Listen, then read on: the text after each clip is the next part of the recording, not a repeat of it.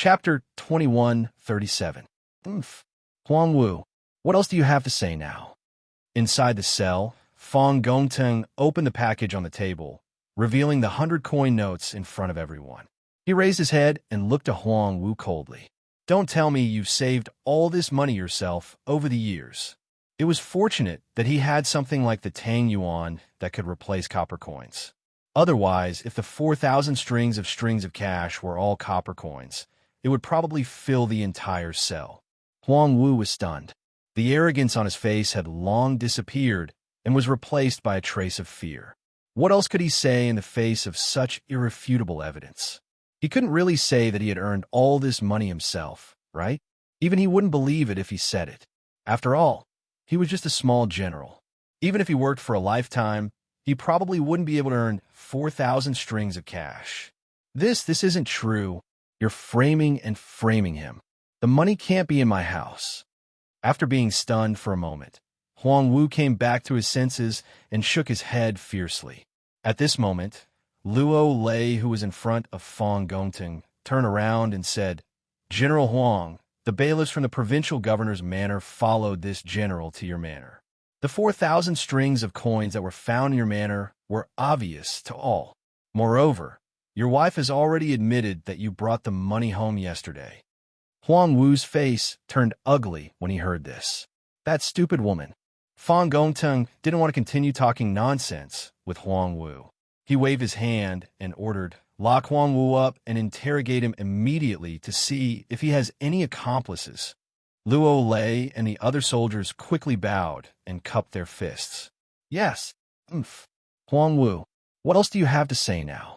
Inside the cell, Fong Gongteng opened the package on the table, revealing the 100 coin notes in front of everyone. He raised his head and looked at Huang Wu coldly. Don't tell me you've saved all this money yourself over the years. It was fortunate that he had something like the Tang Yuan that could replace copper coins. Otherwise, if the 4,000 strings of cash were all copper coins, it would probably fill the entire cell. Huang Wu was stunned. The arrogance on his face had long disappeared and was replaced by a trace of fear. What else could he say in the face of such irrefutable evidence? He couldn't possibly say that he earned all that money himself. Could he? Even he himself wouldn't believe it. After all, he was just a small Xianxia. Even if he worked hard for his entire life, he probably wouldn't be able to earn 4,000 strings of coins. This can't be true. You guys are framing him. The money can't be in my house.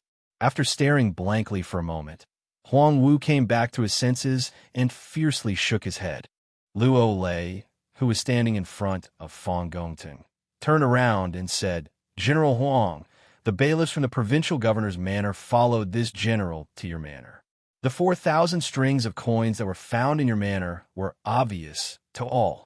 Moreover, Madame Ling has already admitted that you brought the money home yesterday." The moment Huang Wu heard, his expression was incomparably ugly as he said, "This foolish woman." When Fong Gongteng saw this, he couldn't be bothered to continue talking nonsense with Huang Wu. He waved his hand and ordered, "Lock Huang Wu up and interrogate him immediately. See if he has any accomplices." Luo Lei and the other soldiers quickly cupped their fists and bowed. "Yes."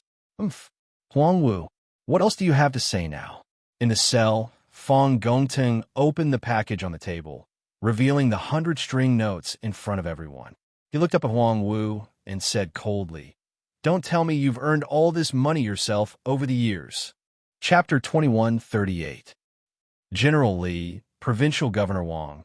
After last night's interrogation, this Fong has already arrested all the people in the camp who were secretly colluding with Xianxia.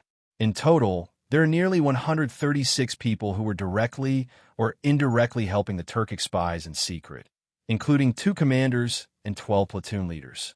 The rest of the people were mostly coerced by these officers and indirectly participated in this matter.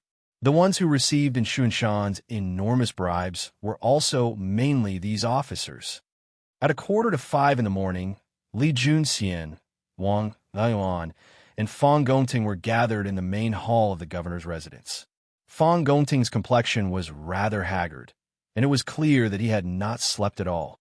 At this moment, He was reporting to Wang Liaoyuan and Li Junxian on the results of last night's investigation of the spies.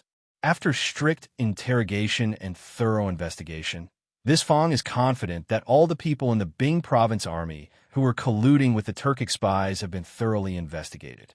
These people have all been temporarily imprisoned in the prison of the governor's residence, and they have all confessed their crimes. Once His Highness is rescued, this Fang will report their crimes to the governor and have the Bureau of Military Personnel deal with them according to military law. After a busy night, Fang Gongting had made some progress, but this progress had left him somewhat panicked. After all, when he saw that more than 100 soldiers of the Bing province army had been involved in this matter, he still felt rather pained. "Governor Fang, you've worked hard." Li Junxian nodded. When Fang Gongting said that the Bing province army had been thoroughly investigated, he naturally believed him. Since the Bing province army has been cleaned up, there are no more hidden dangers in the rear. Now, we can focus all our efforts on rescuing His Highness.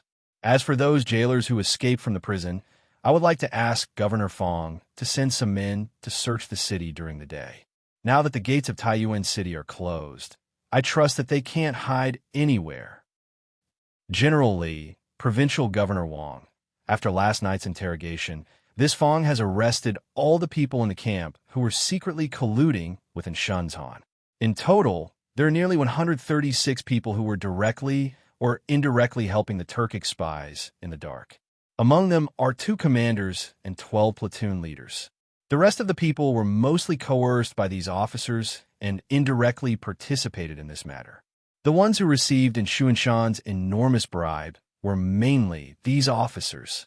At 4:45 in the morning, at the first glimmer of light, Li Junxian, Wang Liaoyuan, and Fang Gongting were gathered in the main hall of the governor's residence. Fang Gongting had a rather haggard complexion, a clear sign that he had not slept. At this moment, he was cupping his fist and reporting to Wang Liaoyuan and Li Junxian on the results of last night's investigation. After rigorous interrogation and thorough investigation, this Fang is confident that all the people in the Bing province army who were colluding with the Turkic spies have been thoroughly investigated. These people have all been temporarily imprisoned in the prison of the governor's residence, and they have all confessed their crimes. Once His Highness is rescued, this Fang will report their crimes to the governor and have the Bureau of Military Personnel deal with them according to military law. After a busy night, Fang Gongting had made some progress, but this progress had left him somewhat panicked. After all, when he saw that more than 100 soldiers of the Bing province army had been involved in this operation, he still felt rather pained. "Governor Fang, you've worked hard." Li Junxian nodded. He naturally believed Fang Gongting when he said that the Bing province army camp had been thoroughly investigated. Since the Bing province army camp has been cleaned up, there are no more hidden dangers in the rear. Now, we can focus all our efforts on rescuing His Highness. As for those jailers who escaped from the prison, I would like to ask Governor Fang to send some men to search the city today. Now that the gates of Taiyuan City are closed, I trust that they can't hide anywhere. Chapter 21:39. Li Junxian did not refuse Wang Yu's goodwill, primarily because he truly did need top-class experts in his plan to save Li Tai. Last night, the Turkic spies had heavily injured Lin Jiang and the rest of the 100 cavalry, somewhat disrupting Li Junxian's plans. After all, he hadn't brought many cavalry with him to Taiyuan City, and he had lost 4 of them last night. As a result, when he tried to rescue Li Tai later on, he would find it somewhat difficult to do so. Although the Bing province barracks had 80,000 soldiers, if they wanted to save Li Tai, they didn't need to rely on numbers. Instead, they needed top-notch experts to catch Li Tai off guard and win by surprise. But even if the Bing province army camp had top-class experts that Li Junxian needed, Li Junxian would not dare to use them if he didn't know their background. After all, after what had happened last night, he had no choice but to be cautious. But the Wang clan was different. Be in public or private, Wang Yu's goal was definitely the same as his.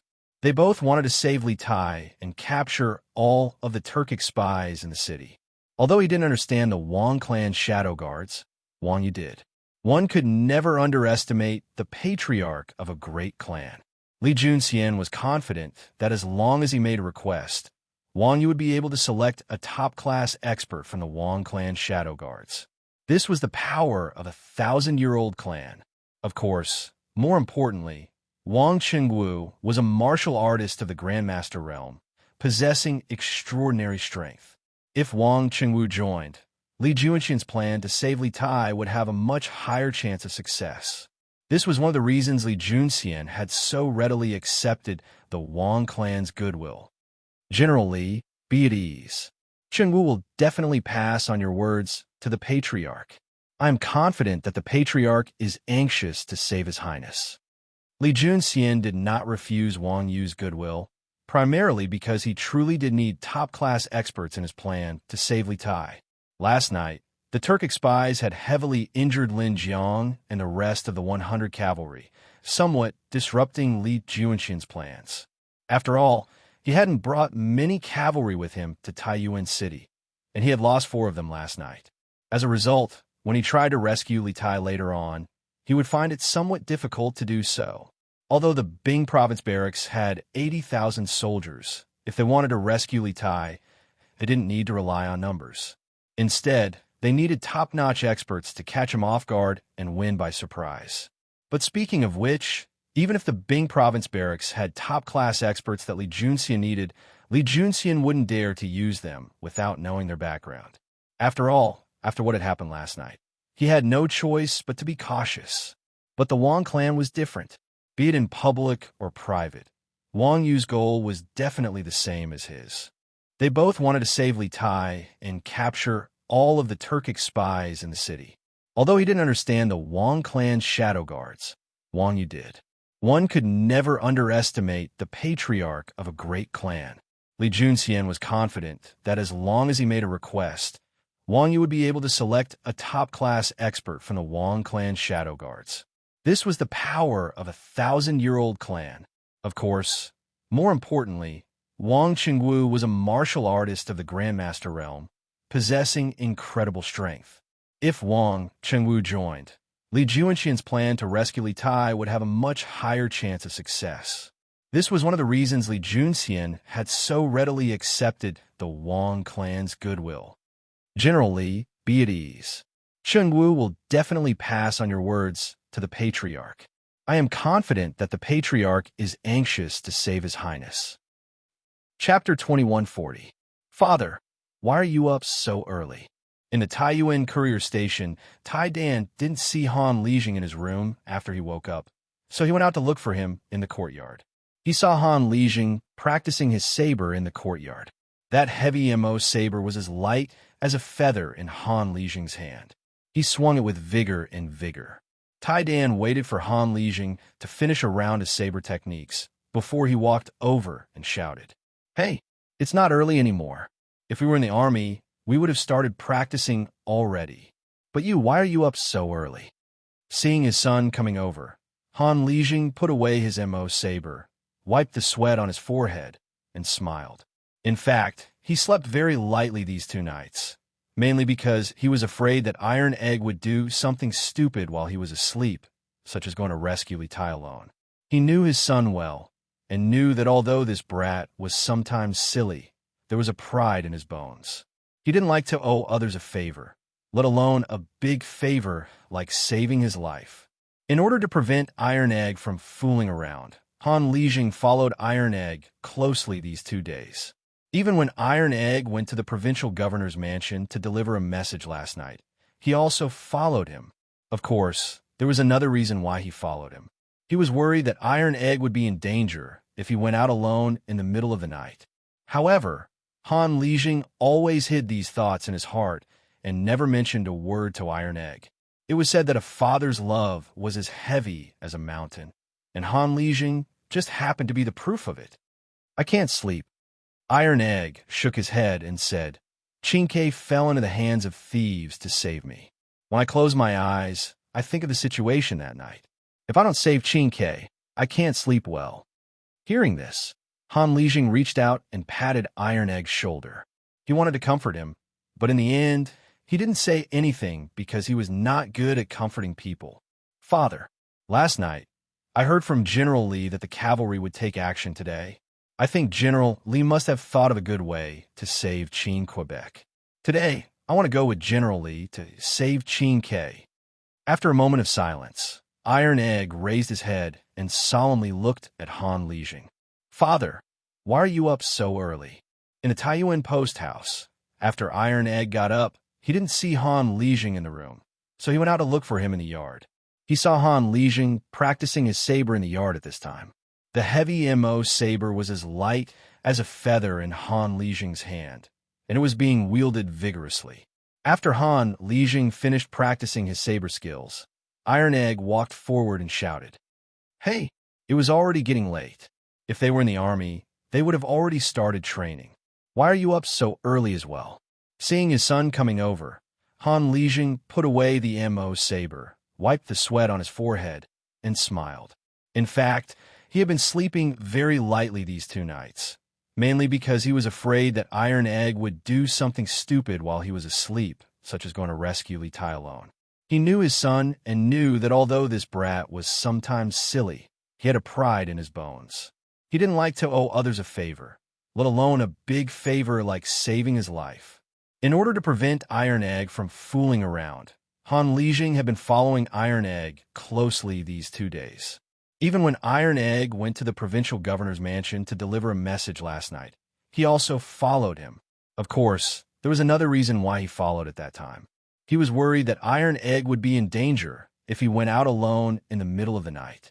However, Han Lijing had always hidden these thoughts in his heart and never mentioned a word to Iron Egg. It was said that a father's love was as heavy as a mountain, and Han Lijing happened to be the proof of this.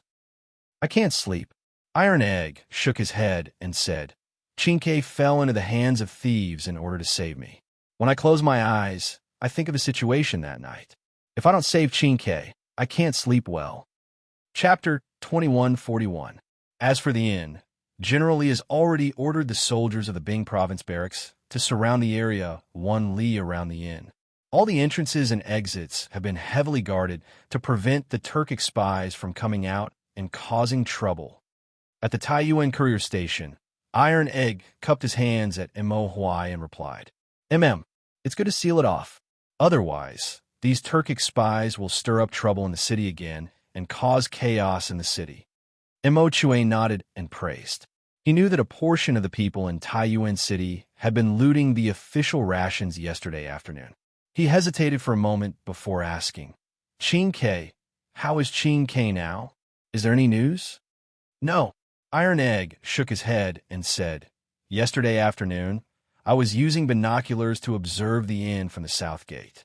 Perhaps it was because it was too far away or because Qin was staying in the guest room on the north side of the inn, so I didn't see her through the binoculars. Moreover, the inn is surrounded by Turkic spies. It's very difficult for General Li's men to get close. We can only act according to circumstances. Mo Chue's face became worried. Privately, Li Tai was one of the most outstanding students in Yanwang College. As a teacher, he naturally didn't want anything to happen to him. Publicly, Li Tai was the great Tang's King Wei and one of Li Tai's most beloved princes. He naturally didn't dare to let anything happen to Li Tai.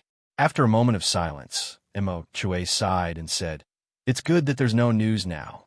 As long as the leader of the Turkic spies is still in the hands of the officials, Qin will be safe. We can only slowly wait for an opportunity.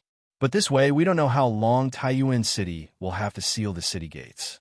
Also, we don't know if the rations in the city can last until we rescue Qin. Sir, you don't have to worry about the rations. Iron Egg cupped his hands and said, According to what this student knows, the rations in the city's official storehouse are still sufficient. When the rations are running low, we can use the telegraph to ask the Flaming Yellow Chamber of Commerce to help mobilize rations from the nearby counties to reinforce the city. Iron Egg, you're right. When the time comes, we can still borrow the strength of the Yanhuang Chamber of Commerce.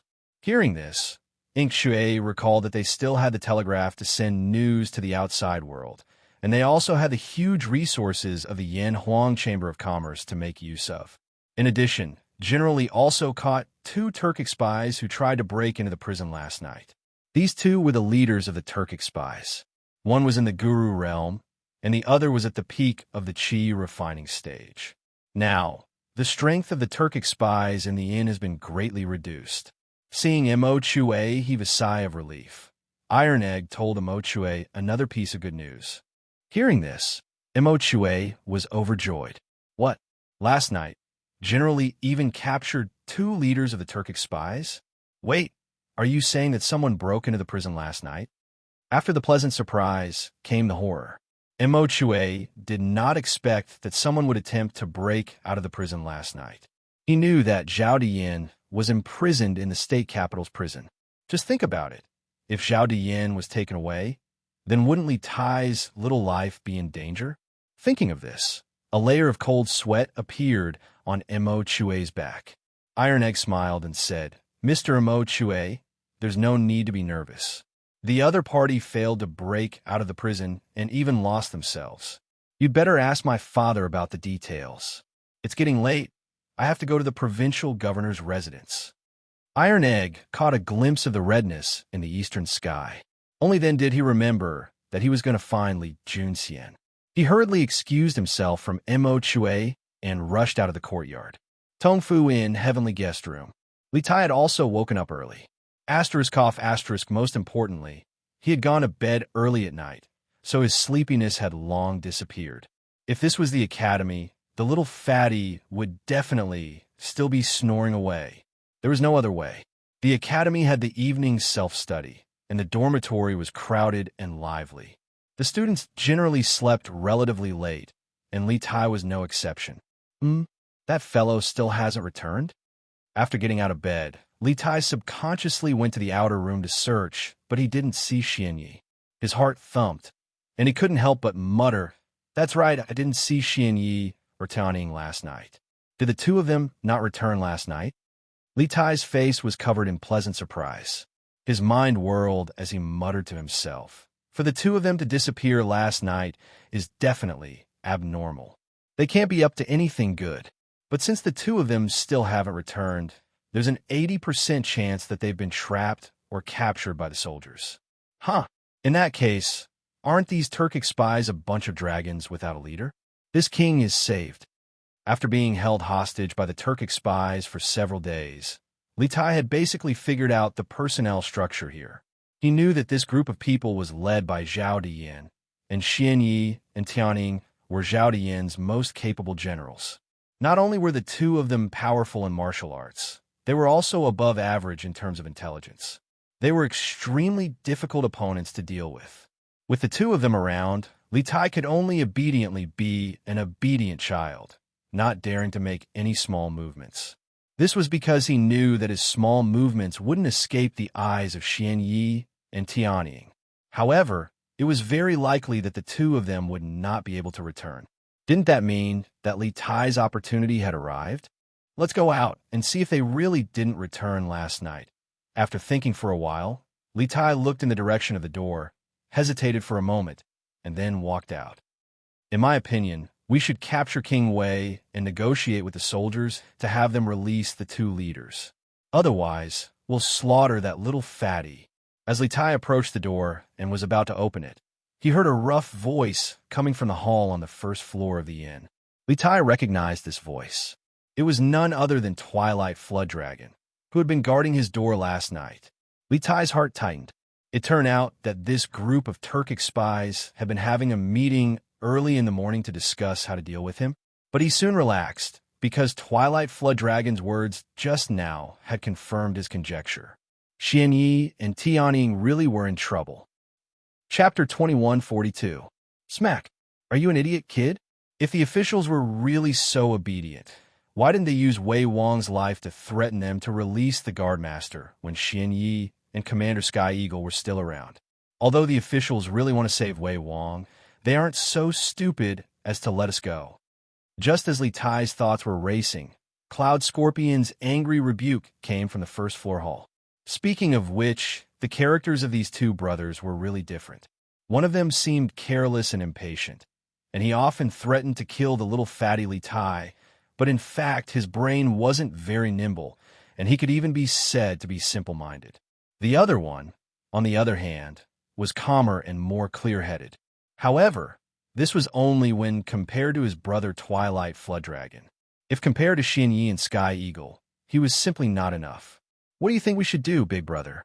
Something must have happened since the two leaders didn't return last night. The inn is surrounded by soldiers now. We can't even send someone out to scout for information. We can't just hide in the inn and wait for death, can we? Twilight Flood Dragon rubbed the back of his head, but he wasn't angry. However, one could tell from his voice that he was very anxious now. Something must have happened since the two leaders didn't return last night. However, they might not have been captured by the officials. If we go out rashly, we will only walk right into their trap. Cloud Scorpion was silent for a moment. Then, his eyes suddenly lit up as he spoke. Smack! Are you an idiot, kid? If the officials were really so obedient, why didn't they use Wei Wang's life to threaten them to release the guardmaster when Xianxia and Commander Sky Eagle were still around? Although the officials really want to save Wei Wang, they aren't so stupid as to let us go. Just as Li Tai's thoughts were racing, Cloud Scorpion's angry rebuke came from the first floor hall. Speaking of which, the characters of these two brothers were really different. One of them seemed careless and impatient, and he often threatened to kill the little fatty Li Tai. But in fact, his brain wasn't very nimble, and he could even be said to be simple-minded. The other one, on the other hand, was calmer and more clear-headed. However, this was only when compared to his brother Twilight Flood Dragon. If compared to Xianxia and Sky Eagle, he was simply not enough. Big brother, what do you think we should do? Something must have happened since the two leaders hadn't returned for an entire night. Now that the inn is surrounded by soldiers, we can't even send someone out to scout for information. We can't just hide in the inn and wait for death, can we? Mu Jiao rubbed the back of his head. He did not get angry. However, from his voice, one could tell that he was very anxious. Something must have happened since the two leaders didn't return last night, but it's not necessarily because they were caught by the authorities. If we go out rashly, we'll only be walking right into their trap. Cloud Scorpion was silent for a moment, and then his eyes lit up. Smack! Brat, are you stupid? If the officials were really so obedient, why didn't they use King Wei's life to threaten the officials to release Lord Wei when Xianxia and Sky Eagle Commander were still here? Although the authorities want to save King Wei, they are not stupid enough to let us go. Just as Li Tai's mind was racing, Cloud Scorpion's angry rebuke came from the hall on the first floor.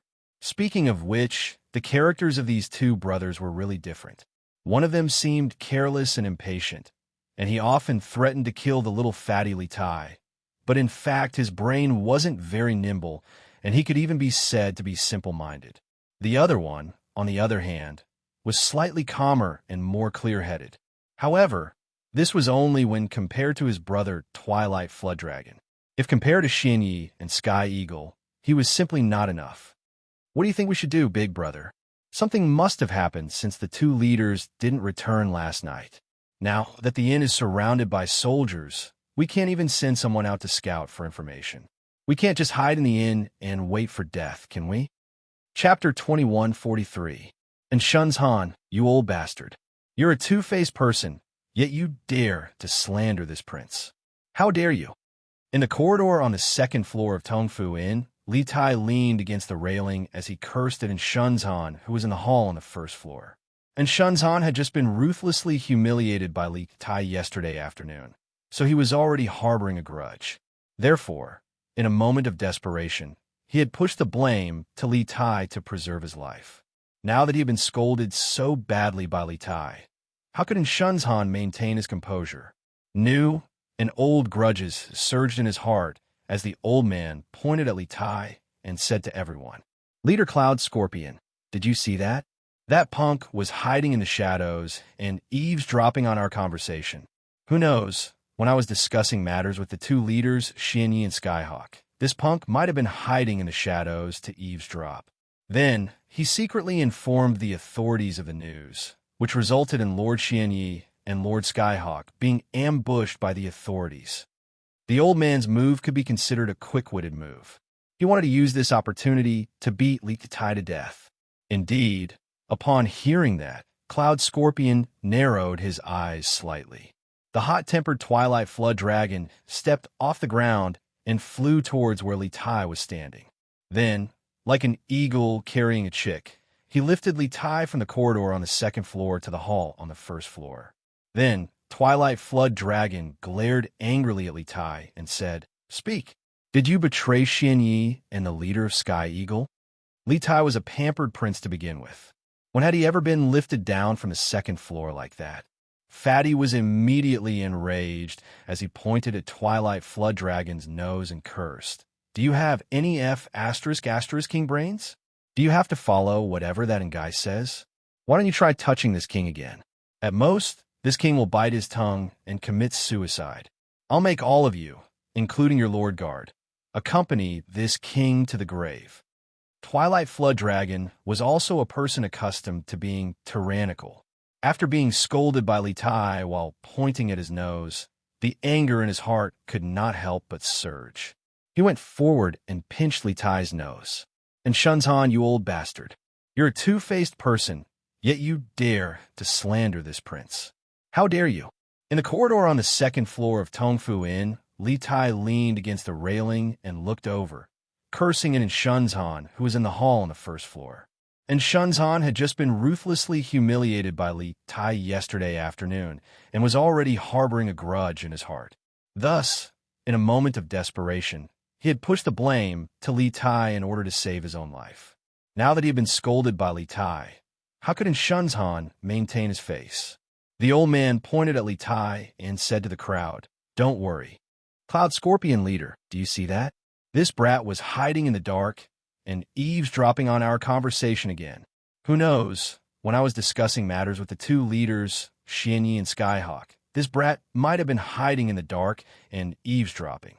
Then, he secretly informed the authorities of the news, which resulted in Lord Xianxia and Lord Skyhawk being ambushed by the authorities. The old man's move could be considered a quick-witted move. He wanted to use this opportunity to beat Li Tai to death. Indeed, upon hearing this, Cloud Scorpion narrowed his eyes slightly. The hot-tempered Twilight Flood Dragon stepped off the ground and flew towards where Li Tai was standing. Then, like an eagle carrying a chick, he lifted Li Tai from the second floor's corridor to the hall on the first floor. Then, Twilight Flood Dragon glared angrily at Li Tai and said, "Speak. Did you betray Xianxia and the leader of Sky Eagle?" Li Tai was a pampered prince to begin with. When had he ever been lifted down from the second floor like this? Fatty was immediately enraged as he pointed at Twilight Flood Dragon's nose and scolded, "Do you have any ***king brains? Do you have to follow whatever that guy says? Why don't you try touching this king again? At most, this king will bite off his tongue and commit suicide. I'll make all of you, including your Lord Guard, accompany this king in death." Chapter 2144.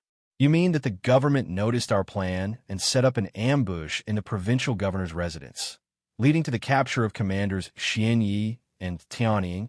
In the hall on the first floor of Tongfu Inn, Xianxia looked at Li Tai with a gloomy gaze and asked in a deep voice.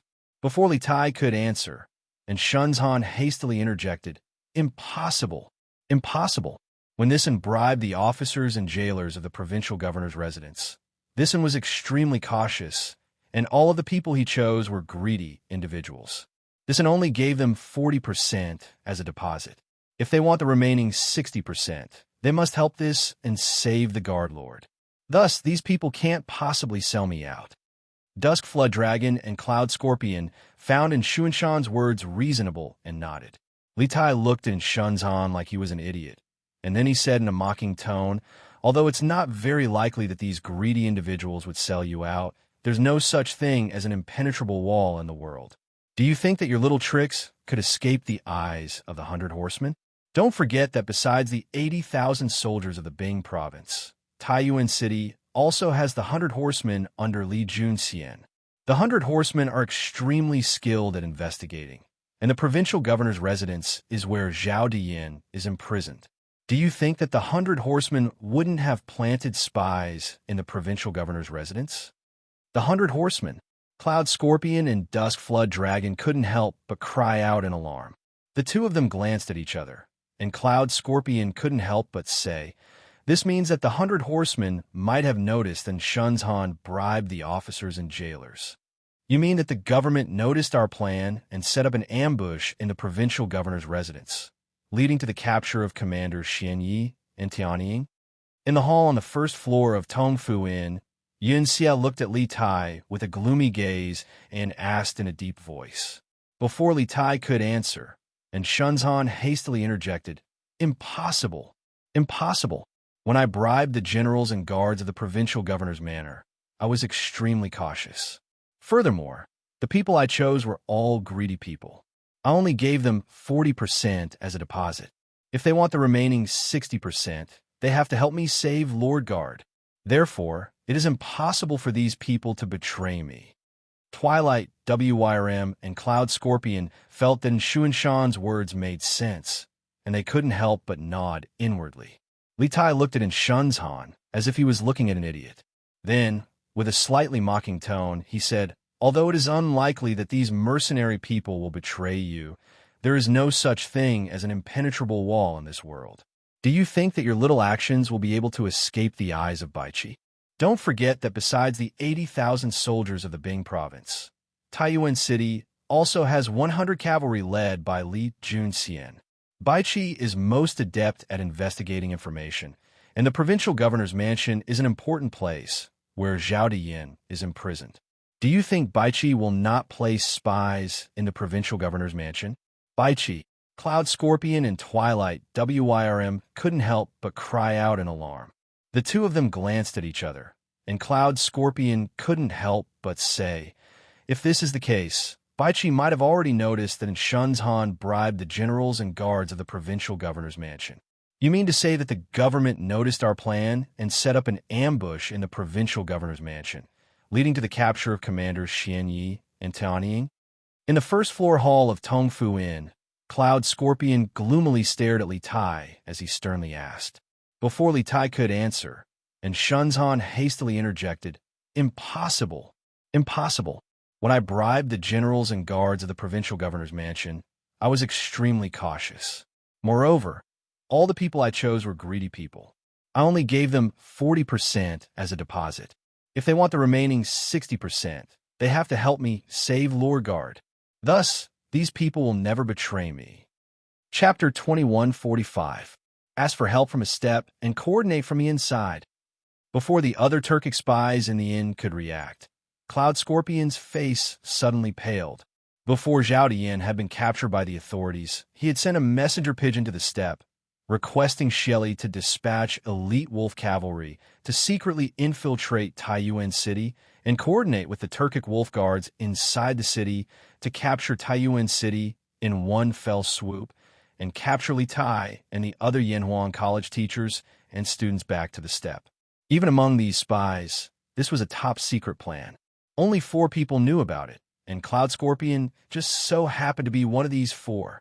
Even Twilight Flood Dragon didn't know about this plan. Of course, the reason why Zhao Diyin didn't let Twilight Flood Dragon know about this top-secret plan was mainly because Twilight Flood Dragon's IQ was a little worrying. Zhao Diyin was worried that Twilight Flood Dragon would accidentally tell others about the plan after knowing about it. That would spoil his plans. What Li Tai had just said was actually highly consistent with the top-secret plan that Zhao Diyin had formulated long ago. This caused Cloud Scorpion to feel incomparably shocked. He couldn't help but wonder if Li Tai already knew about their top-secret plan. You know something?" Cloud Scorpion stared at Li Tai's face.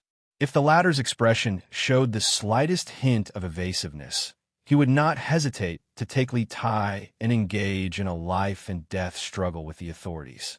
This was because the only reason they were not willing to use Li Tai's life to threaten the authorities to release Zhao Diyin, besides the fact that this method was likely to result in mutual destruction and could not be used unless absolutely necessary, was that they still had one last thing they could rely on: the reinforcement from the steppe. They needed time, needed to mediate with the authorities. Before the steppe reinforcements arrived outside the city, they needed Li Tai to ensure Zhao Diyin's safety. Once the steppe reinforcements arrived, they would launch an attack inside the city and coordinate with the reinforcements outside to capture Taiyuan City. At that time, the entire city would be theirs. It would not be difficult to rescue Zhao Diyin and capture the teachers and students of Yanwan College. But the premise of all this was built on the premise that the Tang Imperial Court was not on guard against their plan. If the Tang Imperial Court had already known about their plan, they would have deployed a large number of troops at the border, especially the area near Taiyuan City. At that time, even if Xieli had sent out the elite wolf cavalry, it would be as difficult as ascending to the heavens for them to infiltrate outside Taiyuan City without anyone noticing. If that was the case, there would be no need for them to continue negotiating with the government. Since they couldn't escape death, they might as well drag Li Tai along with them and fight with the government. Perhaps they might be able to find a way out. Therefore, it was fine if Li Tai's words were unintentional. But if they were, then as the leader of the wolf guards in the inn, he would have to change his plan and take a risk. What do you know? What do you want this prince to know? Li Tai's eyes were clear. Facing Cloud Scorpion's aggressive gaze, his eyes did not evade at all. He said, "This plan is the only feasible plan that this prince came up with after racking his brains and putting himself in your shoes. How about it? Are you impressed by this prince's extraordinary wisdom?" With that said, Li Tai proudly raised his chin at Cloud Scorpion. He had a narcissistic look on his face, as though he did not realize the danger and even killing intent in Cloud Scorpion's words. Of course, it had to be said that little Fatty's performance was at the level of a best actor. It was as though he really did not know of Zhao Diyin's top secret plan. Be it his expression, gaze, or words, there were no flaws. Cloud Scorpion, who wanted to find clues from Li Tai's expression, ultimately failed to see any clues. Perhaps this little fatty was really a blind cat that came up with this plan by chance? Cloud Scorpion could not help but mutter to himself when he saw Li Tai's clear eyes, and his expression did not seem to be fake. With this in mind, the killing intent in Cloud Scorpion's heart could not help but dissipate. As long as the government did not know of their top secret plan, there was still hope for them to escape Sourcepeak City. They did not need to engage in a life and death struggle with the government. When he saw Cloud Scorpion's gaze ease up, Li Tai couldn't help but heave a sigh of relief in his heart. Actually, before he spoke those words just now, he'd already expected Cloud Scorpion's next reaction, and he'd made sufficient mental preparations. That was why his performance was so flawless and flawless. What sort of good plan is this? Although he had relaxed his guard against Li Tai, Cloud Scorpion did not plan on being merciful with his words. He snorted coldly and said, "Now that Lord Guard, Xinyi, and Skyhawk have fallen into the hands of the government, they will definitely press on and attempt to rescue you. It's too late for us to seek help from the grasslands now. It's too late to seek help now.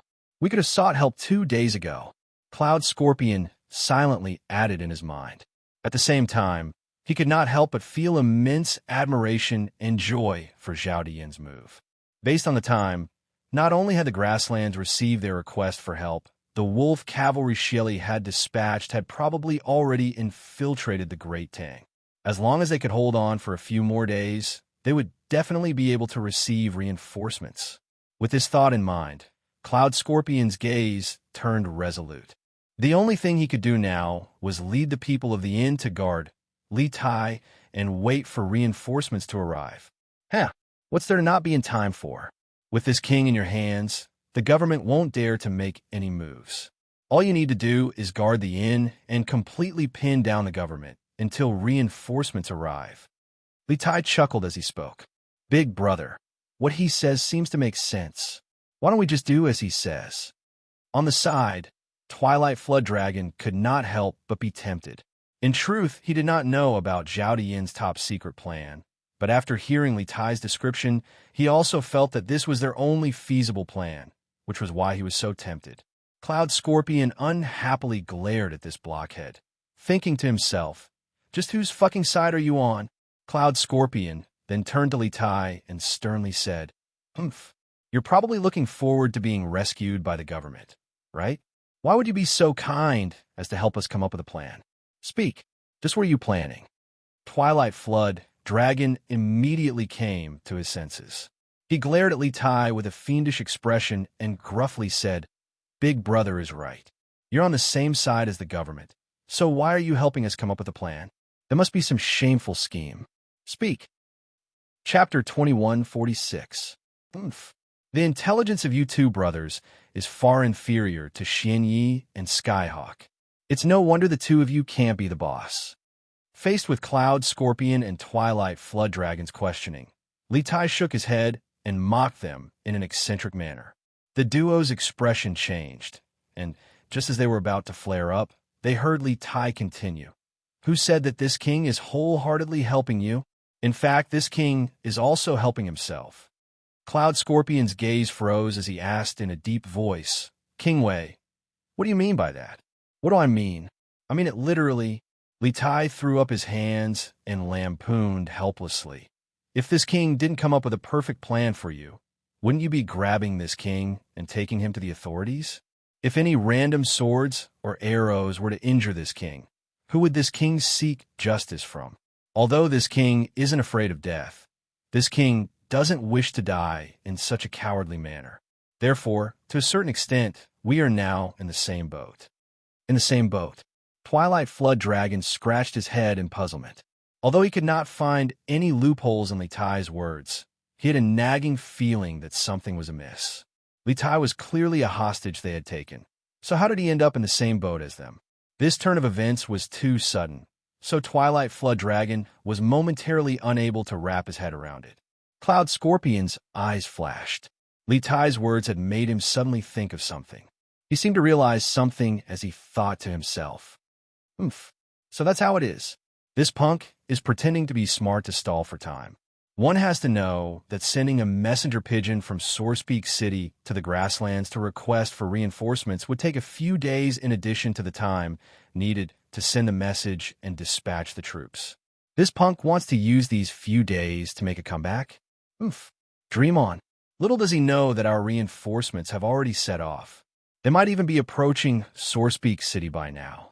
They will arrive outside Source Peak City by tomorrow. I want to see how you can make a comeback in a short day. If Li Tai had fabricated some other reason, Cloud Scorpion might have continued to be wary of Li Tai because he felt that Li Tai had other motives. However, not only did Li Tai admit that he had done so partly for himself, the reason he gave was reasonable. Cloud Scorpion, who believed that he had seen through Li Tai's scheme, once again lowered his guard against Li Tai. He felt that everything was within his grasp. The reinforcements that would arrive outside Source Peak City in a few days were his greatest support. Speaking of which, when he learned that Xianxia and Celestial Eagle had been captured by the government, Cloud Scorpion had been somewhat flustered. He had even almost forgotten about his greatest support, Zhao Dian's secret plan. If not for the fact that Li Tai had just reminded him of this plan, he would probably have been egged on by Twilight Flood Dragon's group to take Li Tai out and fight to the death with the soldiers. Since Your Highness King of Wei doesn't want to die, then please cooperate with us for the next few days. Don't cause any trouble. Once the Turkic reinforcements arrive, we will take you out of Source Peak City and ensure your safety. Otherwise, Cloud Scorpion faintly smiled as he warned Li Tai. Oomph. There's no need for you to teach this king how to do things. Li Tai coldly snorted, and then he arrogantly waved his sleeve and walked up the stairs with his hands behind his back. He knew that he had fooled Cloud Scorpion and Twilight Flood Dragon.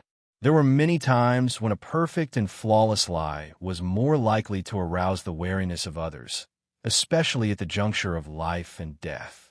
Thus, he had intentionally given Cloud Scorpion a flaw so that he would believe that he had seen through his plan.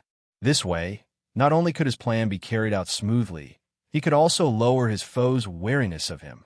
Ever since Li Tai had been dragged down the stairs by Twilight Flood Dragon, this confrontation had begun to brew in his mind.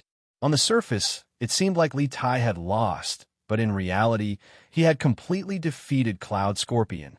The Imperial Court was now on guard, and the garrisons of the border provinces had been ordered to be on high alert. The steppe reinforcements would not arrive as quickly as Cloud Scorpion had predicted. This gap in time was the chance that Li Tai had bought for himself to be rescued. Chapter 2147. Iron Egg, you also want to participate in the plan to rescue King Wei? In the main hall of the provincial governor's residence, Li Junxian gave Wang Liaoyuan and Fang Gongting a few more instructions on stabilizing the city. Just when he was about to leave, Iron Egg suddenly arrived. Upon learning of Iron Egg's intentions, Li Junxian asked in surprise. In his plan, all the participants had to be top-class experts because each of them would have to deal with several, even 10-some Turkic spies. Without sufficient skill, let alone completing the mission, they wouldn't even be able to protect themselves. Thus, he had made an exception and allowed Wang Chengwu to lead several top-class experts from the Wang clan shadow guards into this plan. But compared to Wang Chengwu, Iron Egg's martial arts were lacking. Even though Iron Egg was the disciple of Li Zishuan and had an above-average talent amongst the younger generation, he was still young. Xianxia was kidnapped because of me. I must save her. Iron Egg firmly nodded. Li Junxian could naturally sense Iron Egg's resolve, but after a few moments of hesitation, he shook his head. No, my plan is too dangerous for you. Moreover, I've already gathered enough strength and am very confident that I can rescue His Highness. There's no need for you to participate. Li Junxian had refused partly because he did not want Iron Egg's participation to affect his plan, and partly because he wanted to protect Iron Egg. After all, Iron Egg was Li Zishuan's disciple. If something happened to him, Li Junxian wouldn't be able to answer to Li Zishuan. Generally, although, Iron Egg, you also want to participate in the plan to rescue King Wei? In the main hall of the provincial governor's residence, Li Junxian gave Wang Liaoyuan and Fang Gongting a few more instructions on stabilizing the city. Just when he was about to leave, Iron Egg suddenly arrived. Upon learning of Iron Egg's intentions, Li Junxian asked in surprise. In his plan, all the participants had to be top-class experts because each of them would have to deal with several, even 10-some Turkic spies. Without sufficient skill, let alone completing the mission, they wouldn't even be able to protect themselves. Thus, he had made an exception and allowed Wang Chengwu and several other top-class experts of the Wang clan shadow guards to participate in his plan. But compared to Wang Chengwu, Iron Egg's martial arts were somewhat lacking. Even though Iron Egg was a student of the younger generation and Iron Egg's talent was above average among the younger generation, he was still young. Xianxia was kidnapped because of me. I have to save her. Iron Egg firmly nodded. Li Junxian could naturally sense Iron Egg's resolve, but after a few moments of hesitation, he shook his head. No, my plan is too dangerous for you. Moreover, I've already gathered enough strength and am very confident that I can rescue His Highness. There's no need for you to participate. Li Junxian had refused partly because he did not want Iron Egg's participation in his plan to be affected, and partly because he wanted to protect Iron Egg. After all, Iron Egg was Li Zishuan's disciple. If something happened to him, Li Junxian wouldn't be able to answer to Li Zishuan. Generally, although, Iron Egg, you also want to participate in the plan to rescue King Wei? Chapter 2148. Oh, Li Junxian agreed, and he even requested that our Wang clan send 4 peak Qi transformation experts to help him rescue His Highness? In the Wang clan residence, Wang Yu had just gotten out of bed when Wang Chengwu returned from the provincial governor's residence to report to Wang Yu. When Wang Yu heard that Li Junxian had accepted the Wang clan's goodwill, he raised an eyebrow and smiled in delight. Yes, Patriarch. Wang Chengwu cupped his fists and bowed.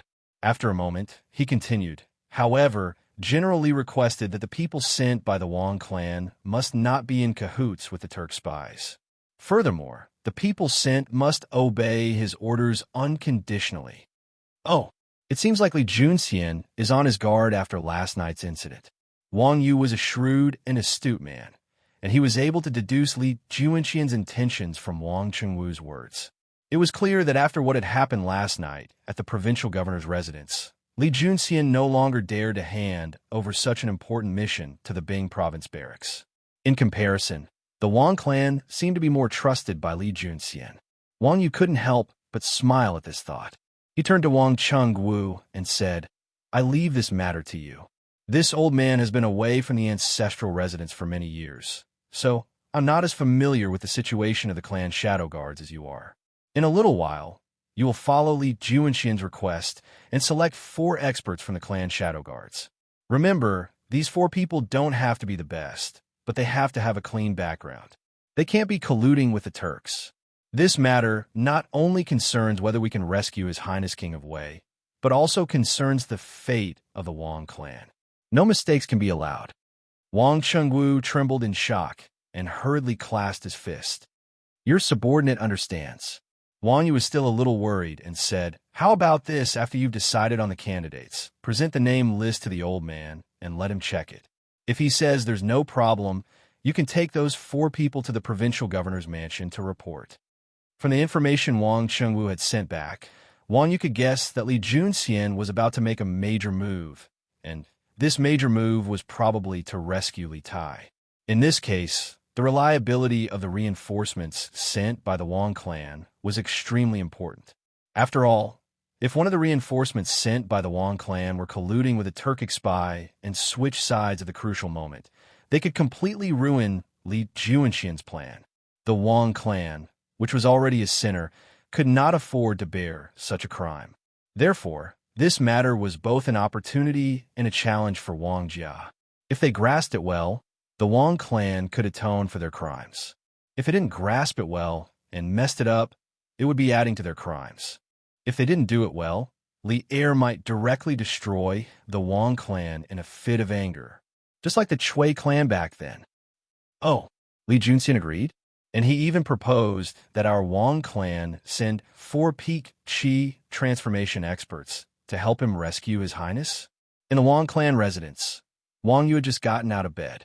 Wang Chengwu had returned from the provincial governor's residence to report to Wang Yu. When Wang Yu heard that Li Junxian had accepted the Wang clan's goodwill, he raised an eyebrow and smiled in surprise and delight. Yes, Patriarch.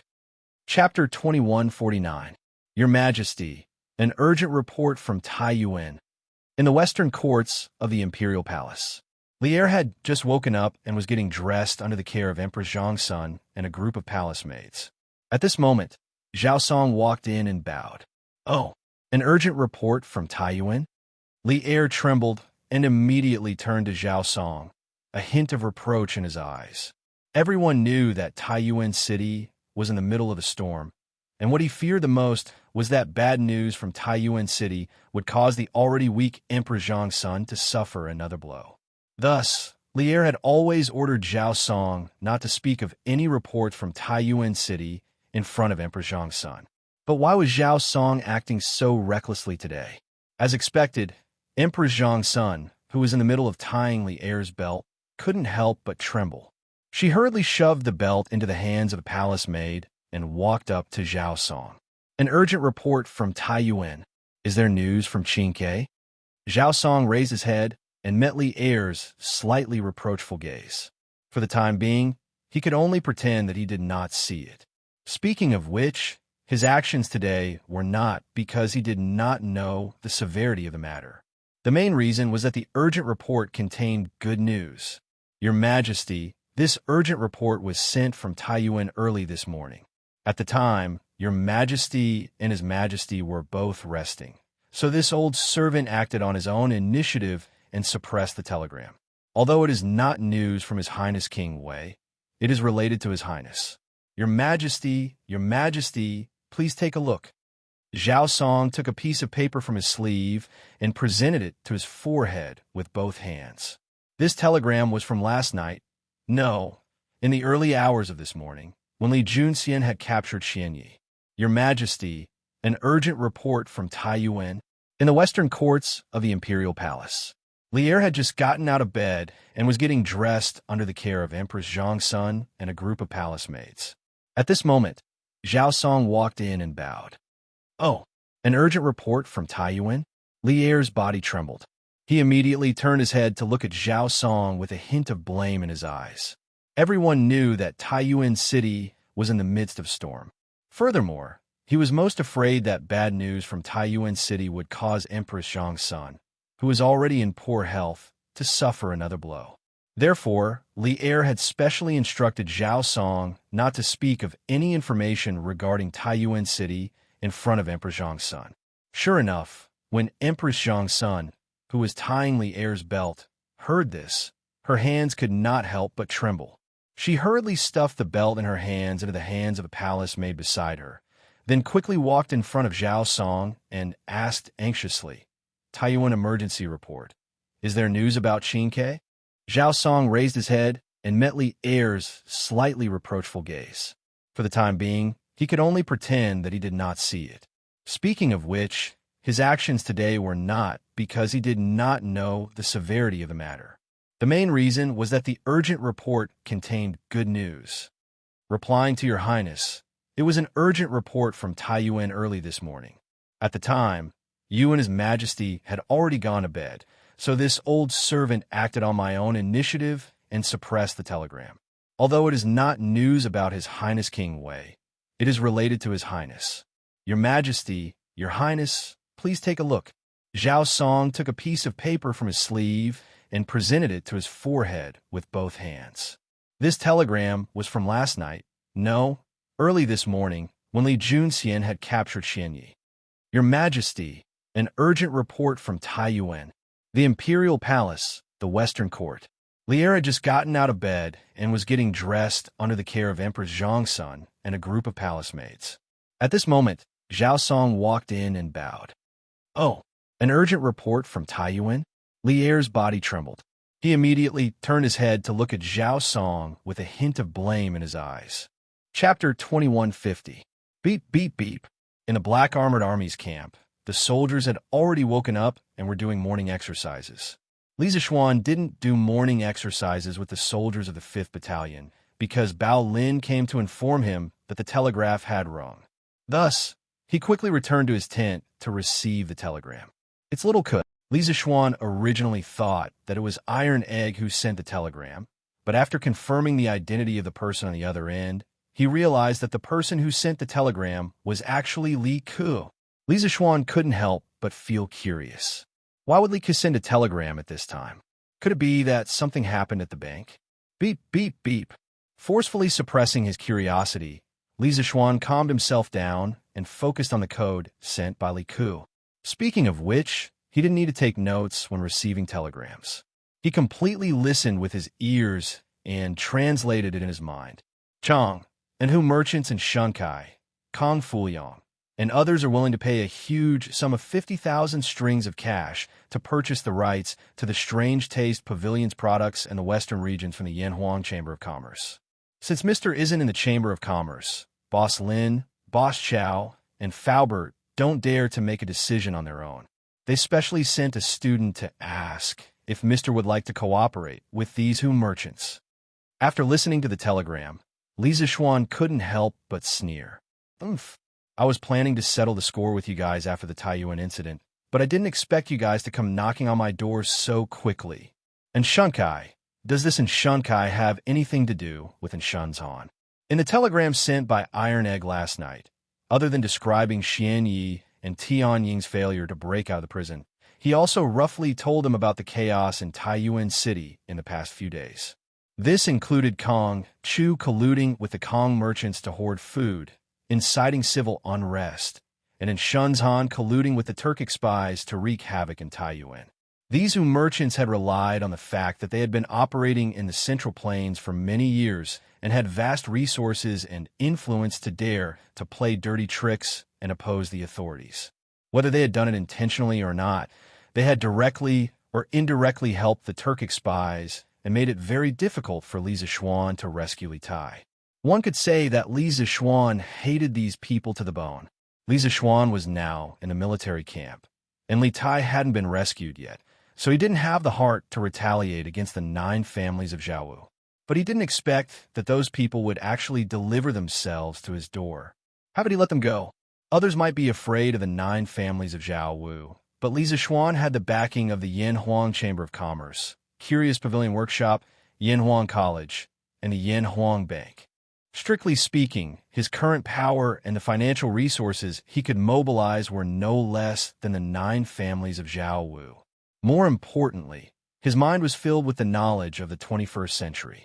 Knowledge was priceless, and with this advanced knowledge, he could casually create many products that the people of this era would scramble for. For example, the glassware and bicycles produced by the Curious Pavilion workshop, electric lamps, toilet paper, and so on. In the future, perfume, soap, radios, and other must-make product for transmigrators would also be created by him or his students. Each of these products would bring in a massive amount of wealth. But what about those merchants of the Nine Families? As the Sut region was located at the throat of the Silk Road, the Nine Families of Zhaowu, the Suts, naturally became a people with a tradition of doing business. To put it bluntly, they were hereditary middlemen. They sold China's silk to the West, and the West gems and wine to the Tang dynasty. These people only knew how to buy and sell, and they had no skill to speak of. They would eventually be eliminated by the times. Perhaps this was why they were willing to spend so much money to buy the right to market the products of the Curious Pavilion workshop. They could see that the products of the Curious Pavilion were irreplaceable and that there was a massive business opportunity behind them. Beep, beep, beep, beep. Tell them that it's impossible for us to work together. Not only that, from now on, the Yin Huang Bank and the Tang dynasty will no longer provide any services to the merchants of the Kong Kingdom and the Yin Kingdom. Chapter 2151. In modern times, financial sanctions were the most severe form of economic sanctions. The United States often imposed financial sanctions on other countries, and it was very unilateralist. Ever since World War II, the U.S. dollar successfully defeated the British pound and became the global currency overlord. In modern times, the U.S. dollar circulating in the world was issued by the United States Congress, but Congress never had to pay it back because it was impossible. Moreover, the world's oil settlement was unified in the U.S. dollar, so the U.S. dollar had the power to set the price of oil. In addition, the U.S. money bags had operated for hundreds of years around the world to establish a cash flow channel. Through the U.S. dollar, they could almost achieve remote control of the global economy. When Li Zishuan introduced Tang Yuan and established the Yin Huang Bank, his original intention was to make it convenient for the Yin Huang College's teachers and students to spend money in the college. When this currency system matured, he would promote it to the entire Lantian County and then to the entire Tang Empire. His ultimate goal was to let Tang Yuan replace the copper coin and become the official currency of the Tang Empire. In the end, he would use the Tang Empire's prestige in the world to promote Tang Yuan to other countries and become the world's currency. In this way, the Tang Empire's financial system would affect the entire world. At the same time, some of the inflation and economic crisis in the country could be transferred to other countries. In this way, even if the other emperors after Lier were muddle-headed and incompetent, at least with a strong financial system, they would not be as poor as the Chongzhen dynasty at the end of the Ming dynasty. Therefore, it could be said that once Li Zishuan's financial system was established, the foundation of the Central Plains dynasty would become even stronger. In layman's terms, even if there were a few prodigal emperors in the future, the Central Plains dynasty would not be in danger of being destroyed by foreign races easily, because the family's foundation would be strong. In Li Zishuan's initial expectation, a complete and even global financial system would not be successful without the efforts of several generations, especially in ancient times when there was a lack of financial talents. Fortunately, Tang Yuan and the Yin Huang Bank received the full support of Li Zishuan and the imperial court as soon as they appeared. This starting point was much higher than what Li Zishuan had expected. In addition, with the elites of Yin Huang College, led by Li Ku, assisting Li Zishuan in establishing the Yin Huang Bank and promoting Tang Yuan, the progress of establishing the Tang Yuan currency system was much faster than Li Zishuan's initial expectations. Today, almost all of the Tang dynasty's 360 states were covered by the Yin Huang Bank, and the Tang Yuan, a new currency, was being accepted by more and more people. Not only that, last year, with Li Zishuan's efforts, Li Zishuan decided to establish a Department of Commerce to develop sea trade and started frequent sea trade with the various countries in Nanyang. In the process of trade, the lack of a unified currency brought about a lot of trouble for the merchants of various countries. The merchants of various countries either exchanged gold, silver, and jewelry for goods or bartered directly. However, these two methods of settlement were not accurate, and were even more inconvenient, resulting in some disputes and friction. The appearance of the Tang Yuan completely solved this problem for the merchants of various countries. This was because this currency was not only convenient to carry around, but it was also endorsed by the Tang dynasty's imperial court. The Tang dynasty was vast and rich in resources. With the Tang Yuan, they could purchase all kinds of goods in the various states, counties, and cities of the Tang Yuan. Moreover, all the goods were clearly priced and settled with the Tang Yuan. Both parties would not be at a disadvantage, unlike in the past where they directly gave each other gold beans, gold leaves, and the like. That way of settlement was not accurate at all. Chapter 2152. Bossin, do you think the Marquis of Yong and will agree to our request? Sell us the rights to market the Curious Pavilion's products in the West. In the new workshop of the Curious Pavilion, in the reception room of the Yinhuang Chamber of Commerce's headquarters, 9 uninvited guests had arrived early in the morning.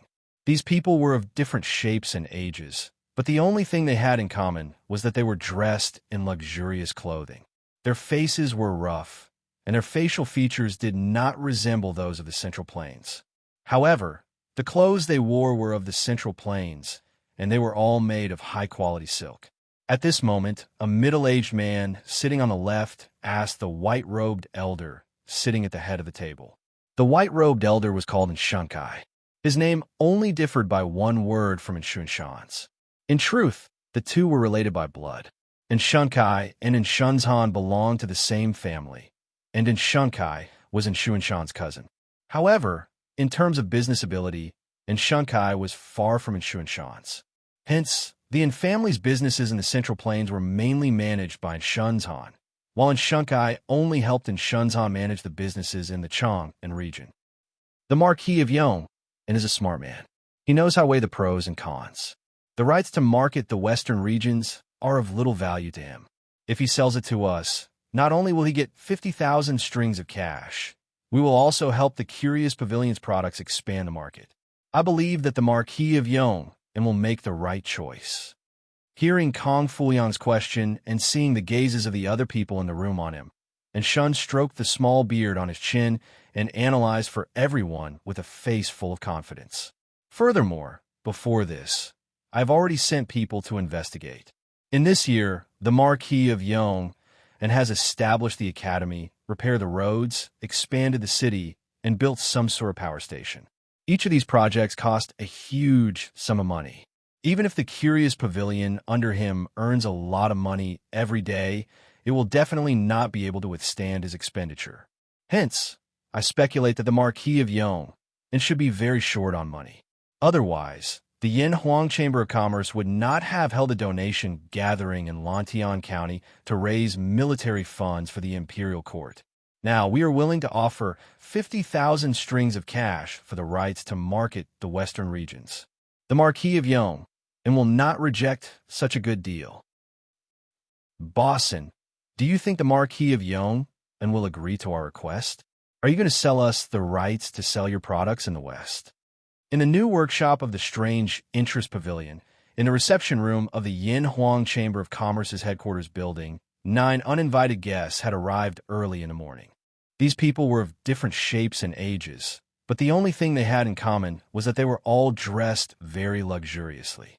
Their faces were rough, and their facial features did not resemble those of the Central Plains. However, the clothes they wore were of the Central Plains, and they were all made of high-quality silk.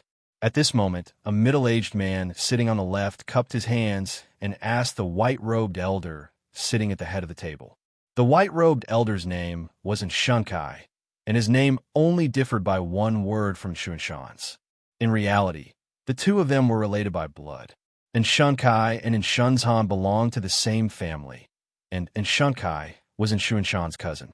However, in terms of business talent, Xianxia was far from Xianxia's. Hence, the family's businesses in the Central Plains were mainly managed by Xianzhan, while Xianxia only helped Xianzhan manage the businesses in the Chang and region. The Marquis of Yong is a smart man. He knows how to weigh the pros and cons. The rights to market the western regions are of little value to the Marquis of Yong. If he sells it to us, Not only will he get 50,000 strings of cash in one go, we will also help the strange Interest Pavilion's products expand a market. This old man believes that the Marquis of Yong and will make the right choice. Hearing Kong Fuyang's question and seeing the gazes of the other people in the room on him, and Xianxia stroked the mustache on his chin and confidently analyzed the situation for everyone. Chapter 2153. What? In the reception room of the Yinhuang Chamber of Commerce headquarters, everyone's expressions changed after hearing Li Ke's words. Before Li Ke had arrived, they had all thought that this cooperation was in the bag. Who would have thought that they would receive such an answer? Li Zixuan had actually rejected them. Your Highness, you're saying that the Duke of Yong and does not agree to sell the rights to the Curious Pavilion's products to us in the West. And Xianxia hesitated for a moment before standing up and asking Li Ke. He suspected that he had heard wrongly. That's right. Li Ke nodded, his words as precious as gold. Ever since he had heard from Li Zixuan that there were merchants from the Yin and Kong kingdoms in Taiyuan City who wanted to harm Li Tai, Li Ke had begun to dislike these 9 surnamed merchants. Although they could bring substantial benefits to the Yinhuang Chamber of Commerce, under these circumstances, he still had to make do with money. May I ask your Highness, why did Marquis not agree? Is it because the price is too low, or does he have other concerns? We have come with sincerity. If Marquis is dissatisfied with anything, we could discuss it further. Hearing Li Ke's confirmation again, and Xianxia and the rest could not help but look at each other, their hearts chilled. After taking a deep breath, as the representative of the 9 surnamed merchants, and Xianxia cupped his hands and asked again. He had to understand the reason Li Zixuan had rejected them, and whether there was any room for negotiation. He was not afraid that Li Zixuan had rejected them because the price was too low. If that was the case, they could have increased the price even more. And Xianxia felt that it was worth it, even if they doubled the price. This was because the Curious Pavilion's products were all extremely profitable. After they obtained the rights, they could earn back their capital within a year. What Xianxia was truly afraid of was that there was no room for negotiation. Kong Fuyang and the others clearly understood this. At this moment, their eyes were all fixed on Li Ke. Li Ke's next words would determine whether their future business would be smooth sailing.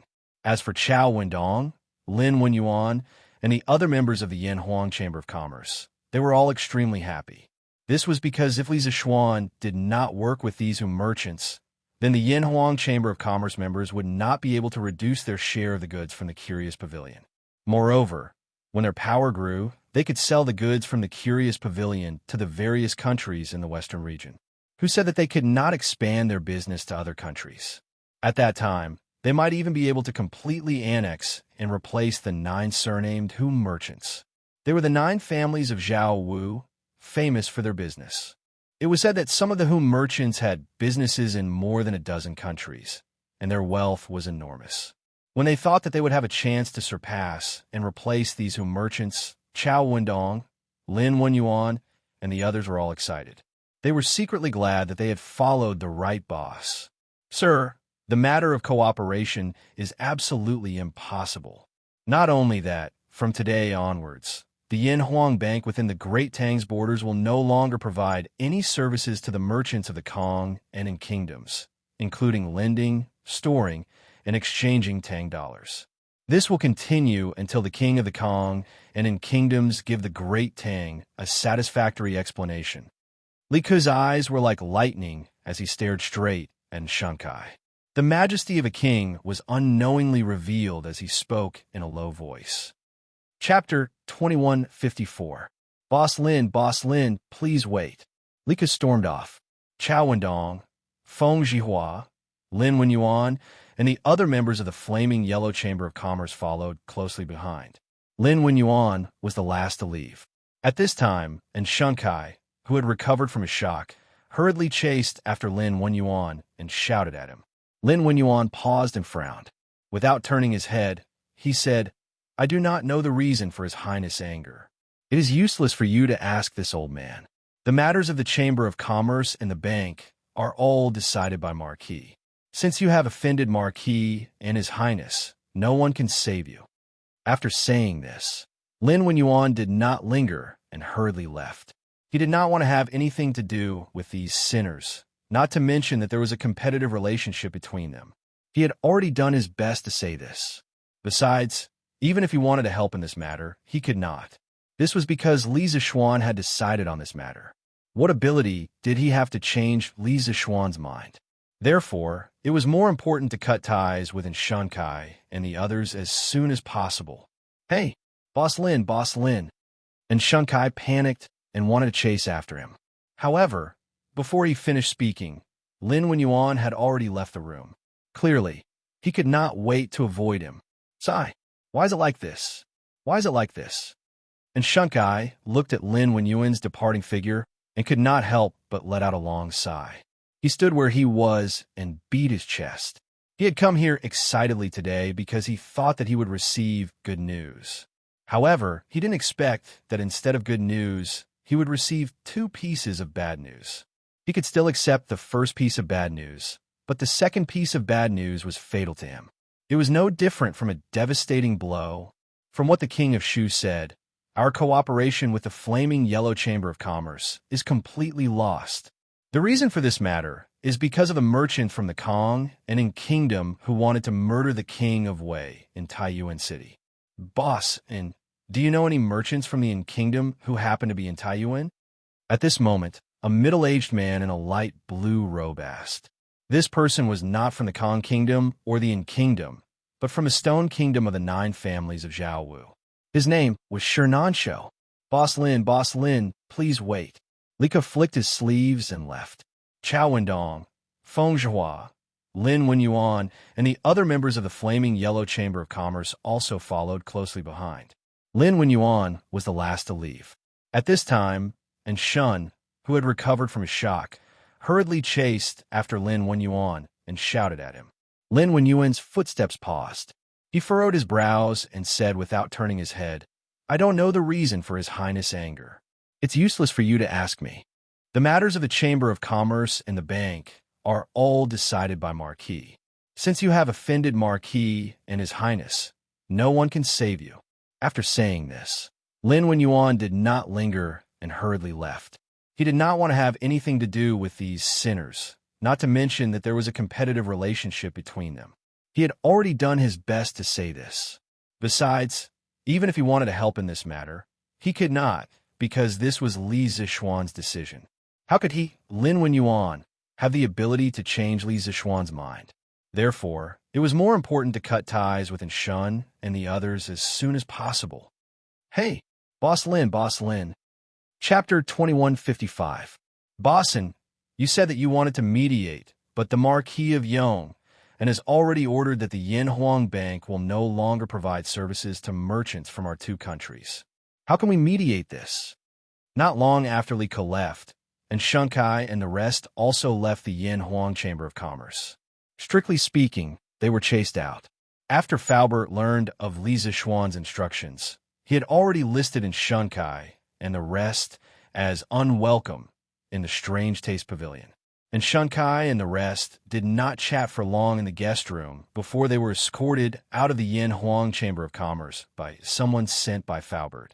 On the carriage back to Chang, and Kong Fuyang asked worriedly, on the sanctions list of the Yin Huang Bank, there were only merchants from the Kong country and the In country. Therefore, Kong Fuyang and Shun had become fellow sufferers. When they returned, they rode in the same carriage. As for the other 7 people, they rode in their own carriages. Brother Kong, although the Marquis of Yong and founded the Yin Huang Bank, from what this old man knows, the Yin Huang Bank does not belong to the Marquis alone. Since this path does not work, let's find another one. And Xianxia had already regained his composure and wisdom. His gaze was deep as he spoke. Kong Fuyang's eyes lit up and he hurriedly asked, Oh, brother, do you have other connections in Chang'an? And Xianxia stroked his beard and said in a low voice, Not really, but this old man still knows some people in Chang'an City. But this matter has already involved King Wei. If we want to mediate, we will have to pay a hefty price. It is not something that the 2 of us can solve. How about this? When we return to Chang'an City, We will gather all the reputable merchants from the Kong and in kingdoms in Chang and city to discuss this matter together. How about that? When Kong Fuyang heard this, he immediately understood. Indeed, this matter involved the princes of the Tang Empire. If they wanted to get through the various joints, they would probably need to spend a lot of money. It was true that he and Shun were rich, but their money did not come from nowhere. The sanctions of the Yanhuang Bank affected all the merchants from the Kong Kingdom and the Yin Kingdom who did business in the Tang Empire. The two of them did not need to be the big shots and spend money to resolve this matter alone. Bossin, you just said that you wanted to find a way to mediate, but the Marquis of Yong and has already given the order for Yanhuang Bank to no longer provide services to the merchants of our two countries. How can this matter be mediated? Not long after Li Ke left, and Xianxia and the rest also left the Yanhuang Chamber of Commerce headquarters. Strictly speaking, they had been chased out. After receiving Li Zishuan's instructions, Fauber had already listed in Xianxia and the rest as unwelcome in the Strange Taste Pavilion. And Xianxia and the rest had not chatted in the guest room for long before they were escorted out of the Yanhuang Chamber of Commerce headquarters by someone sent by Faubert. On the carriage back to Chang, and Kong Fuyang asked worriedly. On the sanctions list of the Yanhuang Bank, there were only merchants from the Kong country and the Yin country. Therefore, Kong Fuyang and Shun had become fellow sufferers. When they returned, they rode in the same carriage. As for the other 7 people, they rode in their own carriages. Old Brother Kong, although the Marquis of Yong, and founded the Yanhuang Bank, from what this old man knows, the Yanhuang Bank does not belong to the Marquis of Yong alone. Since this path does not work, we will find another one. Chapter 2156. Master, what should we do now? Where are we going to gather so much cash in a day? Furthermore, I heard that not only will the Yanhuang Bank not lend us any more money, we can't even exchange for Tang Yuan or deposit money in the future. If that's the case, I'm afraid that our business will be greatly affected. Indian residents, the old housekeeper bowed and asked in Xianxia worriedly. The Yin family had dozens of shops in Chang and city, which involved various industries such as cloth, jade, pawn, and so on. For consumer shops, such as ready-made clothes shops and jade shops, the ban of Yanhuang Bank would not have an obvious impact on them because they usually collected money from consumers. Even if they sometimes needed to give change, they could use the money from consumers to maintain the balance. However, shops like the pawn shop that gave out money had to give out large amounts of Tang Yuan every day. Now that Tang Yuan was widely popular and accepted by the majority of people. After getting used to the convenience of Tang Yuan, would those who came to the pawn shop to pawn their belongings be willing to accept a basket of copper coins or a stack of Tang Yuan? Therefore, without the support of the Yanhuang Bank, shops like the Yin family pawn shop would soon be in dire straits. Bring some people to check how much cash is in the accounts of each shop. If it's not enough, I'll think of other ways. And Xianxia frowned and pondered for a moment before speaking to the old housekeeper. He knew in his heart that this was just a temporary measure.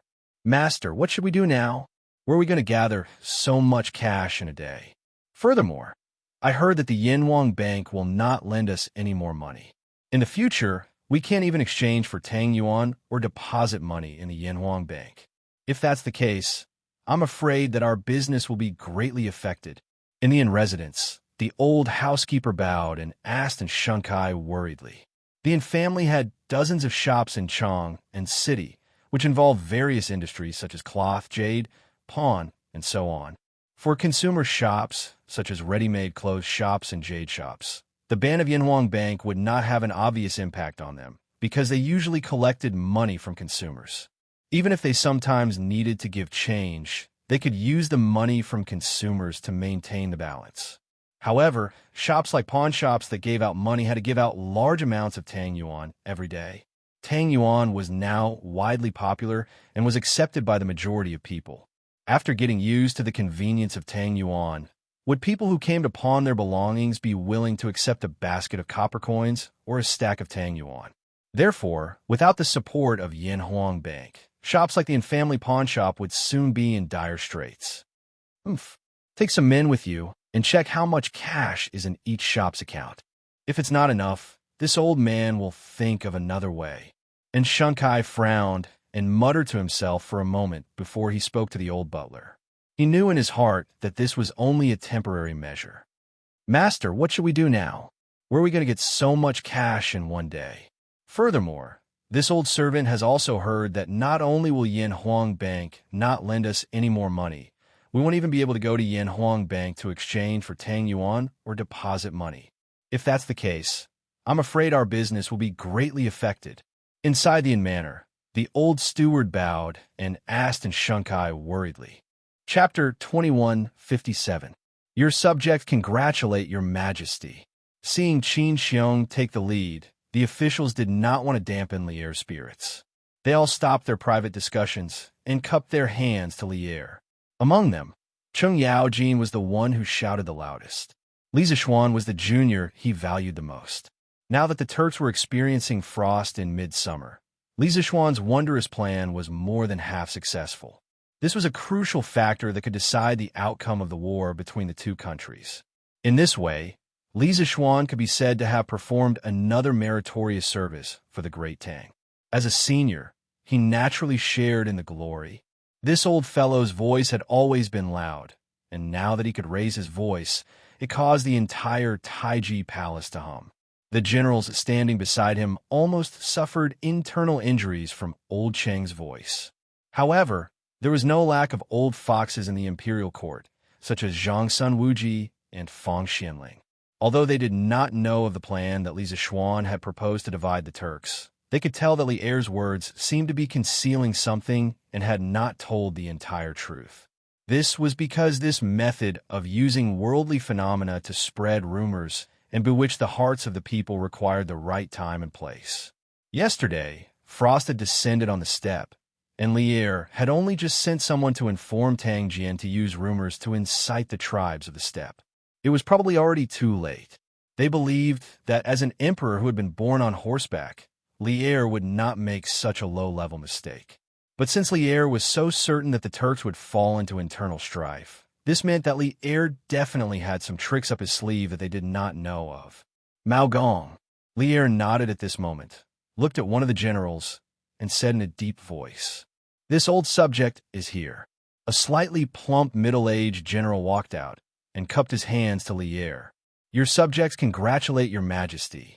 Seeing Qin Xiong take the lead, the officials did not want to dampen Lier's spirits. They all stopped their private discussions and cupped their hands to congratulate Lier. Li Zixuan was the junior he valued the most, and now that the Turkic Khaganate was in the middle of summer, Li Zixuan's wondrous plan had mostly succeeded. This was a crucial factor that could decide the outcome of the war between the two countries. In this way, Li Zixuan could be said to have performed another service for the Great Tang, and as his senior, he naturally shared in the glory. This old fellow's voice had always been loud, and now that he could raise his voice, it caused the entire Taiji palace to hum. The generals standing beside him almost suffered internal injuries from old Cheng's voice. But there was no lack of old foxes in the imperial court, such as Zhang Wuji and Fang Xianling.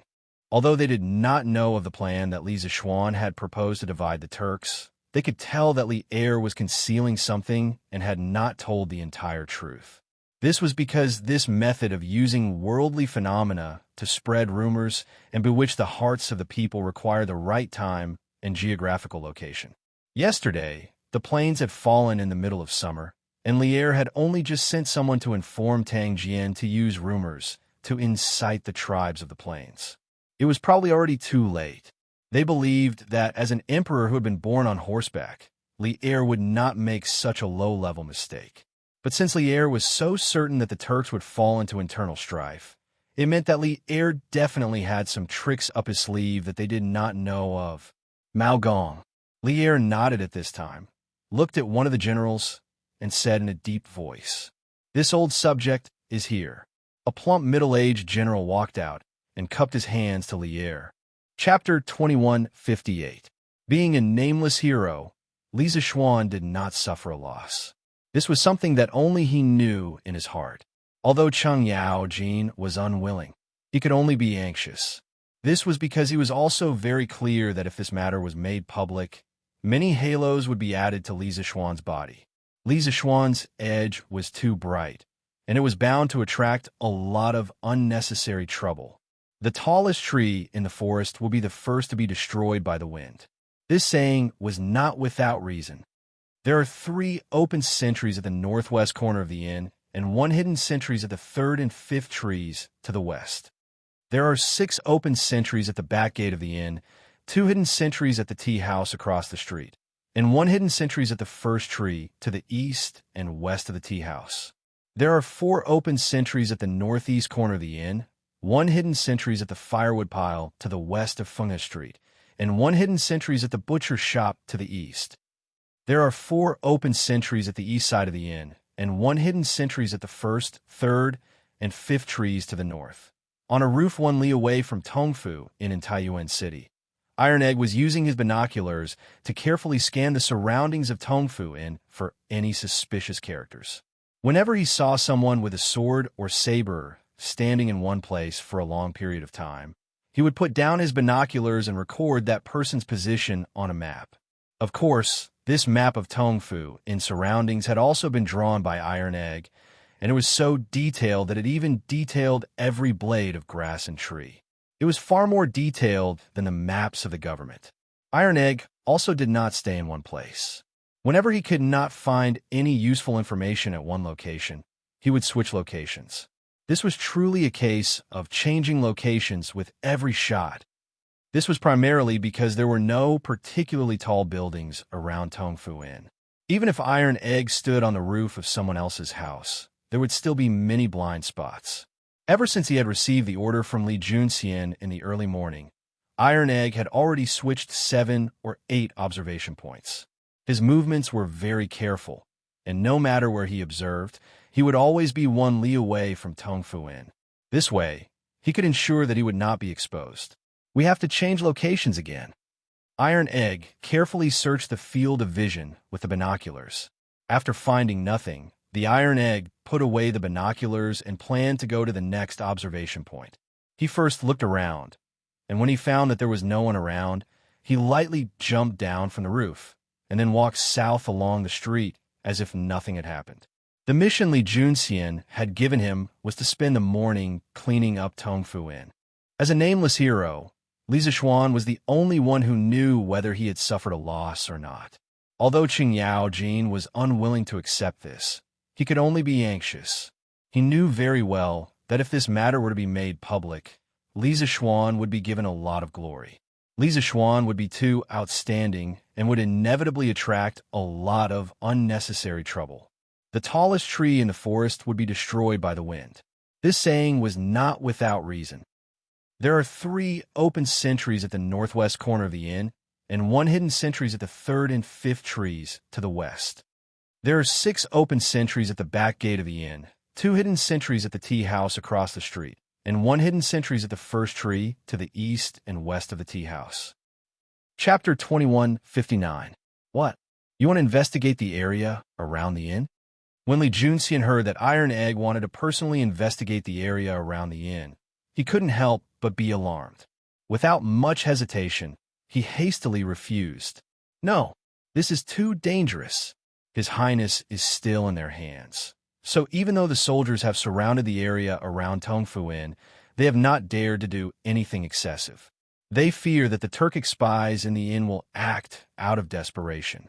If you go alone and they discover you, they will first capture you, and second, they might try to harm His Highness.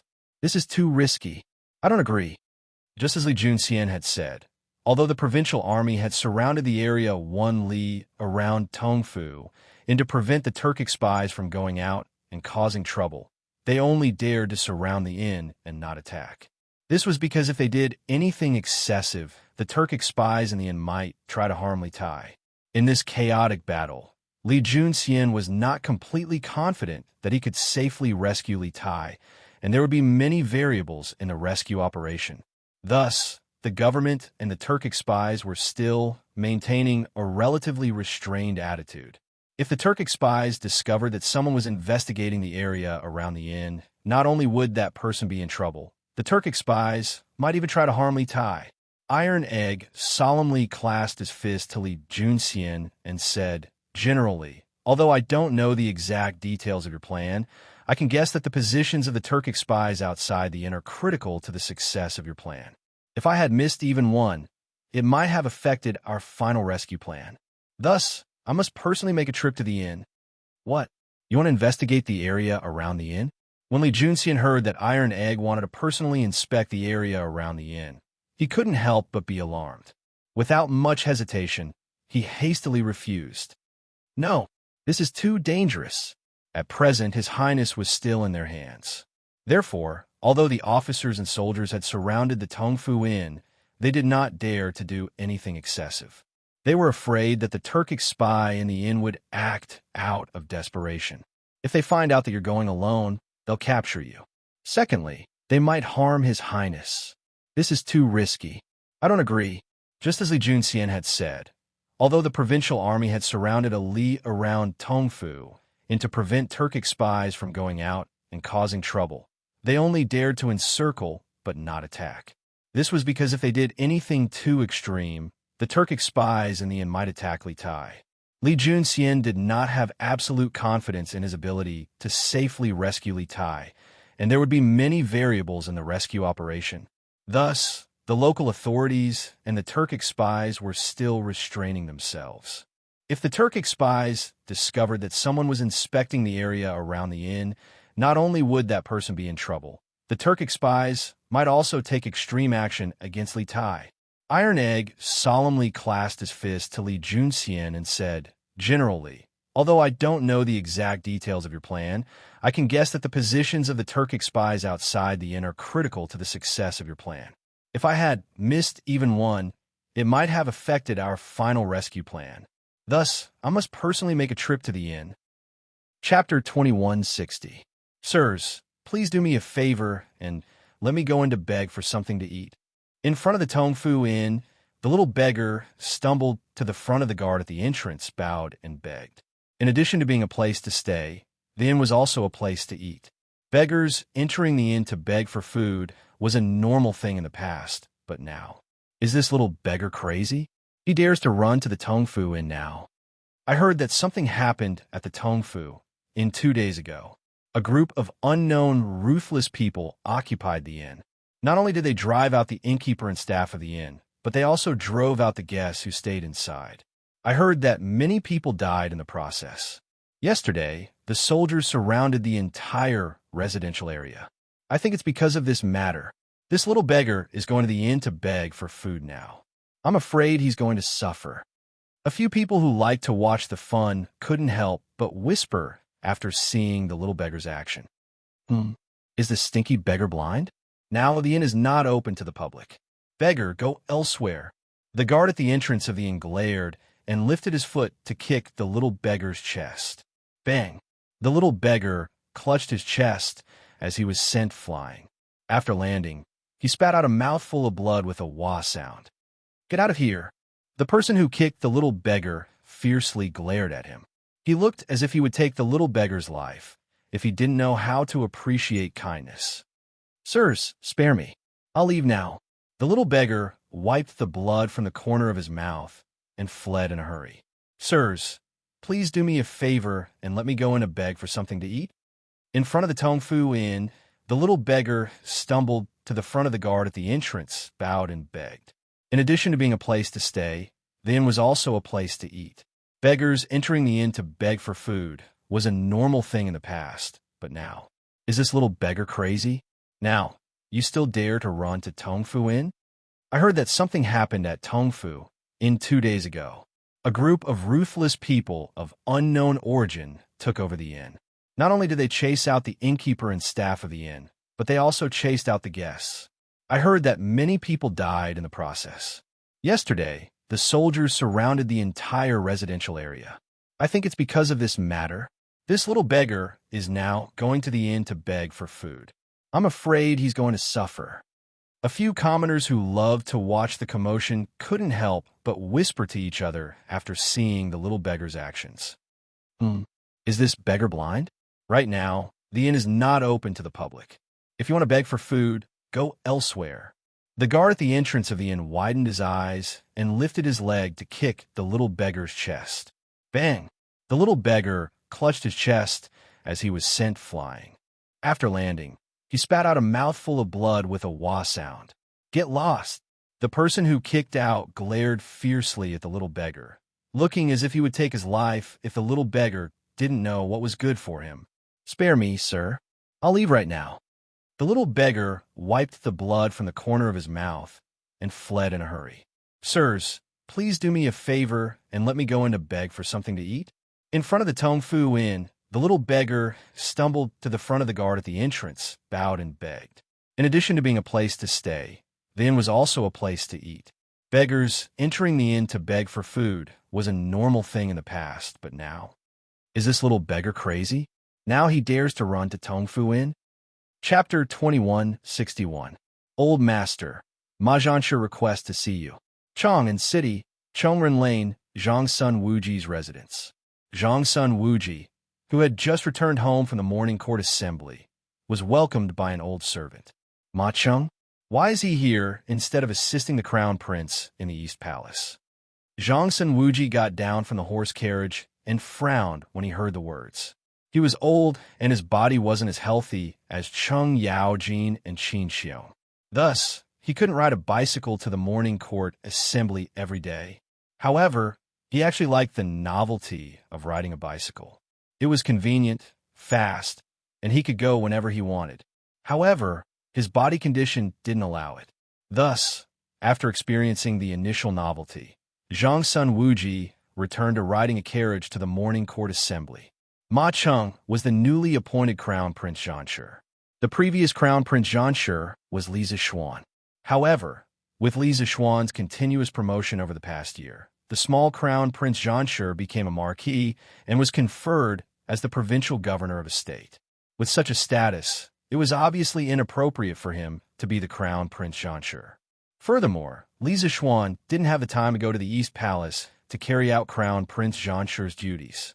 Thus, about a month ago, under Zhangsun Wuji's recommendation, the newcomer Ma Cheng was appointed as the Crown Prince Xianxia. Ma Cheng was originally a scholar under Zhangsun Wuji. He came from a poor family. Fortunately, Zhangsun Wuji recognized him and recruited him. Thus, he was able to establish himself in Chong and City, where every inch of land was worth its weight in gold. Ma Cheng's literary talent was outstanding, and he was knowledgeable. Most importantly, he was loyal to Zhangsun Wuji. Thus, Zhangsun Wuji recommended him as the Crown Prince Xianxia to accompany Li Chengxian in his studies. As the imperial uncle of the current dynasty, Zhangsun Wuji wanted Li Chengxian to become the true heir apparent and the future emperor of Great Tang more than anyone else. Even though Li Tai was also the biological son of Empress Zhangsun, since ancient times, it had always been the elders and not the young. Zhangsun Wuji didn't want to break this rule set by his ancestors, because once he took the lead to break the rule, there would be countless people following behind him who wanted to break the rule. Master, Ma Xianxia requests an audience.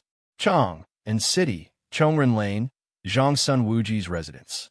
Zhangsun Wuji, who had just returned home from the morning court, had not even entered the house when an old servant came up to him and bowed. "Ma Cheng, what is he doing here instead of helping the crown prince in the Eastern Palace?" Zhangsun Wuji said with a frown as he got off the carriage. He was old, and his body wasn't as healthy as Cheng Yaojin and Xianxia. Thus, he couldn't ride a bicycle to the morning court every day.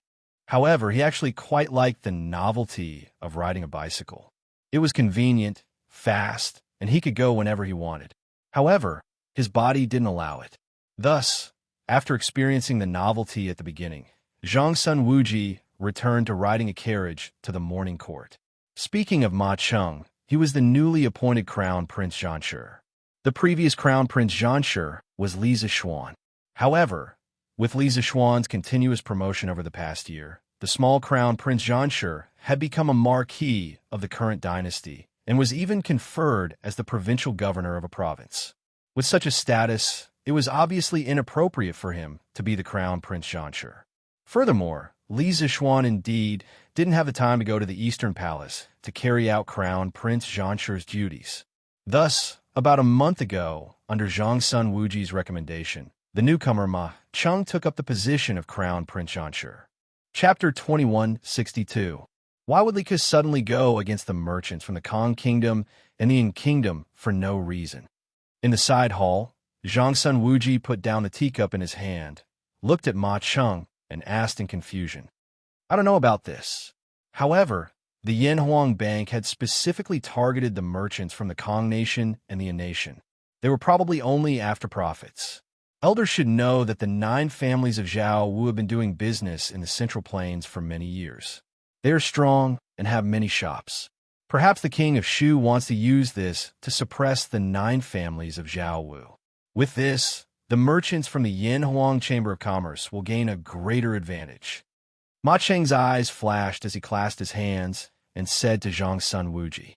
He naturally knew a little about the reason why the Yin Huang Bank had banned the merchants from Yin Kingdom and Kong Kingdom. However, he could not be too clear with Zhang Sun Wuji at this moment.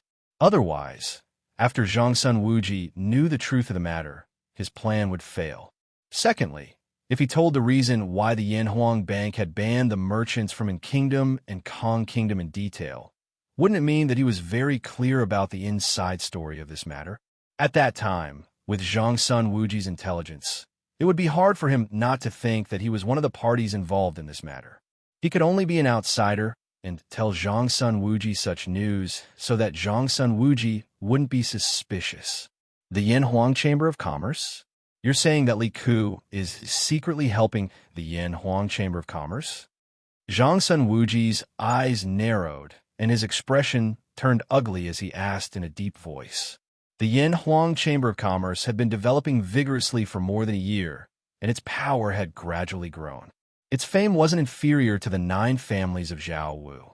People like Qin Xiong, Cheng Yaojin, Niu Jinda, and the others all had shares in the Strange Taste Pavilion because of their relationship with Li Zixuan. The dividends they received every month weren't a small amount. Originally, because they were relatives of the royal family, the Zhangsun family was considered a wealthy family. However, because of Li Zixuan, the Qin and Cheng families were almost richer than the Zhangsun family. It wasn't that Zhang Sun Wuji was greedy for money. It was just that every time he thought of this, he couldn't help but feel angry. Now that he knew that Li Ke could possibly use the Yin Huang Chamber of Commerce to suppress other merchants and raise the Yin Huang Chamber of Commerce, Zhang Sun Wuji was even more unhappy. Hearing that, Ma Cheng hurriedly stood up in fear and trepidation and said, This is just my personal guess. I don't have any evidence. Elder, you don't have to take it seriously. Why would Li Ke suddenly go against the merchants from the Kong Kingdom and the Yin Kingdom for no reason? In the side hall, Zhang Sun Wuji put down the teacup in his hand and looked at Ma Cheng, who was seated below him, as he asked in confusion. I don't know about that. However, the Yin Huang Bank had specifically targeted the merchants from the Kong Nation and the Yin Nation. They were probably only after profits. Elder, you should know that the 9 families of Zhao Wu have been doing business in the Central Plains for many years. They are strong and have many shops.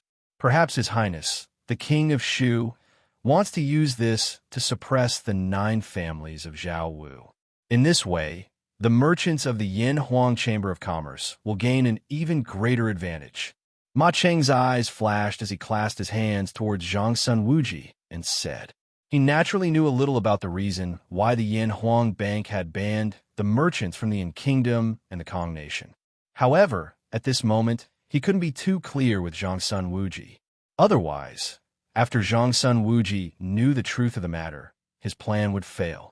Secondly, if he told the reason why the Yin Huang Bank had banned the merchants from the Yin Kingdom and the Kong Nation in detail, wouldn't it mean that he was very clear about the inside story of this matter? At that time, with Zhang Sun Wuji's intelligence, it would be hard for him not to think that he himself was also involved in this matter. Chapter 2163. Golden Robe Guards. After Ma Cheng left, Zhang Sun Wuji sat alone in the side hall. After a long time, his old face sank as he muttered to himself, This Li Ku is proficient in both literature and martial arts. His intelligence is extraordinary, and he has some of His Majesty's style back then. Huh. Speaking till here, Zhongsun Wuji suddenly laughed coldly, and his face gradually turned cold. Zhongsun Wuji didn't really care about the Yinhuang Bank. After all, those merchants from the Kong Nation and the Yin Nation had nothing to do with Zhongsun Wuji. Even if those merchants lost their families because of this, Zhongsun Wuji wouldn't bat an eyelid. What he really cared about was Li Ku's ability to control the Yinhuang Bank from this incident. Zhongsun Wuji wasn't a short-sighted person. He could see the potential of the Yinhuang Bank. Otherwise, he wouldn't have taken out almost all of the Zhongsun family's money to invest in the Yinhuang Bank. Although the Yinhuang Bank was just a small yamen under the Ministry of Revenue, this small yamen had only been established for less than a year, and it had already affected the citizens of Great Tang's 360 states. Furthermore, it had almost completely replaced the position of copper coins as a currency. In the future, this Yinhuang Bank would definitely become an existence that wouldn't be weaker than any of the 6 ministries in the imperial court. This yamen controlled the economic lifeline of Great Tang. But Li Ku, despite being a prince, was in control of such an important office. Not only that, he had even developed a guard force, the Golden Clothed Guard, an elite force that Li Junxian had personally assisted in creating. At that time, Li Ku wasn't just rich, he also had soldiers. Zhongsun Wuji couldn't help but think. If he didn't handle it well, there might be another Xuanwu Gate incident a few years later. In Zhongsun Wuji's heart, such a terrifying thought suddenly popped up without any reason. Men, prepare the carriage. This old man wants to make a trip to the palace. After a long silence, Zhongsun Wuji raised his head and shouted at the door. He couldn't allow Li Ku to continue developing like this. Otherwise, in the future, Li Ku would definitely become the biggest threat to Li Chengqian's position as the crown prince. He couldn't allow such a variable to appear. Yes, old master. The old servant guarding outside the door was shocked and hurriedly replied. Not long after, a carriage drove out of the Zhongsun estate, heading in the direction of the imperial palace. At the corner of the alley, a man looked in the direction of the carriage with a meaningful smile on his face. A moment later, the man turned around and left. Gold robe guards. After Ma Cheng left, Zhongsun Wuji sat alone in the side hall. After a long time, his old face sunk as he muttered to himself. This Li Ku is proficient in both literature and martial arts. His wisdom is extraordinary. He does have some of His Majesty's style back then. Huh. Speaking up to this point, Zhongsun Wuji suddenly sneered, and his expression gradually became somewhat gloomy. Zhongsun Wuji didn't really care about the Yinhuang Bank. After all, those merchants from the Kong Nation and the Yin Nation had nothing to do with Zhongsun Wuji. Even if those merchants lost their families because of this, Zhongsun Wuji wouldn't bat an eyelid. What he was really concerned about was the power that Li Ku had over the Yinhuang Bank. Zhongsun Wuji was not a short-sighted person. He could see the potential of the Yinhuang Bank. Otherwise, he would not have taken out almost all of the Zhongsun family's money. Chapter 2164. Just as I expected, Duke Zhao is already suspicious of King Wei because of this matter.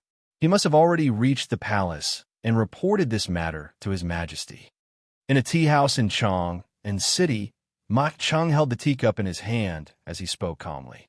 There was even a trace of pride on his face. Sitting opposite him was a slightly plump and boorish-looking old man from the Hua Mansion. Judging from his appearance, who else could he be but the Yin Kingdom's merchant? And Xianxia? Ma Zhanshi is truly a genius. I admire you. Hearing this, and Xianxia's eyes lit up. He saw that Ma Cheng didn't even bat an eyelid after hearing his flattery. He immediately understood and hurriedly took out a stack of $100 bills from his sleeve and handed it to Ma Cheng. He said, "This is a small gift from Xianxia and the other merchants. I hope Ma Zhanshi can accept it." Ma Cheng's eyebrows twitched. His right hand that was holding the teacup couldn't help but tremble. Such a thick stack of bills, Even if it wasn't 10,000 strings of cash, it was at least 7,000 to 8,000 strings of cash. More importantly, before he visited Xianxia Wuji this morning, this Xianxia had already given him 3,000 strings of cash. He didn't expect him to give him so much more now. It's really easy to earn money from these barbarian merchants. Ma Cheng thought to himself. After all, this matter involves King Shu and King Wei. We can only take it slowly. If we act too hastily, only death awaits all of you. Now that Duke Zhao has entered the palace to meet His Majesty, let's wait patiently for news from the palace. Although he was extremely excited, Ma Cheng's face remained calm. He was the crown prince, an official of the Tang Empire. The person in front of him was just a barbarian merchant with some stinky money. As the existence at the top of the food chain, Ma Cheng wasn't willing to lose his composure in front of Xianxia. Just as I expected, Duke Zhao is already suspicious of King Wei because of this matter. He must have already reached the palace and reported this matter to His Majesty.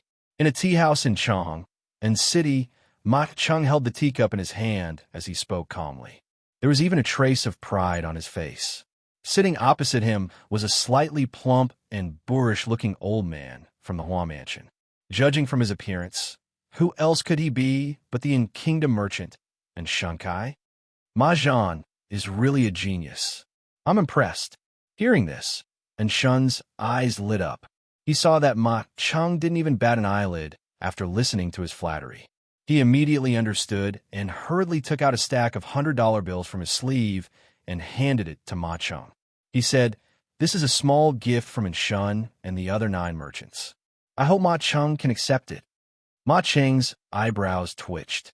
His right hand, which was holding the teacup, couldn't help but tremble. Such a thick stack of Tang Yuan. Even if it wasn't 10,000 strings of cash, it was at least 7,000 to 8,000 strings of cash. More importantly, before he visited Xianxia Wuji this morning, this Shun had just given him 3,000 strings of cash. He never expected that Shun would give him so much more now. It was really easy to earn money from these barbarian merchants. Ma Cheng thought to himself. After all, this matter involves the King of Shu and King of Wei. We can only take it slowly. If we act too hastily, only death awaits you. Now that Duke Zhao has entered the palace to meet His Majesty, let's wait patiently for news from the palace. Chapter 2165. Greetings, Your Majesty. In the Suite du Hall, Xianxia Wuji walked in and bowed to Lier. There's no need to be so courteous. Lier raised both his hands and smiled. In the previous dynasty, Lier was already good friends with Xianxia Wuji. After that, Xianxia Wuji followed Lier to conquer the world. After experiencing the change of dynasties and the change of Xuanwu Gate, the two of them had already established a deep friendship. In addition to their relationship with Empress Xianxia, the two of them could be said to be even closer. Lier was naturally quite satisfied with this brother-in-law of his. Not only was he knowledgeable and had outstanding ability, but he also knew how to judge the situation and observe the situation. He wasn't like Wei Zheng, that old fellow, who always made him angry to death. The morning court just ended. Why did you return? Is there something important? Lier put down his brush and sat up straight. He looked at Xianxia Wuji and asked. On the way to the palace, Xianxia Wuji had already prepared a draft. Now that he heard Lier's question, he cupped his hands and said, "Your Majesty, after I left the morning court, I heard that something strange happened in Chang'an City today. The Yanhuang Bank in the city suddenly announced that they would no longer cooperate with the merchants from Kingdom and Kong Kingdom. As for the money that they had already lent out, the Yanhuang Bank ordered the merchants from Kingdom and Kong Kingdom to pay it all back within 3 days. If not, they would hand it over to the authorities for investigation. I wonder if Your Majesty has heard of this?" So he was here for this matter. Lier's eyes flashed, and he instantly understood. He looked at Xianxia Wuji expressionlessly and said, "I heard about this from Zhao Song previously. Why? Could it be that this is the reason why the auxiliary aircraft is here?" "Greetings, Your Majesty." In the Suite du Hall, Xianxia Wuji walked in and bowed to Lier. You don't have to be so courteous. Lier raised both his hands and smiled. In the previous dynasty, Lier was already good friends with Xianxia Wuji. After that, Xianxia Wuji followed Lier to conquer the world. After experiencing the change of dynasties and the change of Xuanwu Gate, the two of them had already established a deep friendship. In addition to their relationship with Empress Xianxia, the two of them could be said to be even closer. Lier was naturally quite satisfied with this brother-in-law of his. Not only was he knowledgeable and had outstanding ability, but he also knew how to judge the situation and observe the situation. He wasn't like that old fellow Wei Zheng, who could always anger him half to death. The morning court assembly has just ended. Why did the auxiliary aircraft return? Is there something important? Lier put down his brush, sat up straight, and asked Xianxia Wuji. On the way to the palace, Xianxia Wuji had already made up his mind.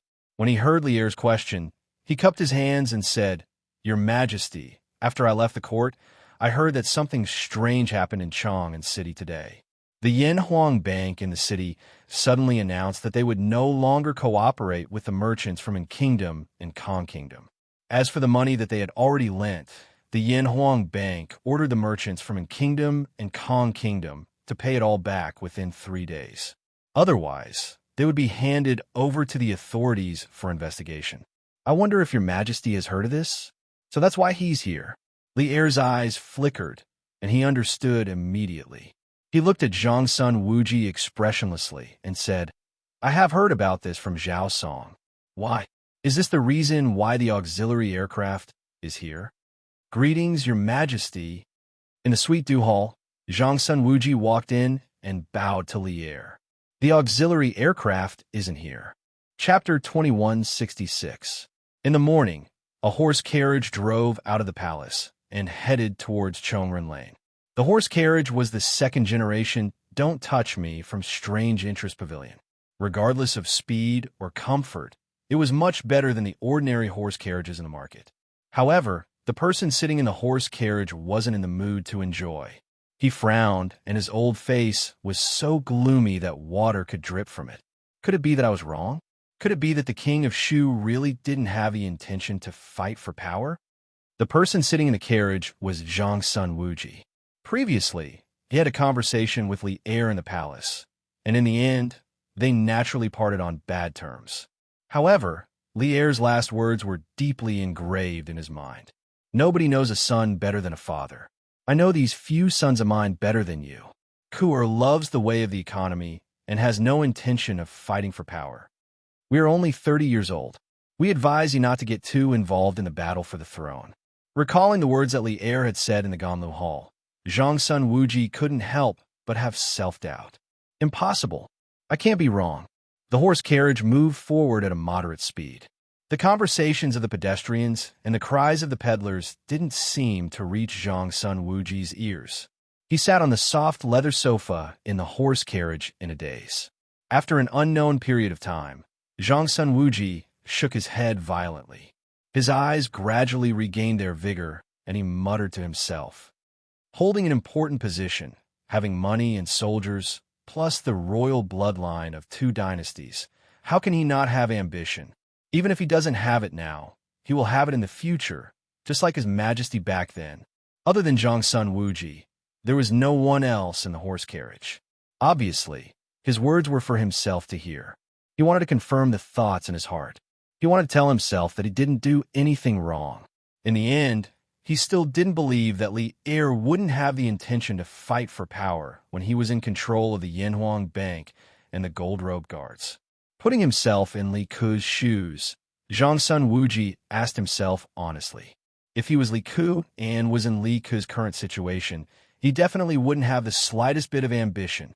Xianxia Wuji had gone through ups and downs in the officialdom for more than 10 years.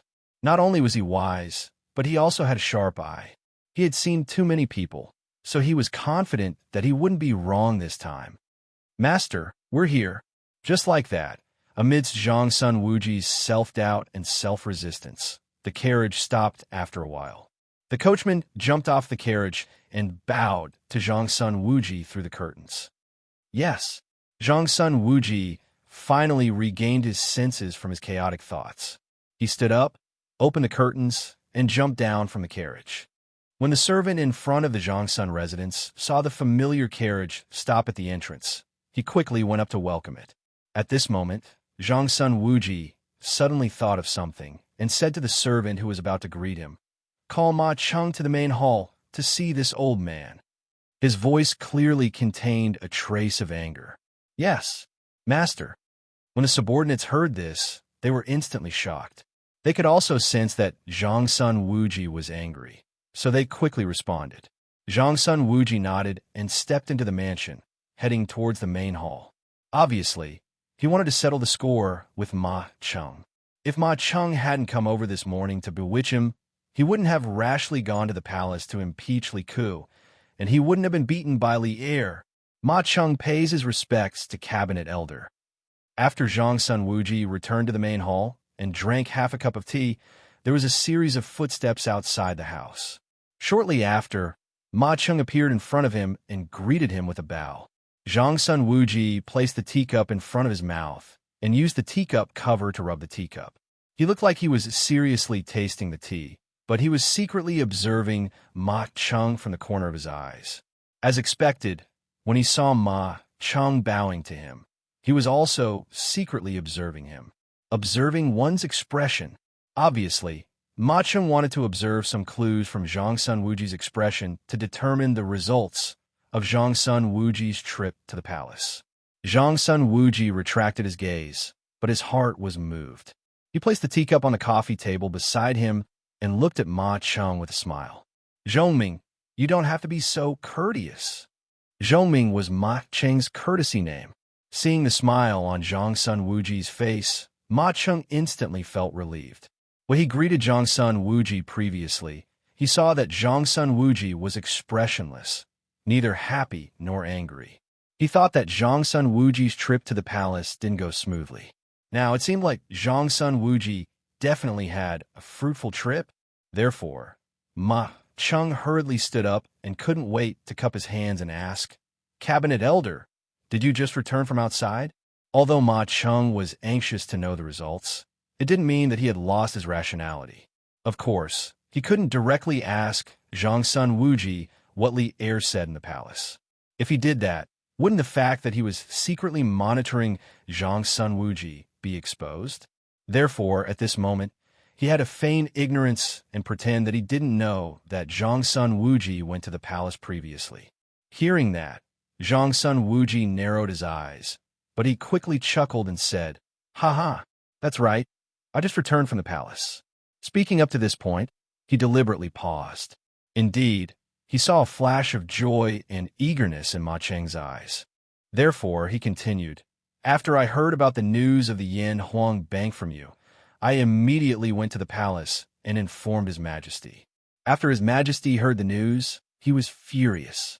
After all, the Yin Huang Bank is an official yamen under the Ministry of Revenue.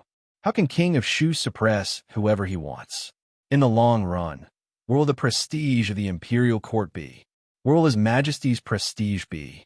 Speaking up to this point, Xianxia Wuji's expression became agitated and even faintly contained a trace of anger. In Ma Cheng's opinion, Xianxia Wuji was angered by Li Ku's reckless actions, but in reality, His Majesty is brilliant. After all, the Yin Huang Bank belongs to the imperial court and not King of Shu alone. Ma Cheng hurriedly licked his lips and echoed. Following which, he finally asked the question that he had always wanted to ask. "Cabinet Elder, I wonder how His Majesty intends to deal with this matter." This was the question that he was most concerned about, because if he could really help in Xianxia and the rest get rid of the sanctions of the Yin Huang Bank, and Xianxia and the rest would definitely not lack benefits for him. After all, before this, and Xianxia had already given him 10,000 strings of cash. Who knew how much benefits in Xianxia would give him after this matter was settled? Another 10,000 strings of cash, or 20,000 strings of cash. Thinking up to this point, Ma Cheng's breathing suddenly became hurried. Speaking of which, before this, he had never thought that he would one day have a wealth of 10,000 strings of cash. If it was in the past, he might have felt that 10,000 strings of cash was a lot, and that he would never be able to spend so much money in his lifetime. But now his greed had been aroused. In his opinion, since he had the chance to earn more 10,000 strings of cash, why not go for it? Of course, the higher the benefits, the greater the risk. Ma Cheng, who was blinded by greed, did not realize that danger was approaching him step by step. King of Shu used his authority to suppress the merchants of Country and Kong Country for no reason. His Majesty has already urgently ordered King of Shu to return to the palace.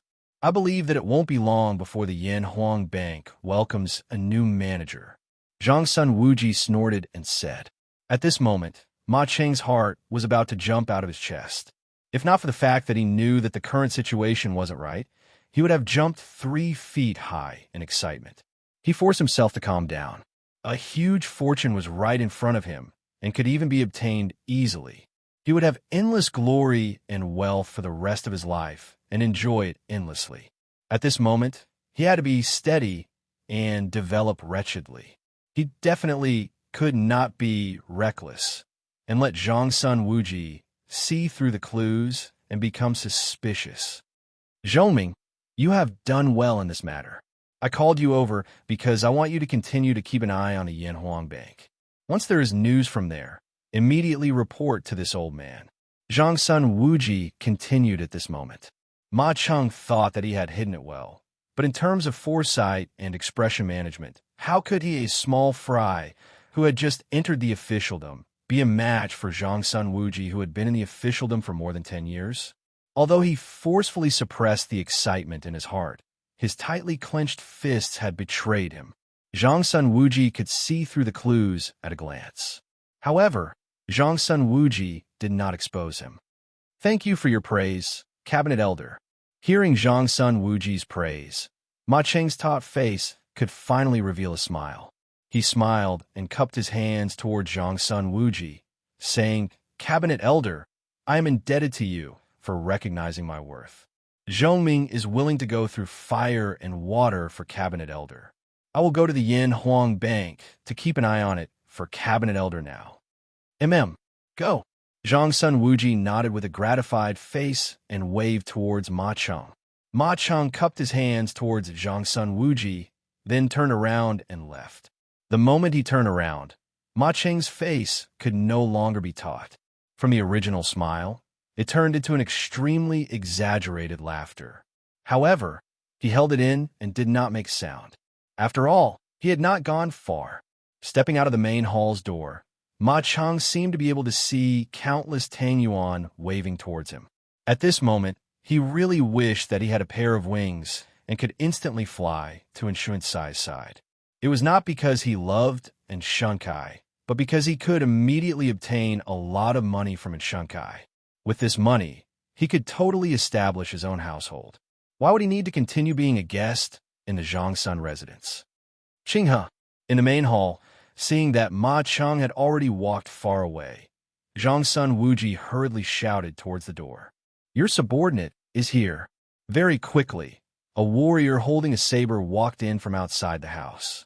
This person was the Xianxia family's guard leader, Xianxia Qinghe, an expert at the peak of the Qi transformation realm. Immediately bring a few astute men to follow Ma Cheng. If he did not go to the Yanhuang Bank and want to meet someone, bring him and that person back for me. Remember, I want them alive. Xianxia Wuji said coldly with a solemn face. It was obvious that Ma Cheng was hiding something from him and wanted to use him to achieve a certain goal.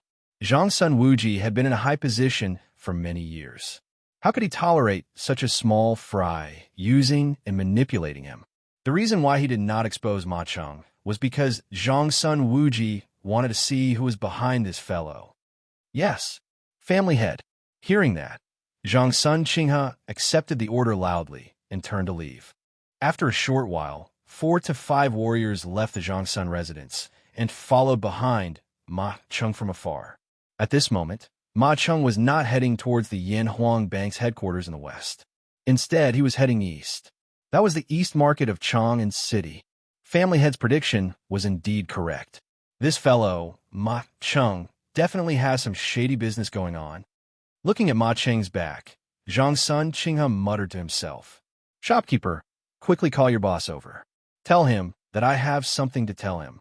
Half an hour later, Ma Cheng arrived at a tea house in the East Market. After entering, he went straight to the counter and spoke to the shopkeeper in a low voice. This tea house was the one where he and Shun had a discussion over tea in the morning. It was called Shun Tea House. Oh, so it's Ma. Mr. Ma, please come upstairs. This old man will send someone to invite our boss over. The shopkeeper was just about to say, Who the hell are you? Our boss is not someone you can meet whenever you want. But when he looked up and took a closer look, he instantly felt that the person in front of him was somewhat familiar. After a moment, his heart quivered. He thought to himself, Isn't this the person who drank tea with the boss on the second floor in the morning? Moreover, before the boss left, he had specially instructed him that if this person came again, not only must he receive him well, but he must also immediately send someone to report to him. Therefore, the shopkeeper's expression changed several times, and he hurriedly changed his words. Hurry up. My time is limited. Ma Cheng nodded and urged the shopkeeper. It was not that he was worried that he would be discovered if he stayed here for too long, but he could not wait to get more benefits that Shun had promised. Yes. Mr. Ma, please come upstairs first. Our boss should be at the Shun restaurant in the East Market. He will be here soon. The shopkeeper really thought that Ma Cheng still had urgent matters to attend to.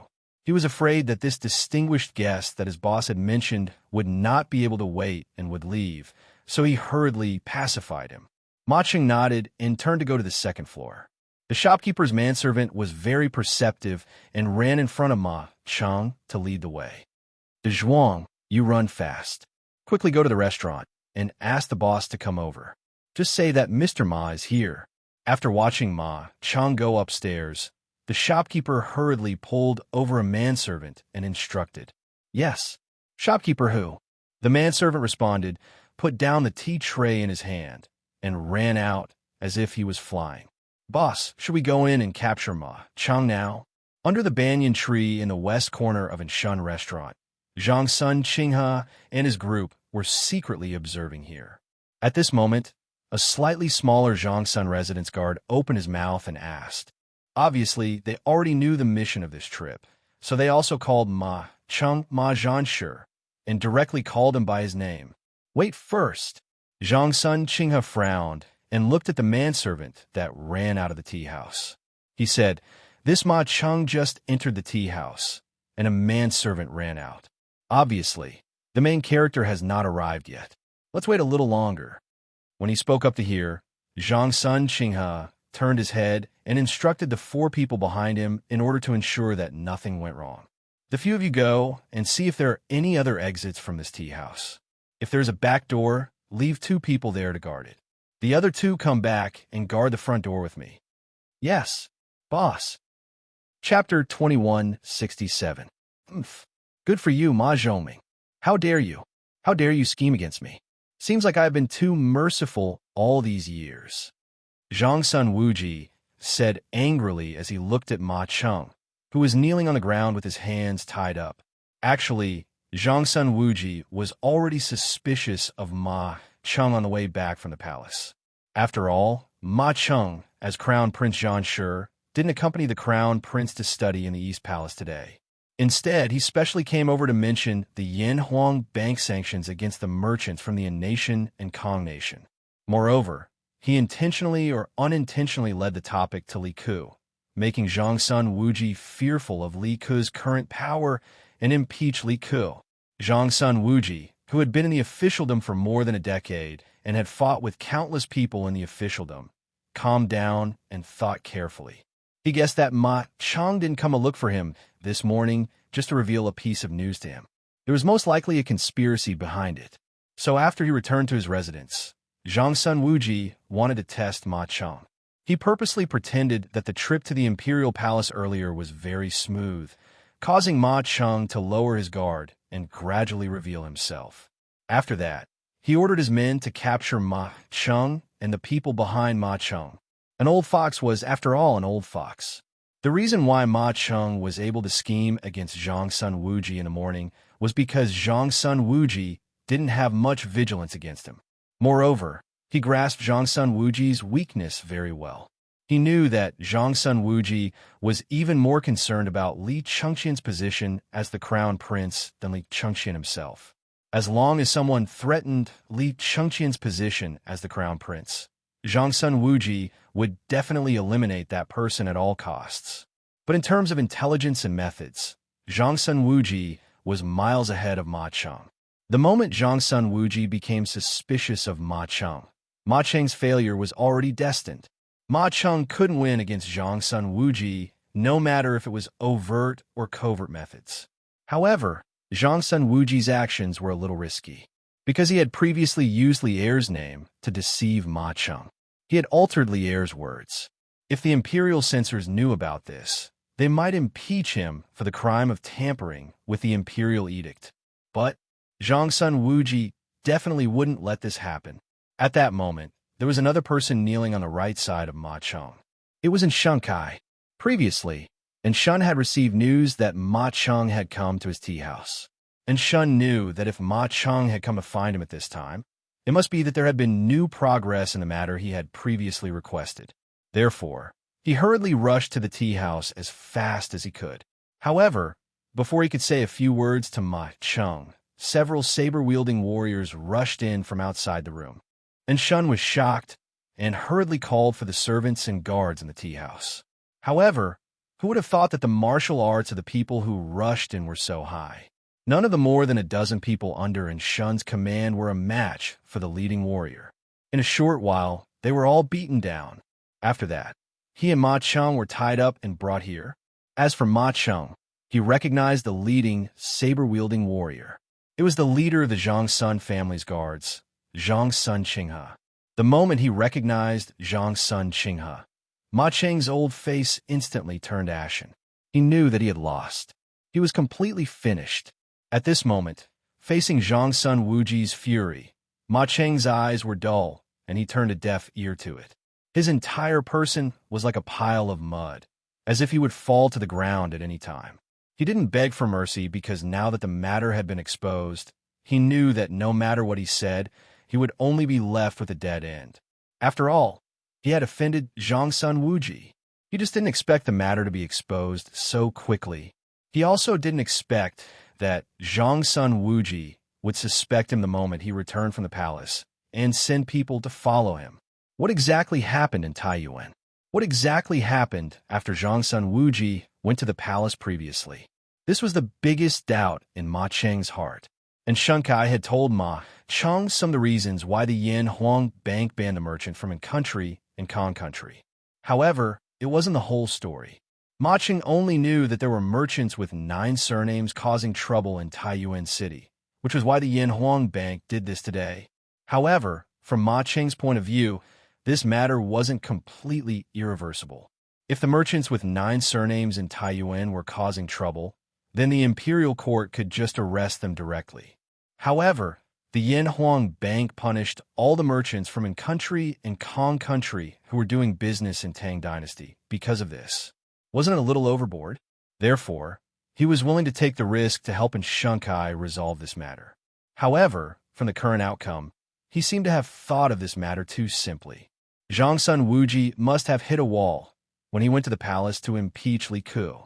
Otherwise, Xianxia Wuji wouldn't have schemed against him the moment he returned and made him lower his guard so that he could find Xianxia to report the good news.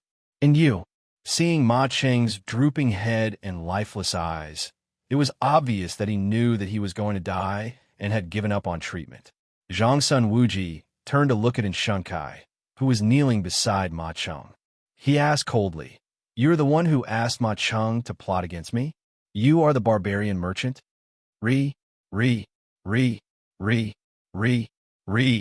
Feeling the terrifying aura from Xianxia Wuji, and Xianxia was so frightened that he couldn't speak clearly. Actually, the moment he entered the Xianxia residence, he knew that he was done for.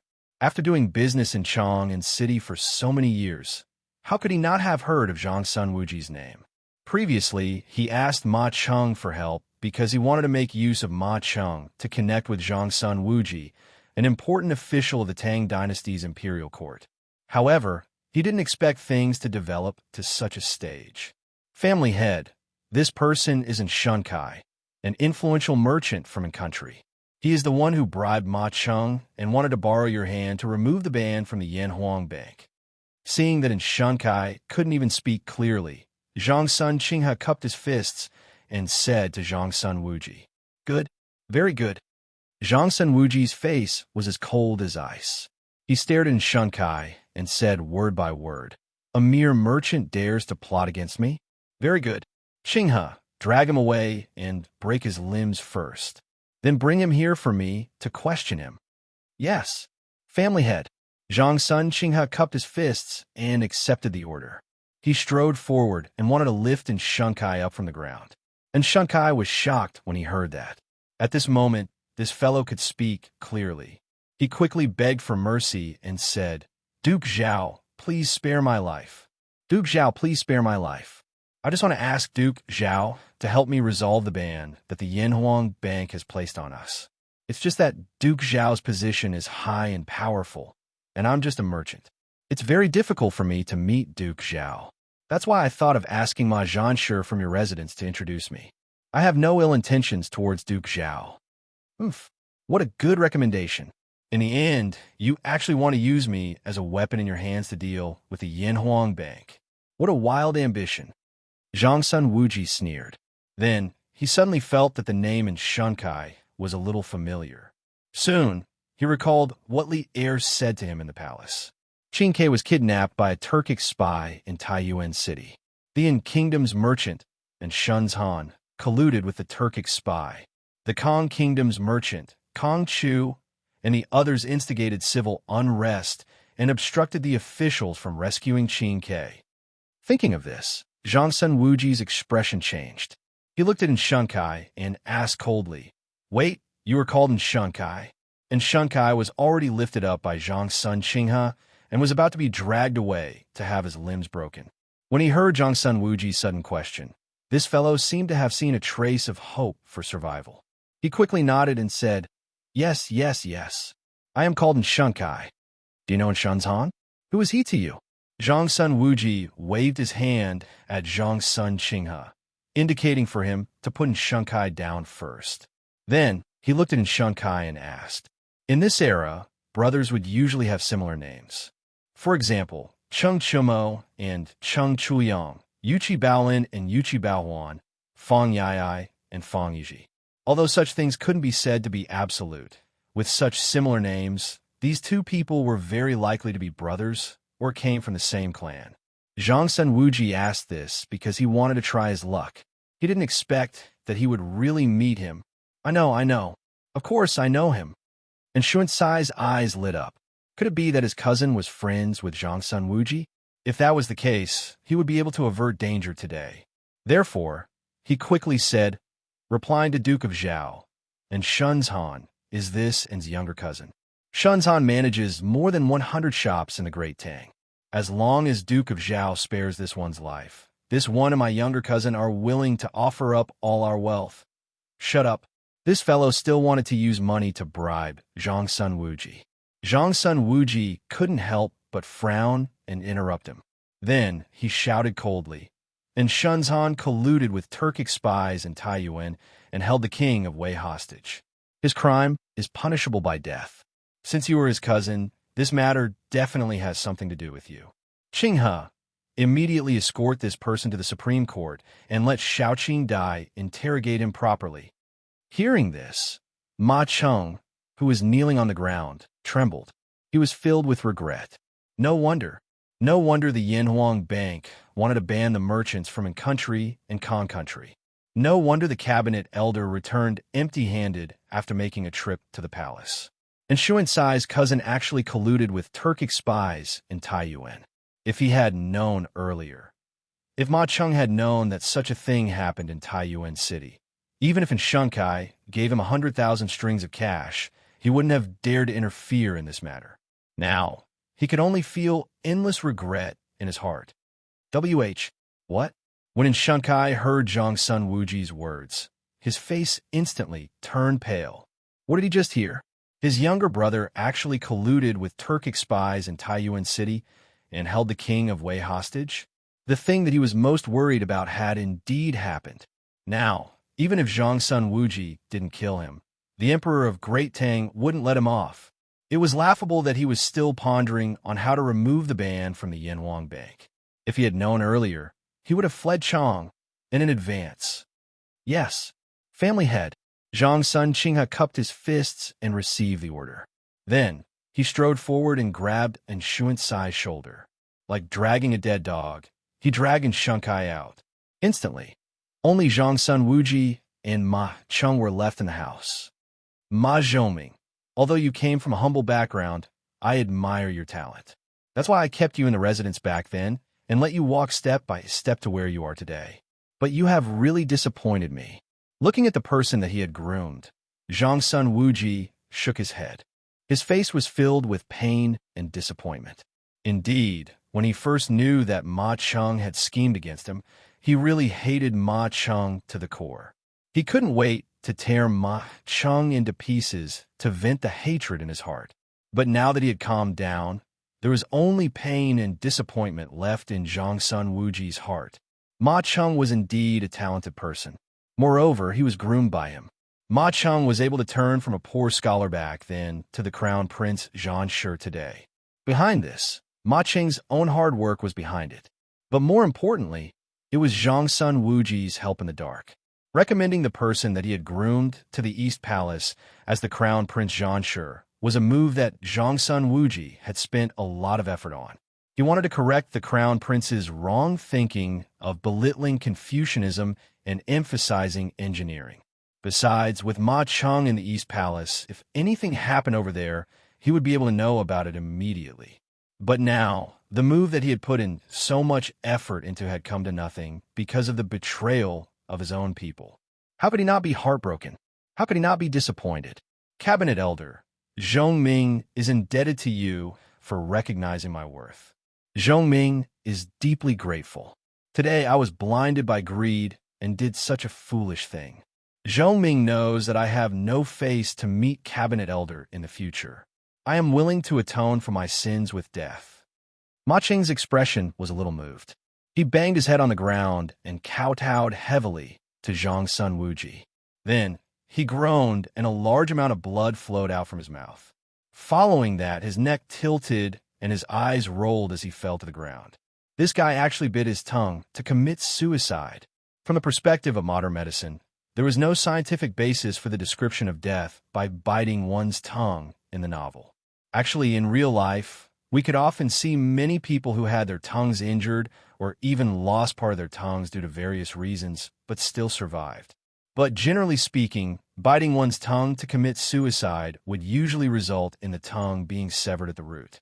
The person would usually faint because they couldn't bear the pain, because the blood vessels of the root of the tongue were larger, and because the tongue was in the mouth, it wasn't easy to use methods such as compressing the blood vessels to stop the bleeding. If the bleeding couldn't be stopped, then the person who bit his tongue to commit suicide would definitely die from excessive blood loss. As for cutting the tongue, because it was cut from the outside, the tongue wouldn't be severed at the root. Only the tip of the tongue would be cut off, so the pain was relatively smaller. When a person bit their tongue, they would bite off the root of the tongue, the root of the part in the mouth. The remaining part would block the trachea, causing the person to suffocate to death. The tongue was rich in blood vessels. After biting the tongue, one would bleed to death. The intense pain after biting the tongue would cause the person to temporarily lose their rationality. The large amount of blood and secretions from the mouth could be inhaled into the trachea, causing choking and coughing. Choking and coughing would further worsen the lack of oxygen. The possibility of death due to mechanical asphyxiation and traumatic coma couldn't be ruled out. The blood vessels on the tongue were rich. Once they were severed, there would be massive bleeding, causing the body to lack blood. Also, the tongue was very close to the brain, so the nerves on it were rich and controlled directly by the brain. Once it was strongly stimulated, it would directly stimulate the central nervous system, causing the central nervous system to be damaged and cause death. Xianxia Wuji's gaze turned cold. He knew that Ma Cheng had most likely bit his tongue to commit suicide. He didn't expect that this guy would suddenly wake up at the last moment and have the courage to bite his tongue, to commit suicide and atone for his sins with his death. Looking at Ma Cheng's body on the ground, Xianxia Wuji sighed and shouted outside, "Men!" Chapter 2168. The reason why Ma Cheng committed suicide by biting his tongue was because he knew that Xianxia Wuji would definitely not spare him. However, he was still a third-grade crown prince. No matter how much Xianxia Wuji hated him, it wasn't possible for him to kill him directly. That would only give Xianxia Wuji an advantage. The shrewd Xianxia Wuji would definitely not do such a thing. In other words, Ma Cheng could have kept his life. However, Xianxia Wuji was the current Minister of Rights after all. Moreover, he was the elder brother of Empress Xianxia. He had great influence in the imperial court. Since he had offended Xianxia Wuji, even if he could keep his life, it would be difficult for him to do anything in the imperial court in the future. Since Xianxia Wuji was able to push him to his current position, he could easily pull him down as well. At that time, he would once again become that powerless scholar. At that time, if Xianxia Wuji wanted to crush him, wouldn't it be as easy as crushing an ant? By then, Xianxia Wuji wouldn't even need to do anything personally. Those who wanted to curry favor with Xianxia Wuji would take the initiative to help Xianxia Wuji get rid of this trouble. More importantly, after Xianxia Wuji killed him, he might even vent his anger on his family. This was what Ma Cheng didn't want to see the most. Therefore, instead of dying in such a sullen manner and implicating his family, Ma Cheng felt that it was better to commit suicide. This way, it would save Xianxia Wuji a lot of trouble. In this way, Xianxia Wuji probably wouldn't vent his anger on his family. Yes, family head. Most of the Xianxia residence's guards were soldiers who had retired from the battlefield. They were all experienced. Seeing this scene, a few of them were first shocked, but they quickly calmed down.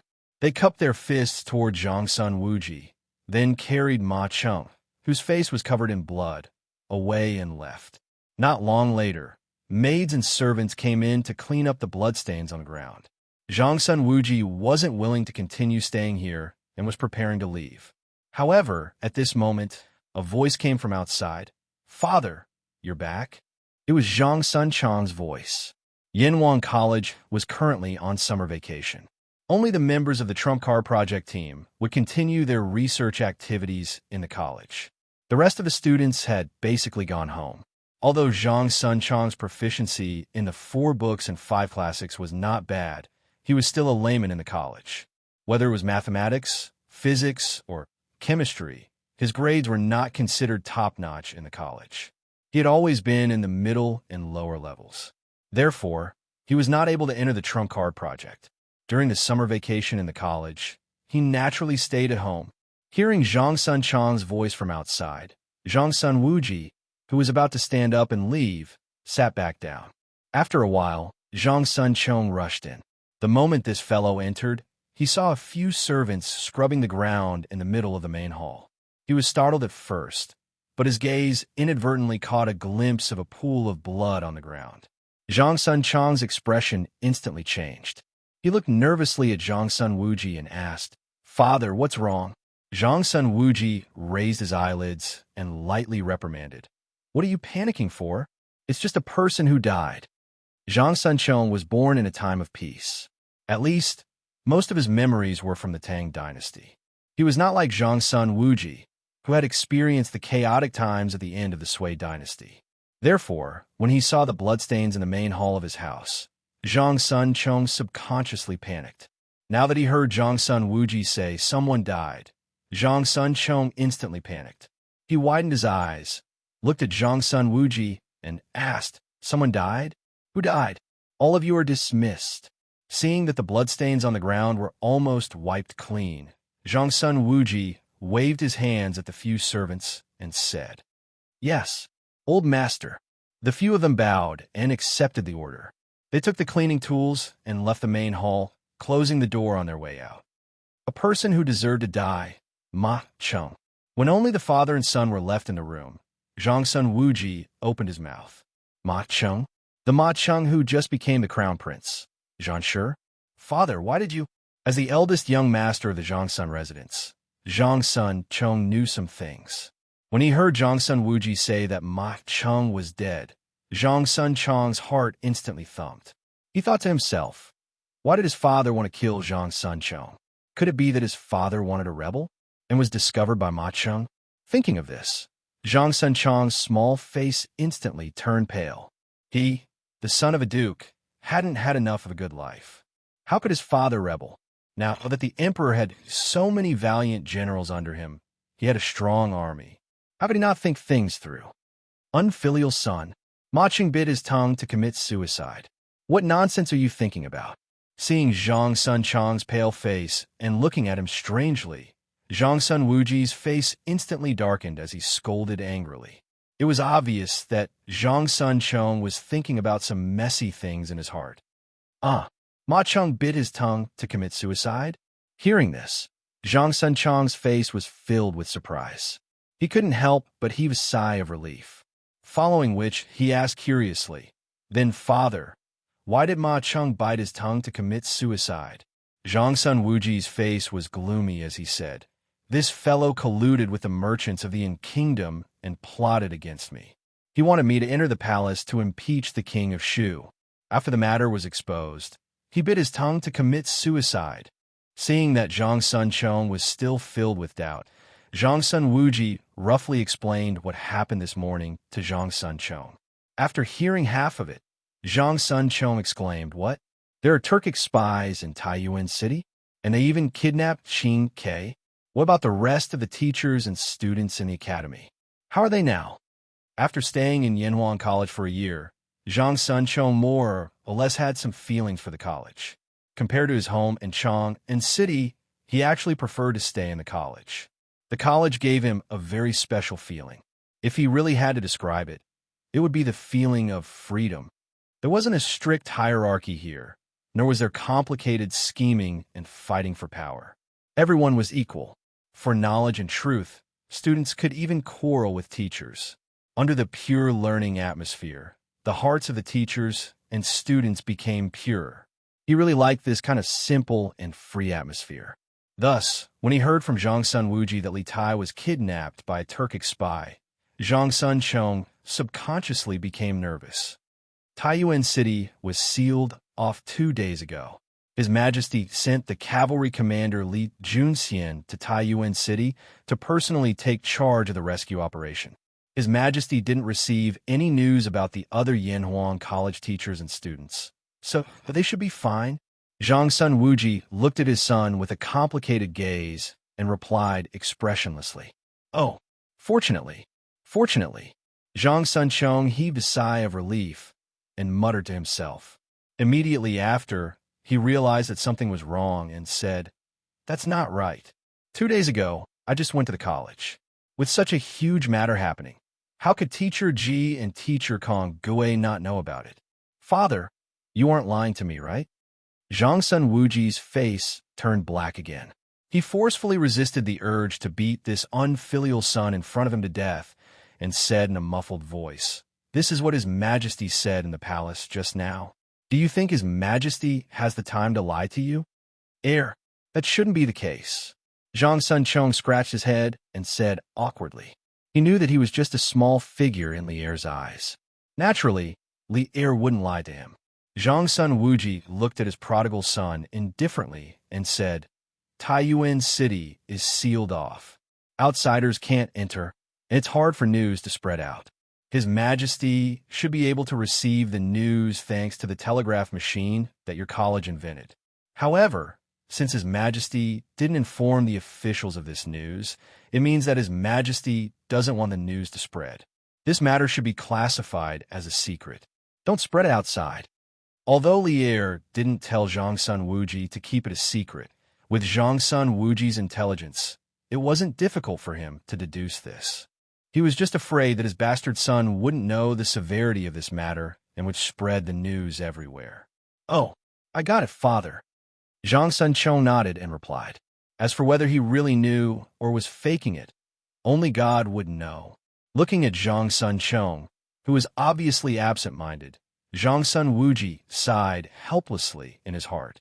Back then, he sent Zhang Sun Chong to Yanhuang College mainly because he thought highly of Li Zixuan's potential. He wanted Zhang Sun Chong to get close to Li Zixuan and express the goodwill of the Zhang Sun family to rope in Li Zixuan.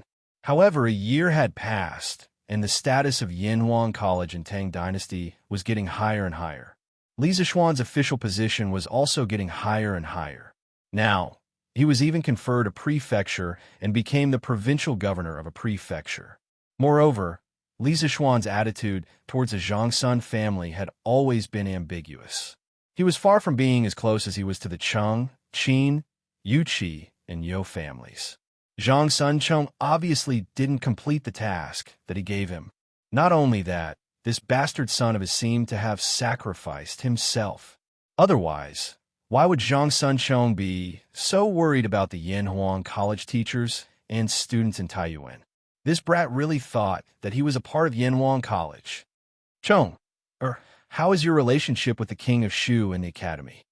Suddenly, Zhang Sun Wuji's heart skipped a beat as he looked at Zhang Sun Chong and asked, "Little Ku, our relationship is still all right." "Why, father?" Zhang Sun Chong didn't know why his father would ask such a question. He thought for a moment before answering. The corner of Zhang Sun Wuji's mouth twitched as he said angrily, "What does still all right mean?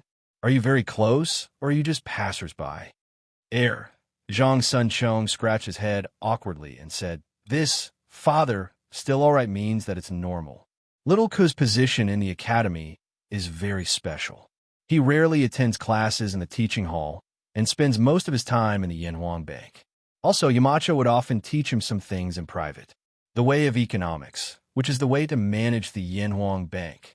Therefore, other than Yamacho, Little Ku is the most knowledgeable person in economics in the academy. I usually attend classes in the teaching hall and don't have many chances to see him. Our relationship is just average. It can't be said to be especially good, but it can't be said to be bad either." Hearing this, Zhang Sun Wuji pointed at Zhang Sun Chong in disappointment as he felt extremely depressed. Zhang Sun Wuji had been wise all his life and was very intelligent. When he was young, he became friends with Li Er and became in-laws with him.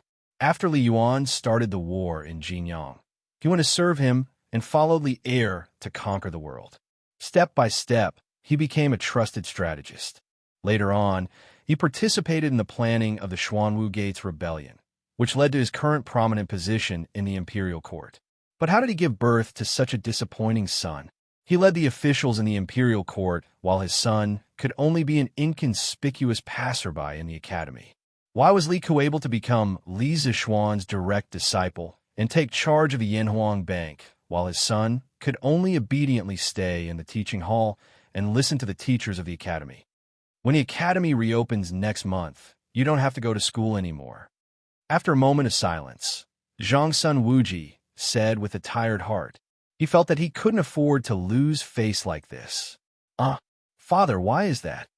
Zhang Sun Chong was dumbfounded and immediately said anxiously, "Just because I'm not familiar with Little Ku, you don't want me to continue studying in the academy? What kind of logic is this?" "No, I still want to go to the academy." "Unfilial son, what are you going to do in the academy? Are you going to lose face for me? As my son, your results in the academy can only be ranked in the middle. You can't even be compared to some of the commoners, not to mention King Wei and King Shu. I've been wise all my life and can't afford to lose face like this." Hearing Zhang Sun Chong's words, Zhang Sun Wuji couldn't hold it in anymore and roared. Hearing this, Zhang Sun Chong instantly complained, "Father, you can't blame me for this. Xianxia and Little Ku were the first batch of students to learn engineering from the Yamacho. Their foundation is better than mine. Isn't it normal that I can't win against them? Father, don't worry. I'm already familiar with the subjects in the academy. Next semester, my results will definitely be in the top 200, no, top 100. This fellow was afraid that Zhang Sun Wuji wouldn't let him return to the academy to continue studying, so he directly set a goal of being in the top 100. As for whether he could achieve it, to be honest, Zhang Sunchong wasn't sure himself. Who cares? I have to stabilize my father first. Zhang Sunchong thought in his heart. Zhang Sun Wuji frowned and didn't say anything. Seeing this, Zhang Sunchong had no choice but to continue. Father, the children of the various families in the imperial court are basically studying in Yanhuang College. Some of them who aren't here are also planning to enter the academy next year. I've finally entered the academy, but you actually want to kick me out? This is really embarrassing for you. Chapter 2169. When they were in the palace this morning, Li Er had said to Zhang Sun Wuji, "No one knows a son better than a father. I know my son's better than you. Kua loves economics and has no intention of fighting for power." Zhang Sun Wuji didn't believe it at all. After all, Li Ku was in an important position now. He had money and soldiers. In addition, he had the royal bloodline of 2 dynasties. How could he not have any ambition? Even if he didn't have it now, he would definitely have it in the future, just like the general of heavenly strategies, Li Shimin. However, after Zhang Sun Wuji thought about it carefully, he felt that something wasn't right. Although Li Er had won the coup at the Xuanwu Gate, this coup had caused him to bear the infamy of killing his brother and imprisoning his father. It could be said that it was an eternal pain in his heart. As a father, Li Er shouldn't want his sons to follow in his footsteps. Therefore, since Li Er dared to let Li Ku take charge of the bank and establish the gold robe guards, it meant that Li Er was sure that Li Ku wouldn't fight for the position of Li Chengxian's heir.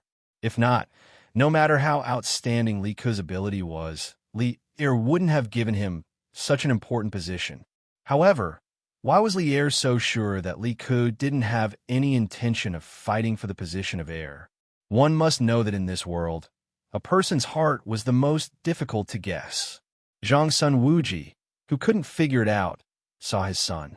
He secretly thought that Zhang Sunchong and Li Ku were schoolmates, so he should be able to get some information from Zhang Sunchong. However, he didn't expect that this kid had wasted so much time talking and didn't say anything. This really angered him half to death. It was fine that he didn't get any news from Li Ku, but Zhang Sun Wuji also wanted to hear Zhang Sunchong's opinion of Li Zishuan. Back then, he had thrown out an olive branch to Li Zishuan, such as investing in the Yanhuang Bank or giving the Zhang Sun family's iron mine to Li Zishuan for joint mining. Li Zishuan didn't reject his goodwill, but what made Zhang Sun Wuji depressed was that after Li Zishuan accepted his goodwill, he didn't give any feedback at all. It was as if he was taking benefits, but not doing anything. Speaking of which, when Zhang Sun Wuji befriended Li Zishuan, he didn't want Li Zishuan to do anything for him. He just wanted to form a good relationship with him. However, Li Zishuan's attitude towards the Zhang Sun family was always ambiguous. This made Zhang Sun Wuji a little confused about Li Zishuan's attitude. It could only be said that the current Zhang Sun Wuji was still too weak. If he waited until the later period of Zhengguan, or even Li Ye's reign, when he was in power, he might not even care about a young talent like Li Zishuan. If he couldn't get him, he would just destroy him. Father, what do you mean by asking this? Don't tell me you want to deal with Yamacho? In the main hall, Zhang Sunchong suddenly recovered from his thoughts and looked at Zhang Sun Wuji as he quickly asked. Zhang Sun Wuji frowned and was about to flare up, but Zhang Sunchong didn't wait for him to speak and continued. Father, I advise you to give up on this idea as soon as possible. Yamacho is an unfathomable person. Not only is his martial arts extremely high, but the more I understand him, the more I feel that the knowledge in his head doesn't seem to belong to this world. It seems like there's nothing he can't do. The corner of Zhang Sun Wuji's mouth twitched, and he couldn't help but scold angrily. I have no enmity with Yamacho. When did I say I want to deal with him? However, he couldn't help but be slightly surprised. He didn't expect Zhang Sunchong to have such a high evaluation of Li Zishuan. This brat had only stayed in the academy for a year, and he already had such an attitude towards Li Zishuan. In the future, wouldn't his brat treat Li Zishuan like a god? Father, you don't intend to deal with Yamacho? That's good. That's good. When Zhang Sunchong heard this, he understood that he had misunderstood and couldn't help but awkwardly scratch his head. Zhang Sun Wuji didn't have the energy to complain about his son. He took a deep breath and said to Zhang Sunchong, I want to ask you, what is Li Zexuan's attitude towards the crown prince, King Wei, and King of Shu? Who exactly does he support? There was no need to doubt Zhang Sun Wuji's position. He would definitely support Li Zexuan unconditionally to be the crown prince. However, Zhang Sun Wuji had always been confused about the attitudes of these three princes. Zhang Sun Wuji couldn't tell which faction Li Zexuan belonged to. This, Zhang Sunchong obviously understood the meaning behind Zhang Sun Wuji's question. He also knew the political stance of the Zhang Sun family. If he didn't answer this question well, Zhang Sun Wuji might treat Li Zexuan as a political enemy in the future. This was a situation that Zhang Sunchong didn't want to see. Father, Yamacho seems to have a very good relationship with the crown prince, King Wei, and King of Shu. During the military training at Yanhuang College, the crown prince, personally participated in the military training at the college. During that time, I saw the crown prince and Yamacho often chatting and laughing. They were even close to calling each other brothers. As for King Wei and King of Shu, their relationship with Yamacho is needless to say. They admire Yamacho's knowledge from the bottom of their hearts and treat Yamacho with disrespect. Yamacho also taught them wholeheartedly. King Wei is a true disciple of Yamacho in the study of things. His attainments in engineering are even better than many teachers in the college. Therefore, King Wei is personally leading the team to the north. Little Ku is a true disciple of Yamacho in the study of economics. When Yamacho isn't in the bank, Little Ku is the one in charge. Therefore, Father, when you ask me which Prince Yamacho supports, it's hard to say.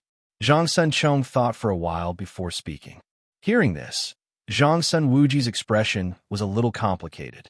Actually, he had heard of the news that Zhang Sunchong said before, but it was all scattered. Now that Zhang Sunchong put all the information together, Zhang Sun Wuji suddenly realized that Li Zexuan seemed to be a non-partisan. He didn't explicitly support Li Tai, nor did he choose between Li Tai and Li Ku. This emperor is only 30 years old. This emperor advises you not to get too involved in the battle for the throne. Suddenly, Zhang Sun Wuji recalled what Li Zexuan said in the morning. Combining it with Zhang Sunchong's previous analysis, Zhang Sun Wuji suddenly felt that Li Zexuan was the truly brilliant one. Now, Li was only 30 years old. If there were no accidents, he could still sit on the throne for another 20 to 30 years. As a subject, it was too early to take sides now. It would easily arouse the suspicion of the emperor. Someone like Li Zexuan, who didn't side with any of the princes and didn't offend any of them, was a truly brilliant move. At this moment, Zhang Sun Wuji suddenly felt enlightened. He had thought it through. In the past, he was too stubborn to the point of being paranoid. He was too worried that Li Chengqian's position as the crown prince would be snatched away. He was even more worried than Li Chengqian himself. This would easily make Li unhappy and suspicious. Moreover, I feel that, Father, you don't have to worry about anyone competing with the crown prince for the throne. In the past, King Wei did have the intention to compete with the crown prince for favor. However, after entering Yanhuang College, King Wei devoted all his attention to engineering research. Now, he can't even be bothered to return to the palace. Father, do you think he will still compete with the crown prince for the throne? King Shu's situation is similar to King Wei's. Before going to the academy, King Shu didn't have any open or covert competition with the crown prince. After entering the academy, King Shu was engrossed in economics and didn't have the intention to compete with the crown prince for the throne. Therefore, Father, you don't have to worry about the crown prince's position at all. At this moment, Zhang Sunchong spoke again. Zhang Sun Wuji frowned. Although he subconsciously felt that Zhang Sunchong's words were a little too far-fetched, after thinking about it seriously, he felt that Zhang Sunchong's words made some sense. After a long silence, Zhang Sun Wuji sighed and muttered to himself, if this is the case, then this Yanhuang College is really a magical place. Actually, Li Zexuan's political stance was very clear. He wasn't a non-partisan person like Zhang Sun Wuji thought. There was no doubt that Li Zexuan supported Li Chengqian to be the crown prince. This was because with the current situation in Great Tang, only Li Changxian, as the crown prince, would not cause internal turmoil in the imperial court. In history, Li Changxian's personality was explosive, wild, and arrogant. He even kept male pets, so he was indeed unfit to be the crown prince. However, that was only after Li Changxian came of age. The current Li Changxian treated others generously, diligently, and loved the people. He hadn't gone down the wrong path yet. Li Zishuan felt that he was a very good candidate for the crown prince. Moreover, Li Zishuan felt that with his intervention and guidance as a transmigrator, Li Changxian would definitely not repeat the mistakes of history. Moreover, he would be able to become a wise emperor. Therefore, Li Zishuan supported Li Changxian to be the crown prince. However, the way he supported Li Changxian wasn't as extreme as Zhang Sun Wuji's. Zhang Sun Wuji's desire for control was too strong. He wanted everything to be within his control. He wanted Li Changxian to work hard according to the image of the crown prince in his heart. Moreover, if there was someone who could threaten Li Changxian's position as the crown prince, Zhang Sun Wuji would do all he could to get rid of that threat. On the other hand, Li Zishuan was different. On one hand, he guided Li Changxian on the right path. On the other hand, in history, Li Tai and Li Ku, the two princes who were a threat to Li Changxian's position as the crown prince, Li Zishuan kept them by his side. Through discovering their interests and strengths, he guided them to focus on their respective fields of expertise. Actually, did Li Tai and Li Ku really care about the crown prince's position in the past? Not necessarily. How would a half-grown child know so many things? What they cared about was probably Li Er's favor. Sons fighting for favor in front of their father was a very normal thing. That was why Li Tai and Li Changxian fought openly and secretly in the palace in the past. However, when the two of them discovered the door to another world, they would realize how childish and boring they were in the past. Thus, they would put more energy into the fields that they were truly interested in. Li Changxian, Li Tai, and Li Ku were currently moving in the direction that Li Zishuan had predicted. Moreover, their achievements were quite good. Of course, the main reason for this was that Li Tai and Li Ku were really talented in engineering and economics. Otherwise, Li Zishuan wouldn't be able to make bricks without straw. Therefore, compared to Zhang Sun Wuji, Li Zishuan's method of supporting Li Changxian wasn't simply to suppress or support him. In fact, he was helping Li Changxian, Li Tai, and Li Ku, who said that when two tigers fight, one of them must be injured. Couldn't it be a win-win situation or a win-win situation? Wasn't it good to be in such a harmonious situation? Li Er's three sons were actually quite talented. If the three brothers could unite and fight against the outside world together, it would definitely be a great blessing for the millions of people in Tang Empire. As for the other countries, it wouldn't be a blessing. It would be a nightmare. The news of Xianxia's capture quickly spread to many people. Kong Fuyang and the others, who had gone to the new workshop with Xianxia, were now all gathered in the main hall of the mansion. Not only them, but all the reputable merchants in Chang, and especially the merchants from the Kong Kingdom and the Yin Kingdom, were also gathered here. It was Xianxia who had gathered them here. Previously, Xianxia had given Ma Cheng more than 10,000 strings of coins, which was crowdfunded by these people. After all, the ban of the Yanhuang Bank had a huge impact on the merchants from the Yin and Kong kingdoms who did business in Tang Empire. As long as the ban could be lifted, they were still willing to fork out money. Oh no! Oh no! My master has been captured in the Inshun tea house. At this moment, a waiter ran in and said while panting. It was the waiter from the Inshun tea house. The Inshun tea house was in the east of Chang and city, while the residence was in the south of Chang and city. The distance between the two places was still a little far, so the waiter had only just arrived to report the news. What? Everyone in the room was shocked. Kong Fuyang stood up and said, "What did you say? Boston has been captured. Did you see who the other party was?" According to the shopkeeper, the other party is most likely from the Zhang Sun family. The waiter panted and raised his head to reply. What? The Zhang Sun family? Kong Fuyang's expression changed. He said with some despair, "It's over." Could it be that Duke Zhao saw through Boson's plan? So he sent people to capture Boson? When the others heard this, their expressions also changed. Everyone present knew about Xianxia's plan to bribe Ma Cheng and mediate the ban of the Yanhuang Bank. Otherwise, they wouldn't have willingly forked out money. I still have matters to attend to at home, so I'll take my leave first. At this moment, a Hu merchant sitting below suddenly stood up and cupped his fist to Kong Fuyang and the others. Since Zhangsun Wuji had captured in Xianxia, it meant that the Zhangsun family was likely to attack the Yin family next. They couldn't care less about the ban of the Yanhuang Bank. At this moment, it was more important for them to protect themselves. They couldn't have anything to do with Xianxia. I just remembered that my wife is about to give birth today, so I'll take my leave first. When there was a first, there would be a second. Almost as soon as the first Hu merchant finished speaking, another Hu merchant stood up and cupped his fists. My house caught fire, so I'll take my leave first. After a while, most of the Hu merchants in the main hall left, leaving only Kong Fuyang and the others who were closer to Xianxia. Chapter 2170. Brother Fuyang, Mr. N has been captured by Zhao Wugong. What should we do now? In the main hall of the mansion, those fence-sitters had all run away after learning that Xianxia had been captured. Only the 8 Hu merchants who had gone to the workshop within Xianxia were left. At this moment, Xianxia frowned and looked at Kong Fuyang.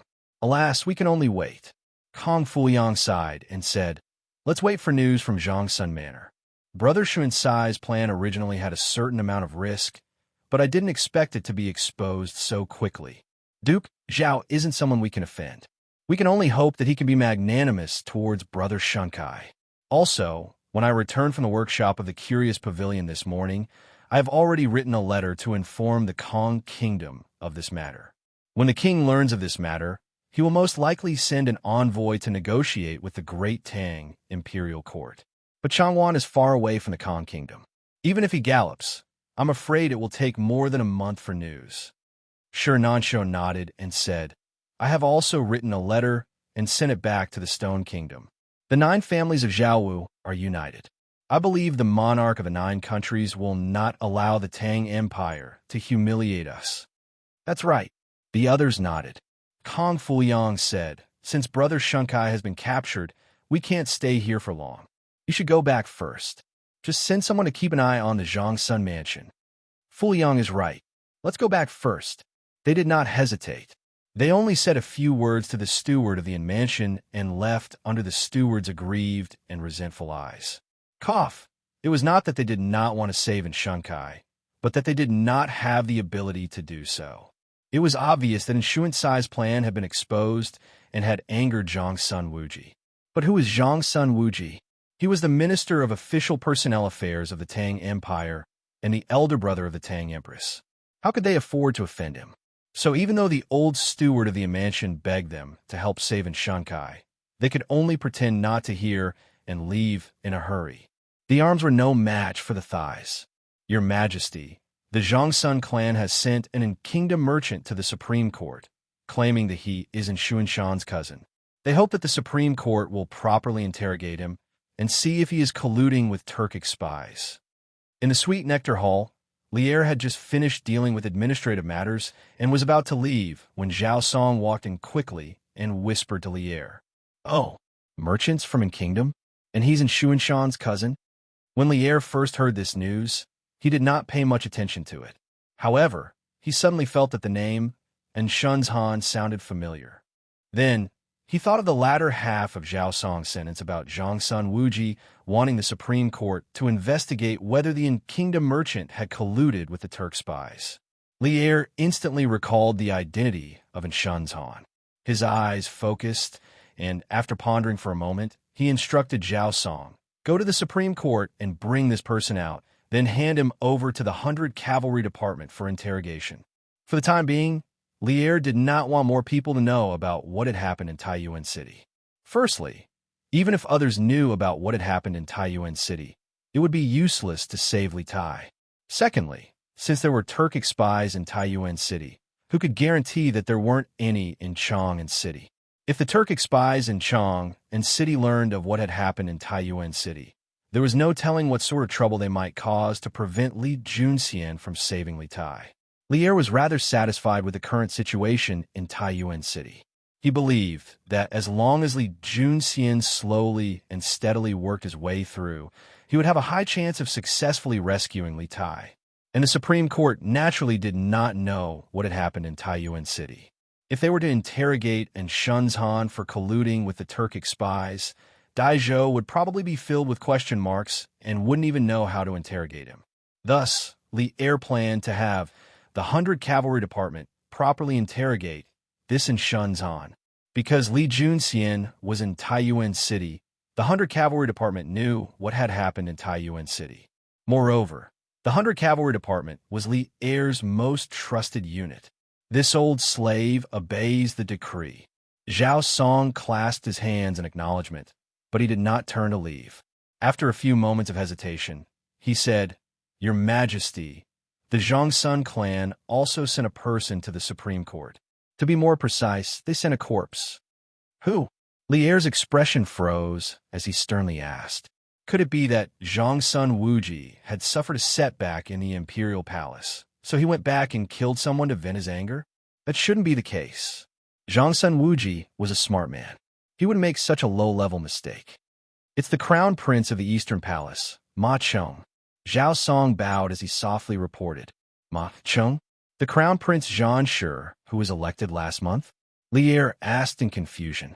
He knew of the relationship between Ma Cheng and Zhongsun Wuji.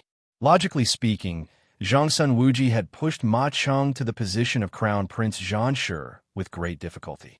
It was impossible for Zhongsun Wuji to kill him, right? Wouldn't that be a waste of effort and self-destruction? Precisely. Zhang Song nodded and clasped his hands. The Zhongsun clan said that Ma Cheng secretly colluded with Xianxia and received huge benefits from the other party. After the matter was exposed, he knew that he had committed a grave sin. So he bit his tongue and committed suicide.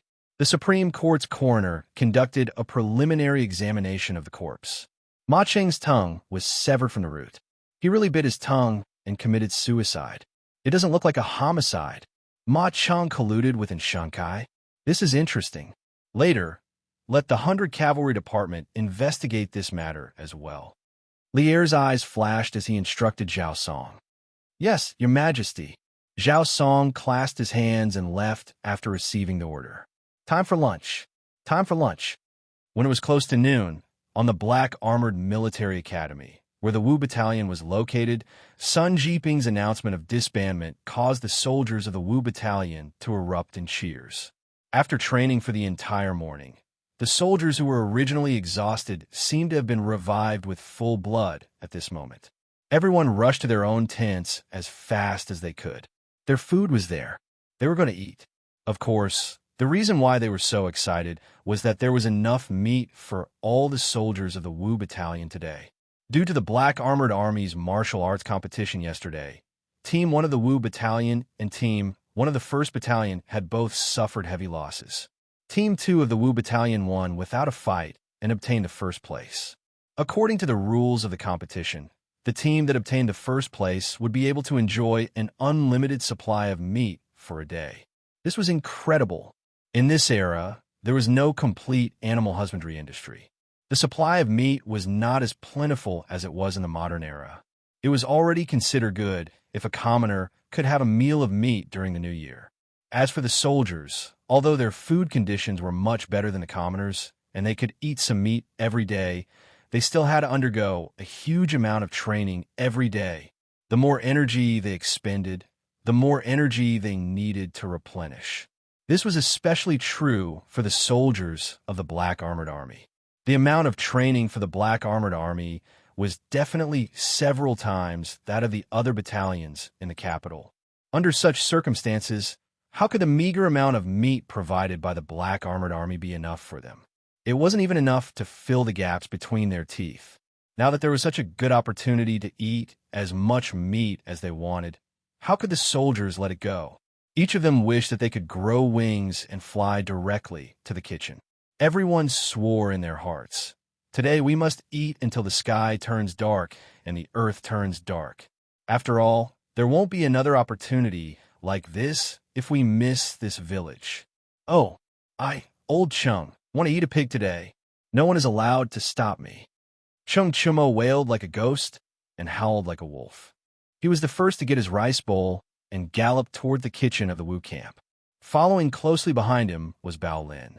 As he ran, he shouted, "Ong! I want to eat 8 pig trotters. No one is allowed to snatch them from me. F***CK. Why is Chung Chumo running so fast? Old Joe, you guys hurry up too. If we're late, there might not be any meat to eat. Didn't you say that we have enough meat for today? Why is there no meat? Tisk, why don't you think about it? Everyone in our battalion is a foodie. Which one of us can't eat 5 or 6 bowls of meat? If we're late, we might only be able to drink meat soup. Then why aren't we running?" Just like that, from the leaders to the ordinary soldiers, everyone was running towards the kitchen as if they were playing with their lives. Speaking of which, the Cook's Army unit of the Wu Battalion had already anticipated the grand occasion this afternoon. They didn't even participate in the training this morning. They spent the entire morning preparing the lunch for the soldiers of the Wu Battalion. It wasn't that they wanted to be lazy and skip training. It was just that they had to prepare too many ingredients. In just one morning, they had already slaughtered 40 pigs. If a pig weighed 200 pounds, then according to the 70% meat yield, 40 pigs could produce about 5,000 pounds of pork. There were 1,000 people in the Wu Battalion, so on average, each person could get about 5,000 pounds of pork. These were the 40 pigs that Li Zishuan had prepared for the kitchen. He asked them to slaughter all of them at noon. If the soldiers couldn't finish their meal, they could eat at night. Anyway, the more the better. Li Zishuan would never go back on his word. If he said that there would be enough meat, then there would definitely be enough meat. Quick, give me a bowl of 4-leg meat. I want all the lean meat, not the fat ones. Chung Chumo was the first to arrive at the kitchen. He directly rushed in front of the cook and handed over his bowl of rice. If it was when Chung Chumo first came to the Black Armored Army, he would be very satisfied to be able to eat meat for every meal. Why would he care about the fat or lean meat? But today, the living conditions of the Wu Battalion had improved. This idiot also started to be picky about his food. Yesterday, during the fighting competition, Yuan Deshang from Team 1 of the 2nd Battalion had used underhanded means to severely injure Lu Ming from the Wu Battalion. Lu Ming was very popular in the Wu Battalion. When they found out that he was severely injured by Yuan Deshang, everyone was filled with righteous indignation. Coincidentally, in the knockout round, Team 1 of the Wu Battalion met Team 1 of the 2nd Battalion, and coincidentally, Chung Chumo was up against Lu Ming. During the fight, Chung Chumo used all his skills and finally won against Yuan Deshang, who was stronger than him. It could be said that he had avenged Lu Ming. This caused everyone in the Wu Battalion to have a good impression of Chung Chumo, especially the Cook's Army unit at the kitchen. "Hey, Chumo, you little brat, you sure run fast." The Cook's Army unit in front of Chung Chumo looked at Chung Chumo and laughed. Then he took the bowl of rice from Chung Chumo's hands and said, "Lean meat and lean meat are cooked together. But since you came first, I'll help you pick some lean meat." This was clearly giving special treatment to Chung Chumo, and it was not just in name, but in reality. Think about it. The Wu Battalion of the Black Armored Army had 1,000 people. If everyone was as picky as Chung Chumo, then how could the Cook's Army unit be so busy? It was because Chung Chumo had avenged Lu Ming yesterday that he received such special treatment. Chapter 2171. You too. Have you finished a bowl already? Outside the Wu Battalion's kitchen, Li Zishuan and Sun Jiping had just arrived at the queue when they saw Chung Chumo and Yuchi Baolin holding rice bowls that were still dripping with soup as they walked towards the end of the queue. Li Zishuan stared with his eyes wide open as he said in shock. The living conditions in the military camp were definitely not as good as the outside, not to mention the delicious food in the Ho's mansion. Li Zishuan had stayed in the military camp for so many days. In fact, his taste buds had long been bland. Today, he took advantage of the unlimited supply of meat in the Wu Battalion to come over and have a good meal. But after all, he was a high-ranking officer, if he were to follow Chung Chumo and run madly to the kitchen to snatch meat, it would be too bad for his image. Cough. Although in the military camp, no one would pay attention to this aspect of image. But if Li Zixuan were to run madly to snatch meat like Chung Chumo, he would still be in a difficult position.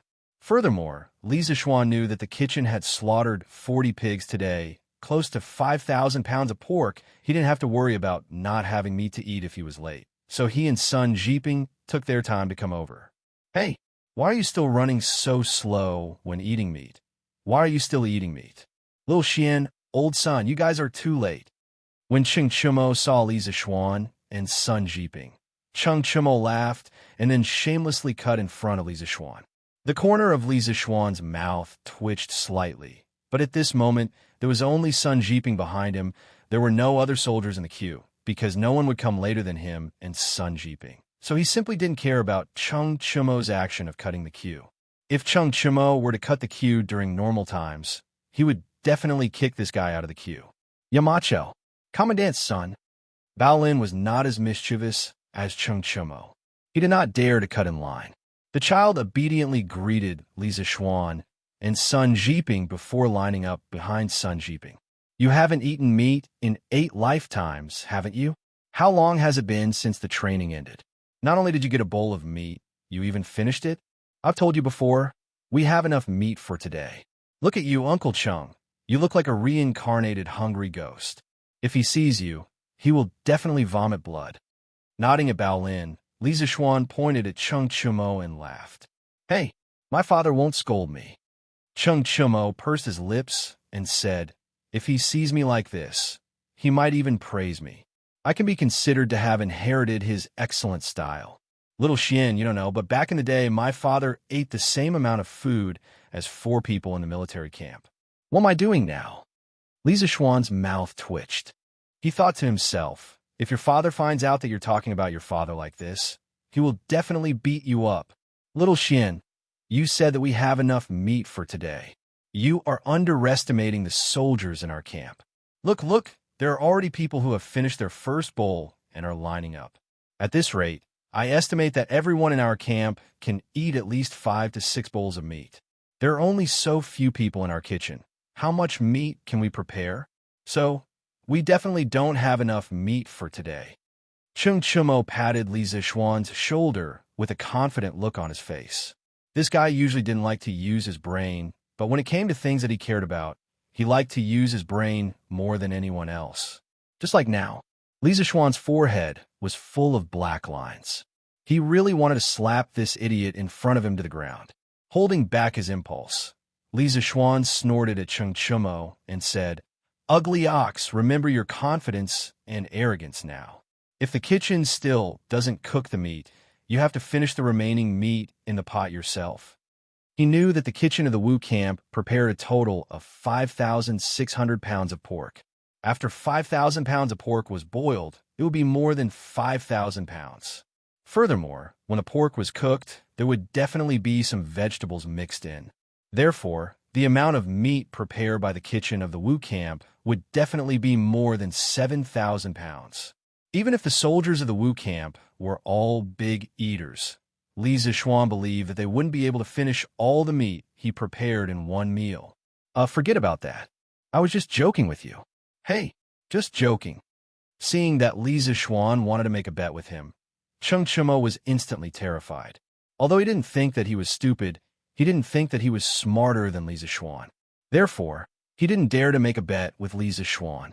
Hearing that, Li Zixuan curled his lips and looked at Chung Chumo with disdain. Chung Chumo naturally saw the disdain in Li Zixuan's eyes. However, he wasn't stupid and didn't fall for Li Zixuan's provocation.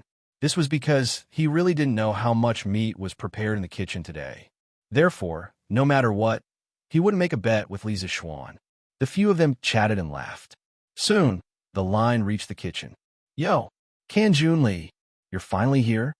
The army cook who was getting the food was Ho Tai, the one who scooped the meat for Chung Chumo earlier. When he saw Li Zixuan, who was behind Chung Chumo, he quickly greeted him with enthusiasm. Can Junli, hurry up and bring your bowl over. I'll scoop it for you first. Although Chung Chumo was the main reason why the Wu Battalion was able to win the battle yesterday. Everyone knew that the biggest hero of the Wu Battalion was Li Zishuan. Back then, the Wu Battalion was the weakest among the 5 battalions of the Black Armored Army. Li Zishuan's arrival not only gave the Wu Battalion a new training manual, but also completely united the soldiers of the Wu Battalion. If it wasn't for Li Zishuan, the Wu Battalion would probably still be a pile of loose sand, not to mention winning the battle yesterday.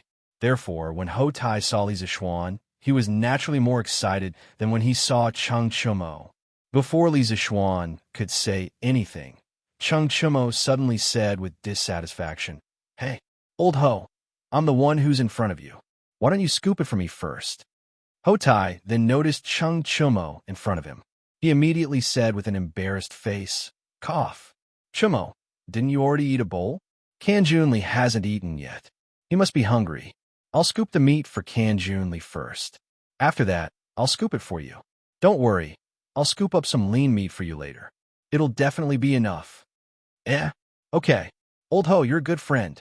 Let Xianxia scoop it first. Cheng Chumo's eyes lit up when he heard that. If there was lean meat to eat, he definitely wouldn't want to eat fatty meat. Wasn't it just a matter of getting the meat later? It doesn't matter. He completely forgot that he was the one who cut the line in front of Li Zishuan. If he really wanted to talk about first come, first served, he should be behind Li Zishuan. Oh no, he should be behind Sun Jiping. Li Zishuan didn't really care about eating earlier or later. However, when he saw Hou Tai's enthusiastic face, he didn't want to reject his kindness.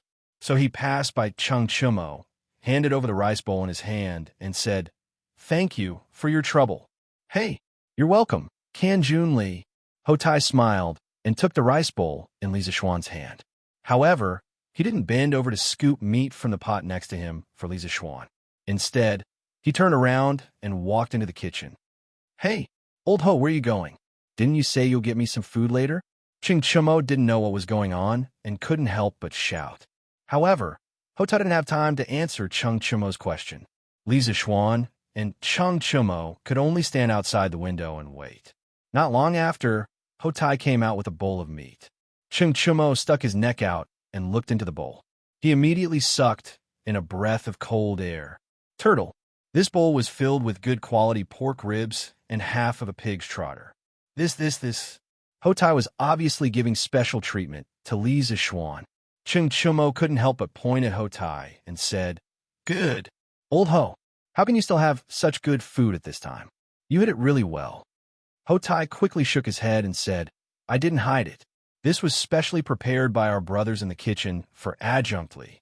This time, Adjunct Li played a big role in our victory over the other battalions. Everyone wants to thank Adjunct Li."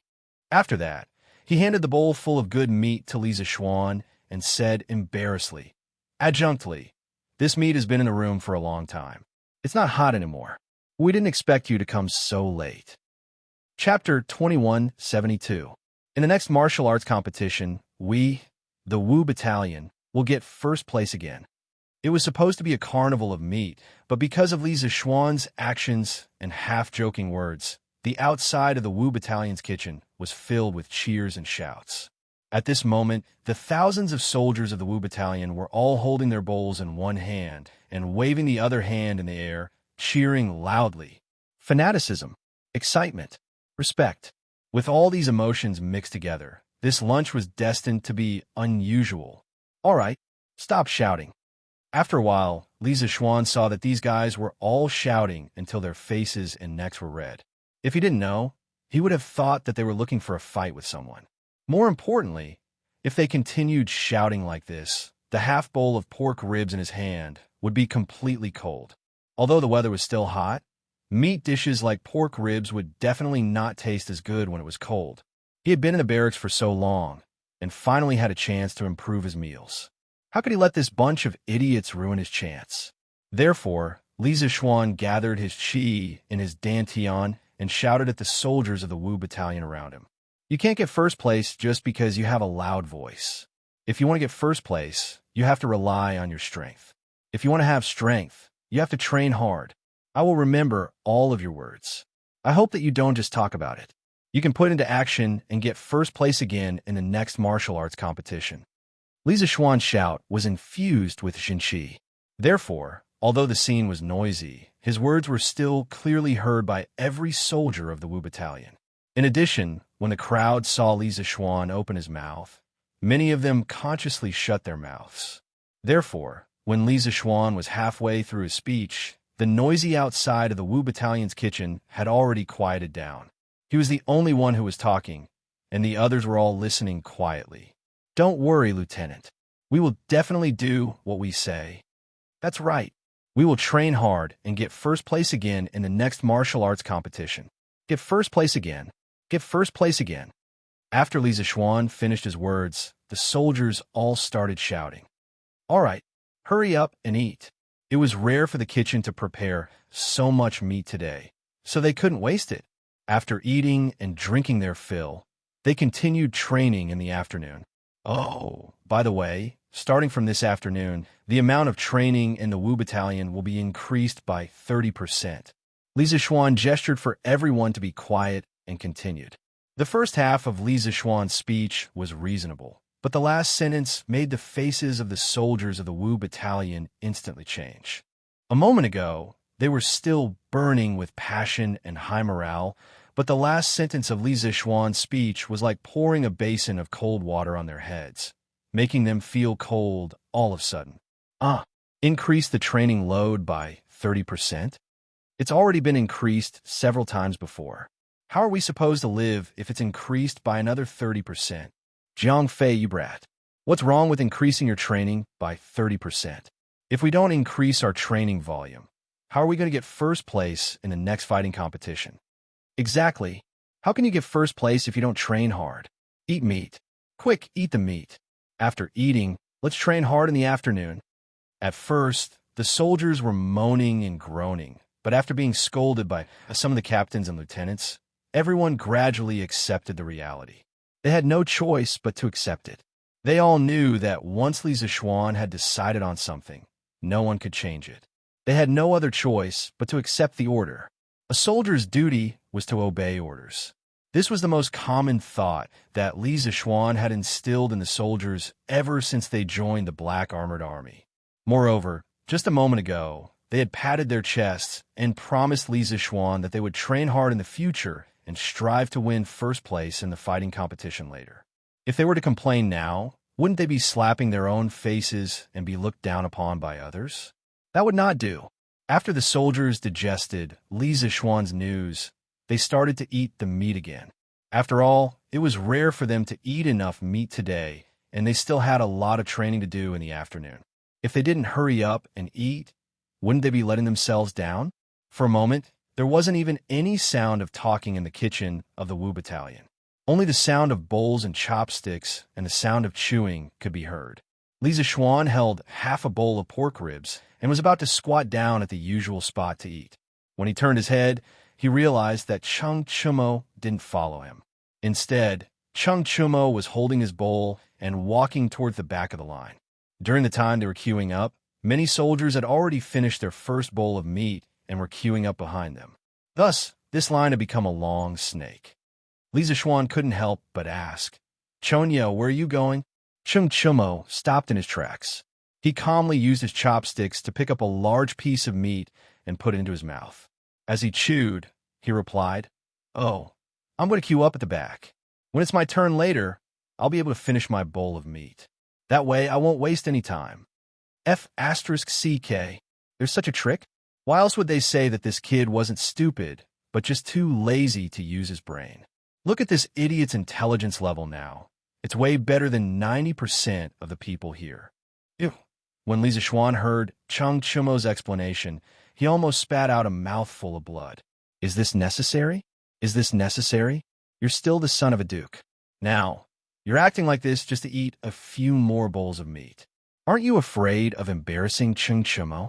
As for the soldiers beside Li Zishuan who were queuing up for their second bowl of meat, their eyes lit up when they heard this. They thought to themselves, "That's right. Why didn't I think of such a good idea before? Instead of having to queue up for another bowl of meat, why don't we eat while queuing up? This way, not only can we save time, We can also eat a few more bowls of meat. It's simply wonderful. The few of them looked at each other, and then followed Chung Chumo's footsteps to the back of the line. Old Wong, where you guys going? To queue up in advance. Queue up in advance? Didn't you guys just finish queuing up? Are you King stupid? If you queue up now, you'll be able to get another bowl of meat after you finish eating. So that's how it is. This is a good idea. Later when I get my second bowl of meat, I'll queue up in advance too. Soon, Chung Chumo's trick was spread from 1 to 10, 10 to 100. The soldiers who were squatting on the ground and eating meat all stood up and joined the queue in advance. In an instant, only Li Zixuan and Sun Jiping were still squatting around the kitchen of the Wu Battalion. The rest of the people were standing.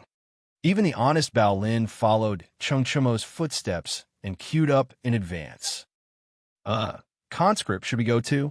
Seeing this sudden change, Sun Jiping was a little confused. Most importantly, in the entire Wu Battalion, only the two of them were still squatting on the ground. It was a little eye-catching. Therefore, he couldn't help but ask Li Zixuan tentatively, "Oh, Jiping, there's no need to fight with these little bastards. Don't worry, there's definitely enough meat in the kitchen today. Eat slowly, there's no rush." Chapter 2173. Slap. Slap. Outside the third camp's kitchen, a strange scene appeared.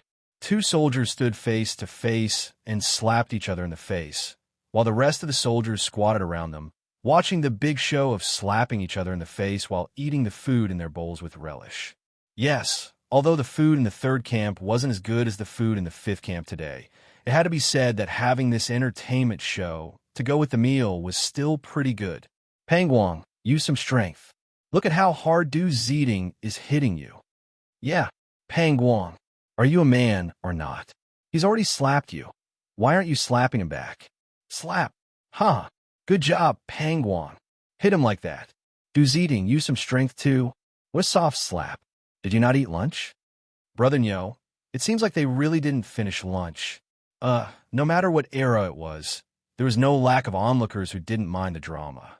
The soldiers of the 3rd Battalion were watching the entertainment program and eating while fanning the flames and adding oil to the fire. Just look at the two people on the stage who jumped up and slapped each other's mouths. It was obvious how successful their fanning of the flames was. Speaking of which, as Zhang Kongnian's lackeys, Pang Guang and Du Ziding used to be tyrannical in the 3rd camp. Many people had been bullied by them before, but due to Zhang Kongnian's authority at that time, they didn't dare say anything even though they were angry. Now that Zhang Kongnian was gone and Gao Gong took over, they were already extremely benevolent for not taking the opportunity to hit the two brothers when they were down. Now, they were just fanning the flames from the side, so what? The two brothers, Pang Guang and Du Ziding, originally only wanted to complete the mission. Oh no, to complete the punishment. They were just putting on a show and didn't plan to really hit them. But when Gao Gong saw that they weren't hitting hard, he rolled up his sleeves and wanted to go up and help them, scaring the two brothers so much that they quickly increased the strength in their hands. But once the two of them used all their strength, they couldn't stop at all.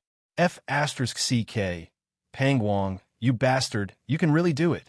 Using so much strength, see if I don't beat you to death. Roar. Dude, I was just putting on an act. Do you know what an act is? You mother***cur dare to use your inner force? I'll fight you to the death. Puff. You with the surname Pang, very well. If I don't beat you to death today, I'll take your surname. Surname Du, I will not live under the same sky as you. Just like that, the two of them slapped each other harder and harder. Their eyes became redder and redder. Neither of them was willing to give in to the other. Of course, their faces became more and more swollen. It was obvious that he was really angry. Hey, Pang Guang, Du Ziding, you can stop now. All of a sudden, someone shouted, "Don't worry about it."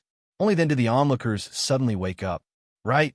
Didn't Deputy General Gao just ask them to slap each other 30 times?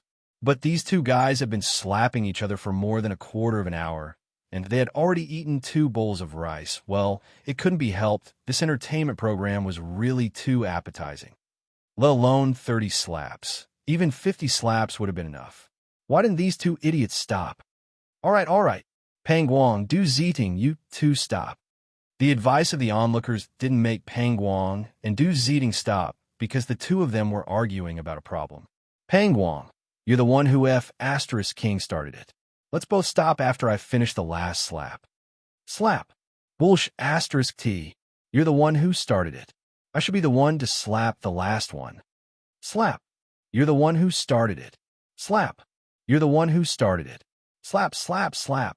Just like that, the two of them still slapped each other, even though they knew that the punishment was over. After all, no one wanted to be slapped more than once, and no one wanted to be at a disadvantage. Chen Duan, Zhangde, go and separate them. Seeing that the two brothers, Pang Guang and Du Ziting, were obviously in a frenzy, Gao Gong hurriedly ordered the two sergeants beside him. If they continue to slap each other, the two of them would probably get a concussion, although Gao Gong didn't know the term concussion. Although Gao Gong usually disliked the two of them, he didn't want them to get seriously injured because of this. The Black Armored Army should fight with their lives on the battlefield. Why would they fight among themselves in the barracks? Yes, the two sergeants responded, then put down their bowls and rushed to Pang Guang and Du Ziting's sides. Each of them pulled one of them and forcibly separated the two brothers. All right. Stop hitting them. We've counted enough. That's right. You guys must be hungry after slapping for so long, right? Hurry up and go back to eat. Look, your food is getting cold. Chen Duan and Zhangde tried to stop the fight while comforting them. Our food is getting cold. Pang Guang and Du Ziting couldn't help but look at their bowls on the ground. Their noses turned sour, and they almost cried. Speaking of which, they were having a good meal. Why did they suddenly start slapping each other? Sigh, it's all because of their cheap mouths. They can't be cheap in the future. Field Officer Zhang is dead. They can't be so arrogant anymore. They have to tuck their tails between their legs. It would have been better if they didn't mention it. Now that they said it, they did feel a little hungry. Eat, and change. Pang Guang and Du Ziting broke free from Chen Duan and Zhangda's restraints. They looked at each other, then turned around at the same time and went to eat their bowls. However, because their faces were swollen, they couldn't speak clearly. Seeing this, the onlookers couldn't help but be amused. Gao Gong was quite satisfied with this punishment. After this incident, there would definitely be animosity between Pang Guang and Du Ziting. These two guys wouldn't be able to play tricks together in the future. He had broken up a small group, which was really a pleasant surprise. You all know why the Wu Battalion is so lively today, right? A moment later, most of the soldiers had finished eating. Of course, this didn't include Pang Guang and Du Ziting. These two brothers were still in pain as they sucked in cold air while carefully shoving the food in their bowls into their mouths. They were afraid that it would affect the wound on their cheeks. Gao Gong shouted in a deep voice. Hearing this, all the soldiers lowered their heads and didn't say anything. Of course, they knew why the Wu Battalion was so lively. However, they also knew that Gao Gong must have something else to say. They just needed to listen quietly. Who asked Gao Gong to turn over a new leaf and become the second in command of the Wu Battalion? Of course, other than the identity of the lieutenant, Gao Gong had a high prestige in the Black Armored Army. He was also an old member of the Black Armored Army. If it wasn't for his straightforward personality that often offended people, he wouldn't have been suppressed by Zhang Kongyan, that flatterer. Gao Gong was silent for a moment. Seeing that everyone was looking at him, he then continued. The reason why the Wu Battalion is so lively now is because their kitchen has an unlimited supply of meat today. It is also because they won the first place in the martial arts competition yesterday. As for us, the Wu Battalion, we didn't even make it to the finals yesterday. Could it be that everyone in the Wu Battalion is a coward? According to the rules of the fighting competition, the members of the top 5 teams would receive an unlimited supply of meat for 7 days. For the first place of the fighting competition, all the officers and soldiers in their respective camps will be able to enjoy an unlimited supply of meat for 1 day. In addition, the members of their respective teams would receive a third-class merit for once. As for the 4 teams in the Wu Battalion, they all lost in the elimination round yesterday. None of them made it to the finals. This meant that no one in the Wu Battalion received any rewards. After hearing this, all the soldiers' expressions changed. Not long after, someone angrily retorted, "No, we are not cowards." Yes, there are no cowards in the Wu Battalion. We are not cowards. Very quickly, the crowd became angry. After all, the Black Armored Army was the #1 heavy cavalry in the world. Those who could join the Black Armored Army were either 1 in 100 or even 1 in 1,000 elites. These people all had pride in their hearts. How could they be willing to be called cowards? Gao Gong was very satisfied with the crowd's reaction. He pressed his hand down and said, "Yes, no one in the Wu Battalion is a coward." Before Li Kanjun came, the Wu Battalion was the weakest among the 5 battalions. But after Li Kanjun came, in less than 10 days, the Wu Battalion defeated all the other battalions in the martial arts competition. Have you ever thought about why? Hearing this, everyone couldn't help but fall into deep thought. Actually, they had thought about this question before. It was just that the result was a little scary and unbelievable. They didn't dare to say it out loud. It is because of the new drill. It is because the soldiers of the Wu Battalion are training harder than anyone else. Gao Gong didn't have any scruples. He looked at everyone and said loudly, "Now, not only the Wu Battalion is using the new drill, almost all the other 4 battalions of the Black Armored Army are using it. Even General Qiu is using it." Chapter 2174. Li Zixuan had great respect for Duan Jixuan. Putting aside their ranks, Duan Jixuan had led the Black Armored Army to fight alongside Li Zixuan and defeated 18 rebellious kings. After that, he had fought with the Turkic Wolf cavalry many times. He had created countless miracles and contributed greatly to the establishment of the Tang Empire. Just based on this alone, Duan Jixuan and the other veterans in the Black Armored Army were worthy of Li Zixuan's respect. It was the same reason why he respected Xianxia and Cheng Yaojin. Furthermore, after being in the Black Armored Army for so long, Li Zixuan had a basic understanding of the relationships between factions. Even though he hated forming cliques and factions, even though he came to the military camp with the intention of doing something for himself, just because he didn't provoke others, it didn't mean that others wouldn't provoke him. Xiu Xingong was a veteran in the Black Armored Army. In terms of seniority, he was about the same as Duan Jixuan. Li Zixuan was a newbie who had just joined the Black Armored Army. He definitely wouldn't be able to defeat Xiu Xingong. Fortunately, Duan Jixuan had always been on his side. Regardless of whether it was in the open or in the dark, Duan Jixuan had helped him solve many problems.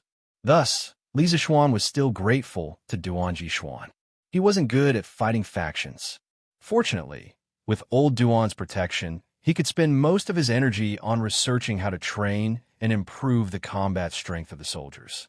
Even though Li Zixuan was a transmigrator and had received more than 20 years of modern education, he had never been a soldier before. He had never been an officer. It was his first time training soldiers. He was trying to cross the river by feeling the stones. Thus, he needed a lot of time to research and experiment. Fortunately, in the field of military affairs, Great General, haven't the rewards for the martial arts competition been decided? The members of the top 5 teams would receive an unlimited supply of meat for 7 days. The first place of the fighting competition would receive an unlimited supply of meat for 1 day for all the officers and soldiers in their respective battalions. Furthermore, the members of their respective battalions would receive a third-class merit for 1 day. Since the second team of the 5th Battalion has won the first place in the fighting competition, all the soldiers of the 5th Battalion should be able to enjoy an unlimited supply of meat for 1 day. It's true that I've asked the quartermaster for 40 live pigs, but as long as the soldiers can finish these 40 live pigs without wasting any food, then they're not violating the military rules, and no one can blame them. Towards Duan Jixuan, Li Zixuan was still very respectful.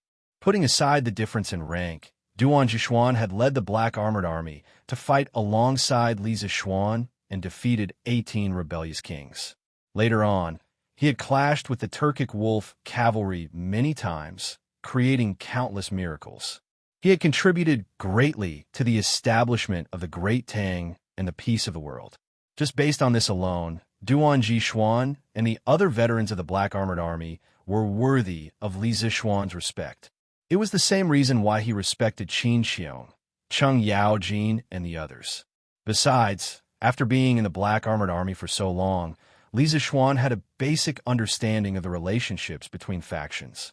Even though he hated forming factions, and even though he came to the military camp with the intention of doing something, it didn't mean that others wouldn't provoke him even if he didn't provoke others.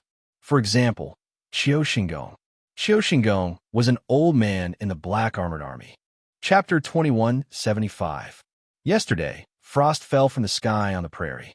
It can be said that the rumor circulating on the prairie has come true. Today, I have invited all of you here to listen to your opinions. What do you all think of this rumor? On the prairie, in the main tent of Shui Yintao's division, Shui Yintao's leader, Yinan, sat at the head of the table. To his left and right sat the leaders of the various tribes of Tiela, including Qian tribe, Huihe tribe, Bagu tribe, Tongluo tribe, and so on. Yesterday, the abnormal weather of midsummer frost had appeared on the prairie. Combined with the prophecy circulating on the prairie, it had indeed caused some of the people of the various tribes of the prairie to panic. Some tribes that were dissatisfied with Xieli had also begun to secretly deploy something. Although the situation on the prairie seemed to be surging with undercurrents, without exception, from yesterday morning until today, not a single tribe had dared to make things difficult for Xieli. Everyone had obediently stayed in their respective tribes, quietly waiting for the outside world to turn upside down. After all, Xieli had dominated the prairie for more than 10 years. He had many warriors under his command, and his strength was great. No tribe on the prairie could compare to him. Although the prophecy of frost falling from the sky had come true and Xieli was currently in a very passive situation, a starving camel was still bigger than a horse. Moreover, Xieli's current strength had not suffered any losses. Under these circumstances, even less people were willing to take the lead. Those who could muddle their way to the position of tribal chief were not idiots. After Yinan finished speaking, no one in the tent spoke. Even Qian Heli, who had a rather good relationship with Yinan, narrowed his eyes and pursed his lips, not saying a word. It was as if this matter had nothing to do with him. A few days ago, when this rumor had just arisen, everyone only thought that it was a delaying tactic that Tilly came up with because he had nowhere else to go. However, no one expected that yesterday's prophecy would actually come true. This tribal chief does not know the situation of the other tribes, but within the Tongluo tribe, everyone is already panicking. The herdsmen are all worried that if the Great Khan does not abdicate, Longevity Heaven will be angered again. Yesterday, there was frost. Who knows what kind of divine punishment Longevity Heaven will send down next time. In any case, several leaders of the Tongluo tribe have already suggested to me that the Great Khan should abdicate. After waiting for a long while, no one spoke, and the atmosphere in the tent became extremely awkward. Seated at the head of the table, the face of the barbarian man had also turned from that of a spring breeze to that of a dark cloud. The barbarian man glanced at the fourth middle-aged man to his left. That was the Tongluo tribal chief Abu Kan, one of the tribal chiefs of the Tiela tribe whom he was on good terms with. Abu Kan felt the foreign man's gaze on him. He pondered for a moment, then braced himself and spoke. Haha, the situation in the Tongluo tribe is similar to the situation in my Shui Yintaoa tribe. Brother Chiefing, how is the situation in your Chiefing tribe? Now that someone had spoken, the barbarian man could take the initiative to continue the topic. His expression was somewhat better. At this moment, he looked at Qigong Heli who was sitting beside him and asked. Qigong Heli's gaze focused. After scanning the people in the tent, he said indifferently, the situation in each tribe should be similar. Brother Chiefing, just tell us why you have invited us to your tribe today. Everyone here is not an outsider, so you don't need to beat around the bush. Moreover, the situation in the grassland is complicated and confusing. Although we have come here secretly, if we stay for too long, the Great Khan's wolf guards might notice. That's right. Why has Chief Chiefing summoned us to Shui Yintaoa tribe today? There's no harm in telling us directly. Qigong Heli's words had struck a chord in everyone's hearts. They naturally did not believe that the barbarian man had gone through so much trouble to invite them here, just to talk about the frost that fell from the sky yesterday. There had to be a deeper meaning. After all, this was a special period. If they were discovered by Xieli's men, the consequences would be unimaginable.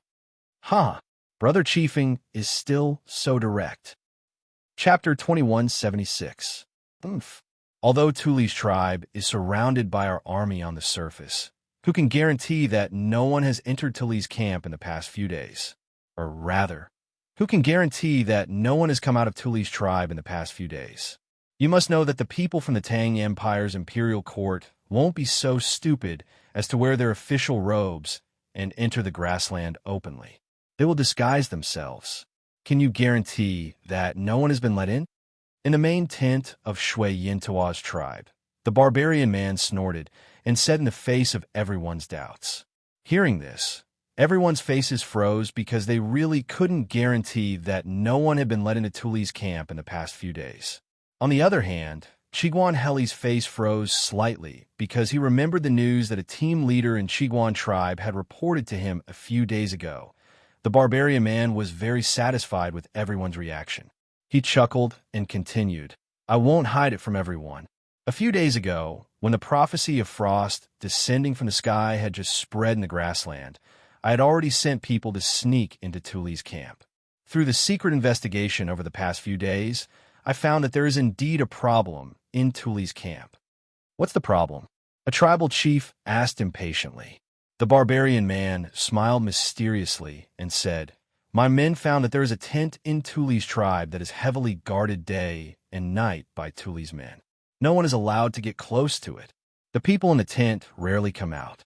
However, my men happened to see someone come out of the tent once. Although that person looked like a grassland man, at this point, the barbarian man leaned forward with a meaningful smile on his lips. Under everyone's impatient gazes, the barbarian man slowly said, But that person spoke the Han language. Buzz. Although many people had guessed that the person the barbarian man was talking about was a Han person, they couldn't sit still when they heard the barbarian man say it himself. The people from the Tang Empire's imperial court had already infiltrated the grassland and were secretly colluding with Tuli? Was the Tang Empire preparing to attack the grassland?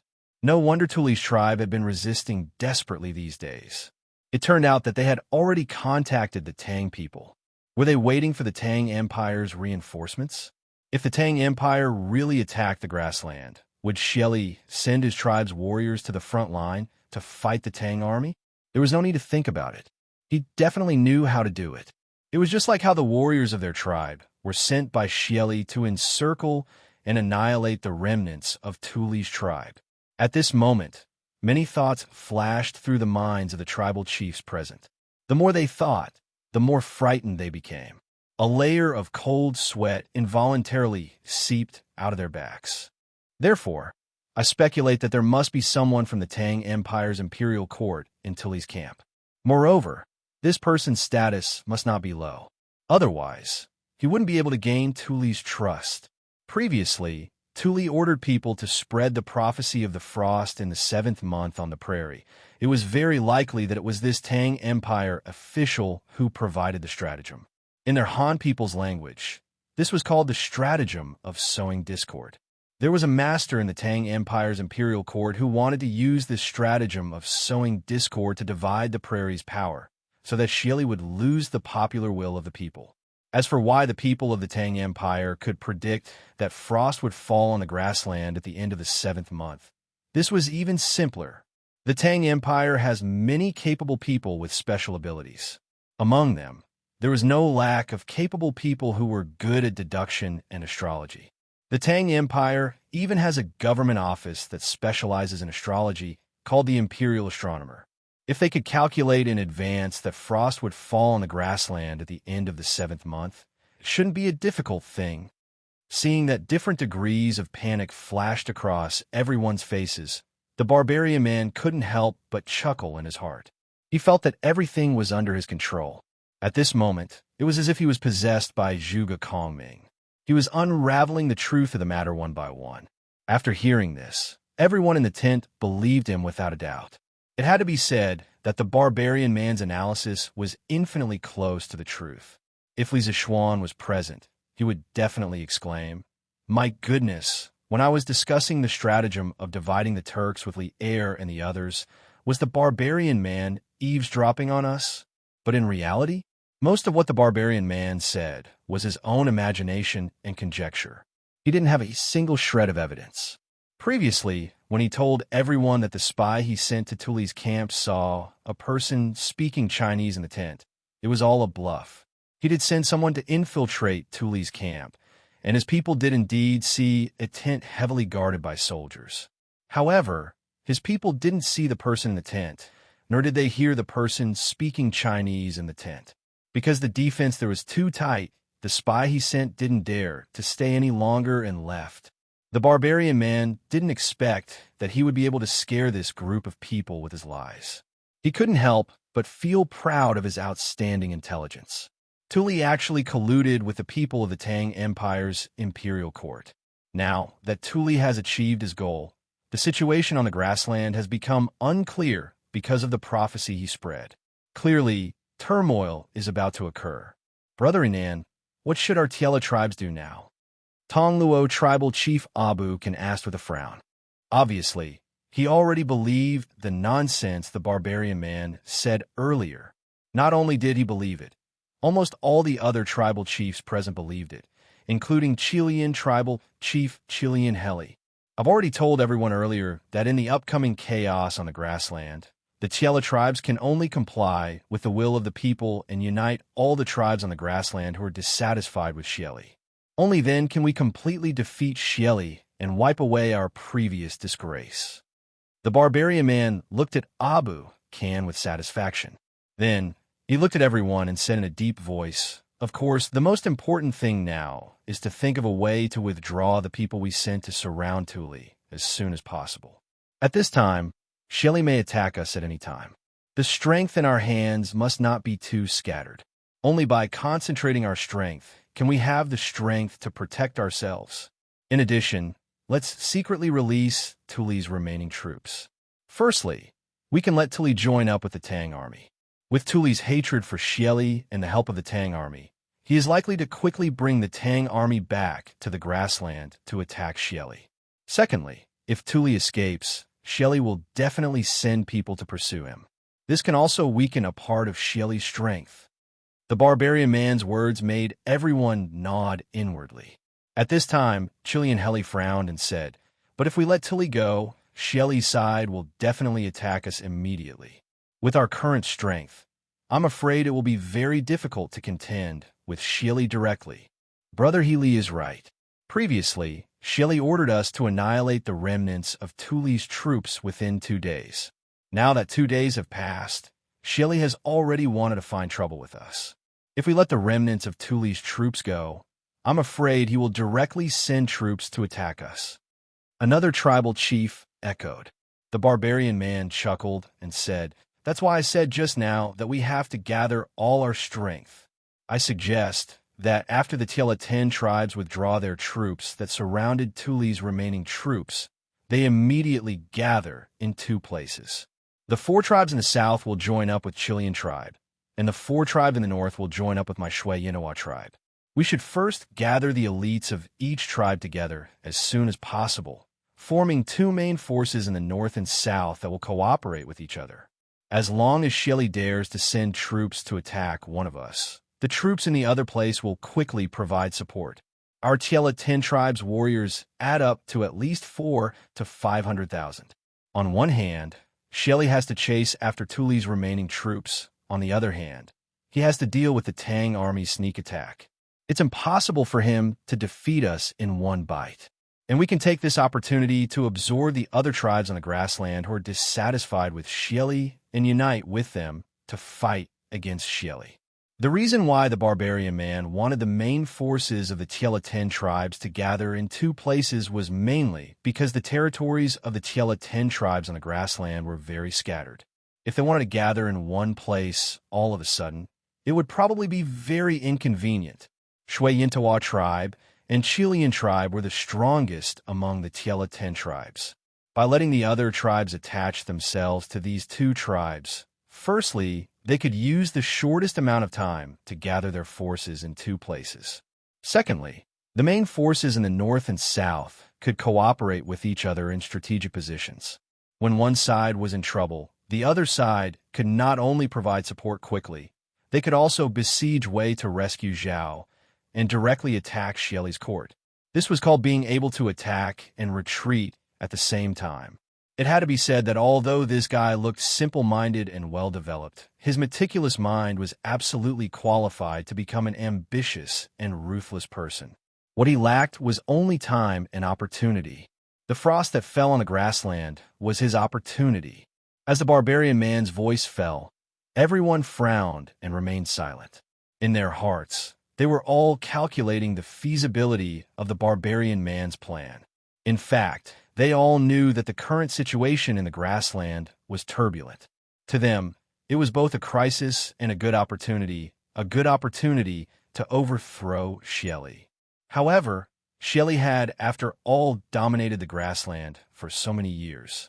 His fame and his strength had long been deeply rooted in people's hearts. The Tiela tribes had submitted to Xieli for so many years mostly because of fear and knowing that they were no match for him. For them to overcome the fear in their hearts and declare war on Xieli, this was easier said than done. After all, this decision of theirs would determine the life and death of tens of thousands or even hundreds of thousands of people in their tribes.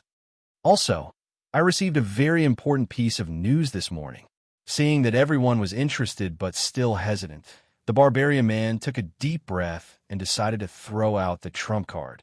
As expected, everyone once again focused their attention on the barbarian man. Chilean Heli said in a low voice, "What news?" At this time, "Stop keeping us in suspense, barbarian man." "Huh, brother Chilean, don't be anxious." The barbarian man chuckled and then said seriously, "I received news this morning. Yesterday morning, Xieli's subordinate, Xi'er, suddenly led more than 1,000 wolf riders and went all the way south. It seemed like they were chasing after someone. They chased all the way to the border of the Tang Empire." Chapter 2177. What? It's actually the imperial teacher? How is that possible? Shuiyin Tuo tribe, Central Army tent. After hearing the barbarian man say that Wuxia was the one Xieli had sent after, everyone in the tent was shocked and exclaimed in disbelief. That was Wuxia, the only martial grandmaster in the prairie, an almost invincible existence. The reason why they had not dared to rebel against Xieli all these years, besides the fact that Xieli had a strong army, was because they were all afraid of Wuxia. Thinking back to the time when Wuxia had challenged all the masters of the prairie and broken through to the martial grandmaster realm in one fell swoop, everyone's hearts were inevitably shrouded in fear. Just imagine if Wuxia had personally led an elite wolf cavalry to attack their tribe, with Wuxia leading the charge. Their tribe's army would not have been able to resist for even a moment and would have been utterly defeated. At this time, hearing the barbarian man say that Wuxia had betrayed them and Xieli had sent troops to pursue them, these tribal chiefs were pleasantly surprised. But at the same time, they felt that all of this was somewhat unreal. Why would Wuxia betray them? He was the imperial teacher of the prairie, second only to one person. Why is it impossible? Baron Man snorted coldly, interrupting the whispers of the crowd. He said in a low voice, "Our imperial tutor's origins are unknown. It is said that he was brought back by Princess Shu Yin from some unknown place. When he was brought back, his entire body was charred black, and he was on the verge of death. If it wasn't for the old imperial tutor, he would have been dead. However, although he was rescued, he lost his original memories. Later, when the old imperial tutor passed away, Wuxia became the new imperial tutor of the prairie. Because of this, he attracted a large number of challenges from masters from various tribes. These people were all outstanding talents of their respective tribes, but Wuxia only needed 3 months to defeat all of them. More importantly, his strength also broke through from the Qi transformation realm all the way to the martial grandmaster realm. From then on, no one in the prairie dared to challenge him. But think about it. A Qi transformation realm cultivator breaking through to the martial grandmaster realm in only 3 months. Is this possible? Even if Wuxia was a genius, it was impossible for him to use only 3 months to cross the threshold of the martial Dao that ordinary cultivators would never be able to cross in their lifetime. What does this mean? This meant that before he was brought back by Princess Shuyan, he was already a great grandmaster. On our prairie, there hasn't been a martial grandmaster for nearly 100 years. So this Wu Jie's identity is definitely not simple. At least, he would definitely not be loyal and devoted to Xieli. It wouldn't be strange if he suddenly turned traitor. After listening to the barbarian's analysis, everyone could not help but fall into deep thought. In fact, regarding Wu Jie's identity and origins, no one present was very clear. Throughout the entire prairie, very few people knew of this matter. Qigong Heli was silent for a moment. He could not help but say, "But these are only our guesses. There is no proof.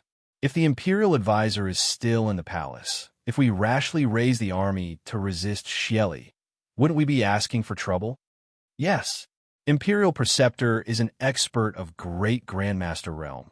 If he did not betray us, and Xieli sent him to lead his troops to deal with us, who among us Tiela tribes can stop him? When the chieftains agreed, the barbarian man smiled confidently and said, "Although I don't have direct evidence, I still have some confidence."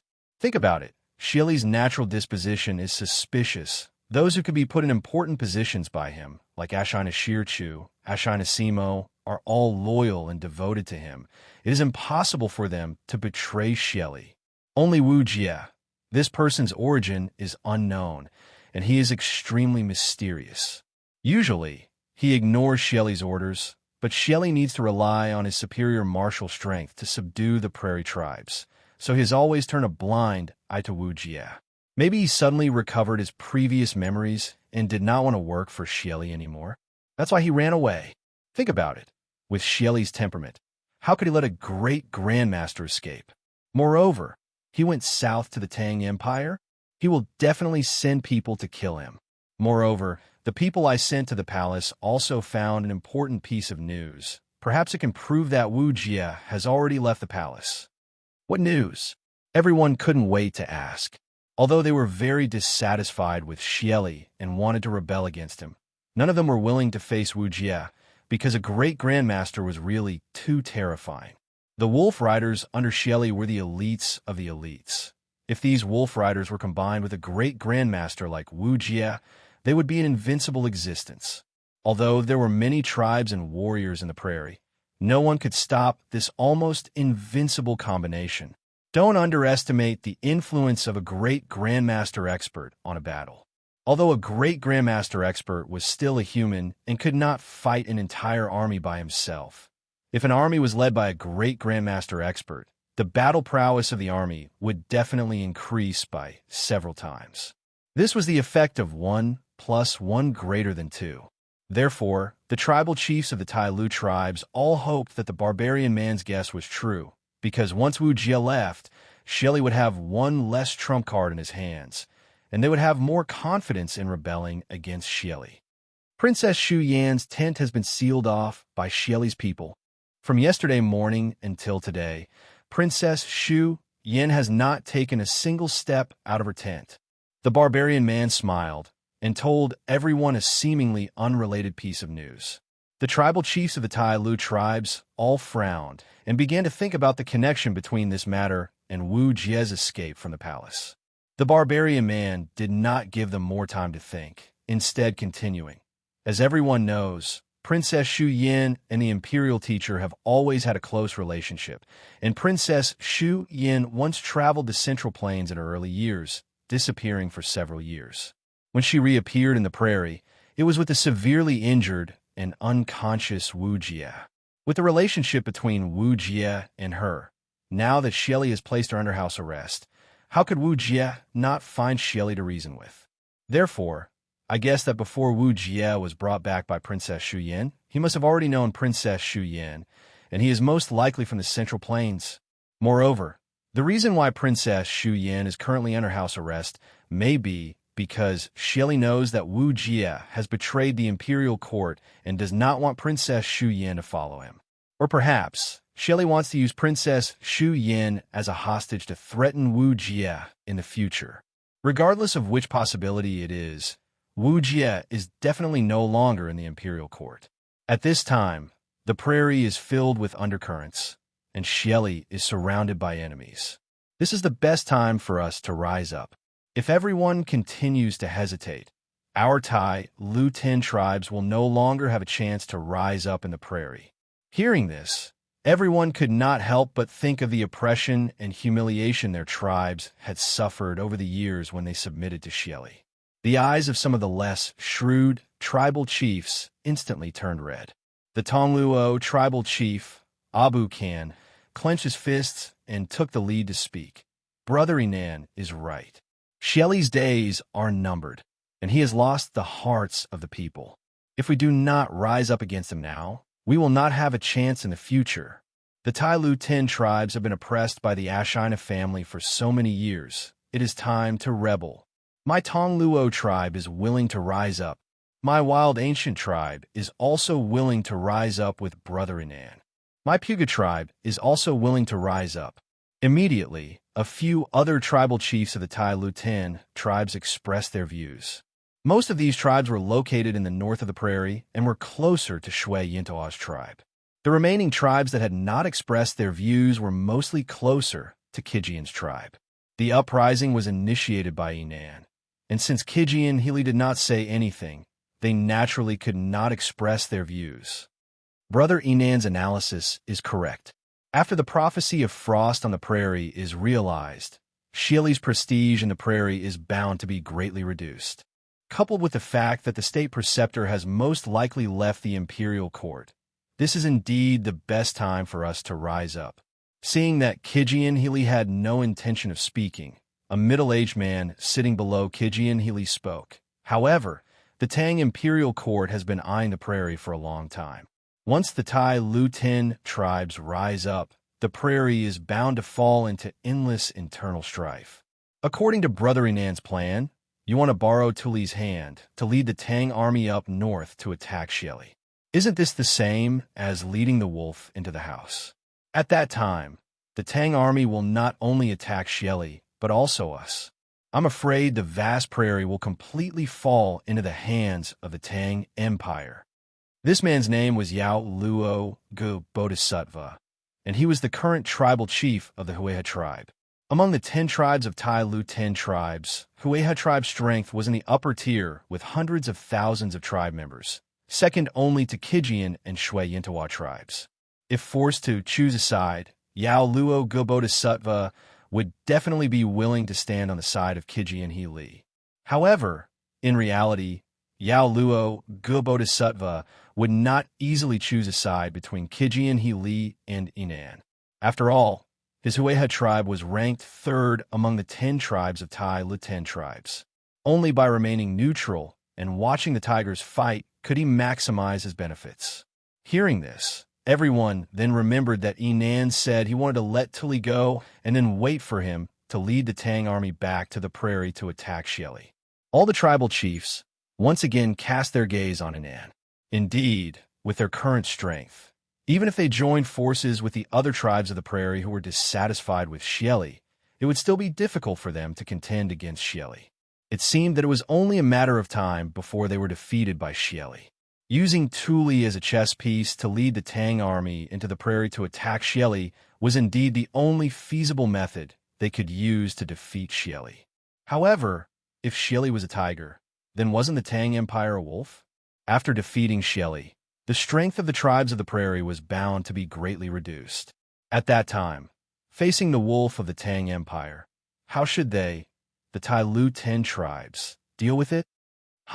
Bodhisattva, you're wrong. I'm not leading the wolf into the house. I'm driving the tiger to devour the wolf. Inan took a deep look at Yao Luo Bodhisattva, then sneered and said with awe-inspiring, killing intent. At this moment, his entire body was overflowing with domineering aura. His eyes were bursting with dazzling light, making people unnaturally believe that he was not joking. Chia Li's eyes flashed. He knew Yinan's ambition. At this moment, it was completely exposed. His ambition was not only to seek revenge on Xieli. He wanted to be the king of the prairie and even the ruler of the world. I do want to borrow the hands of the Tang Empire to help us get rid of Xieli. However, if the Tang Empire wants to touch the prairie, it's impossible. Yinan took a deep breath, looked at everyone, and continued. Think about it carefully. Looking at history, for the past 1,000 years, the dynasties of the Central Plains have been replaced. Even if there were a few wise monarchs in the middle, the prairie still belonged to us prairie people. Even if the emperors of the Central Plains used all the power of the country, they could not completely control the prairie. In the past, Qin Shi Huang was an unparalleled hero. Although the General Meng Tianbei was more than 700 miles away from the Xiongnu, the Qin Empire could only look at the prairie and sigh. In the end, they still built the Great Wall. Because the prairie was vast and boundless. Once the armies of the Central Plains went deep into the prairie, it was difficult to get out. Qin Shi Huang could only use the Great Wall as the boundary to secure the territory. After Qin, the Emperor of Han was also a man of great talent and bold vision. Back then, the Han Empire was rich, ambitious, and capable. Therefore, the Emperor of Han also wanted to touch the prairie. Wei Qing went to Hunan, and Hui Tsubing went to Heshi. Although they tore 2 pieces of fertile land from the Xiongnu Empire, the Emperor of Han could only stop there.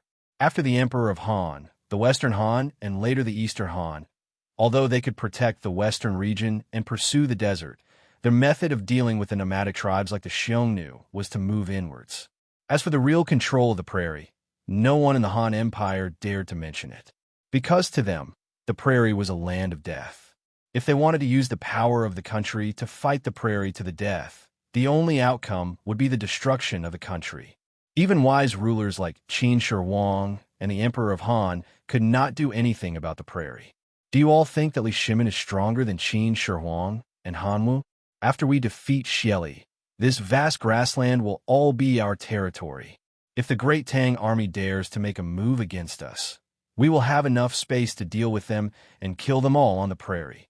I think that the final result is very likely that Li Shimin will admit that we are in control of the prairie. As long as we do not invade the Great Tang, I believe that Li Shimin will not fight to the death with us. When the Great Tang army retreats and leaves the prairie, the entire prairie will be under the control of our Tiela 10 tribes. No one will dare to bully us, and our tribes will have the most fertile land. What are you all still hesitating for? Opportunity knocks, but once it will not come again. It had to be said that Yinan had definitely made sufficient preparations for today's secret meeting. Otherwise, this fellow would not have been able to speak so eloquently. Not only did he reveal the secret between Wuxia and Ashina Shuyan, he even specially researched the history of the war between the Central Plains and the tribes of the prairie, scaring the tribal chiefs of the Tiela 10 tribes into a daze. His words were truly too provocative. At the same time, it completely dispelled the last trace of doubt in the hearts of the Tiela 10 tribes' tribal chiefs. Tongluo tribe chief Abu Kan said emotionally, "Brother Yinan is right. Opportunity knocks, but once it will not come again. 100,000 Tongluo tribe is willing to follow Yinan chief to overthrow Xieli. 80,000 Wild Ancient tribe is willing to follow Yinan chief to revolt. 80,000 Boga tribe is also willing to revolt. 200 Zerozozaha tribe is also willing to follow everyone to overthrow Xieli." In the end, even Hueha tribe chief Yao Luaga Bodhisattva expressed his stance. 200,000 elite troops of my Qian tribe are ready to fight with Xieli at any time. Qian Heli knew that he could not remain silent anymore. Even though he knew that Yinan was ambitious and would definitely make other moves after overthrowing Xieli, he had to express his stance now. Otherwise, he would be committing suicide in the Tiela 10 tribes. Chapter 2178. Actually, there was nothing wrong with Yinan's earlier analysis. For thousands of years, the dynasties of the Central Plains had been replaced. There had been emperors throughout the ages, and there had also been muddle-headed emperors. However, There had never been a case where the Central Plains had complete control over the grasslands. On the other hand, the nomadic tribes in the north had always been a formidable enemy of the dynasties in the Central Plains. Sometimes, they would make peace with the dynasties in the Central Plains to obtain large amounts of living materials. Other times, they would go down south to plunder and bring great disasters to the dynasties in the Central Plains, sometimes even annihilating them. Back then, when Qin Huang swept through the six directions, how majestic was he! But facing the grassland, Qin Shi Huang could only look on and sigh.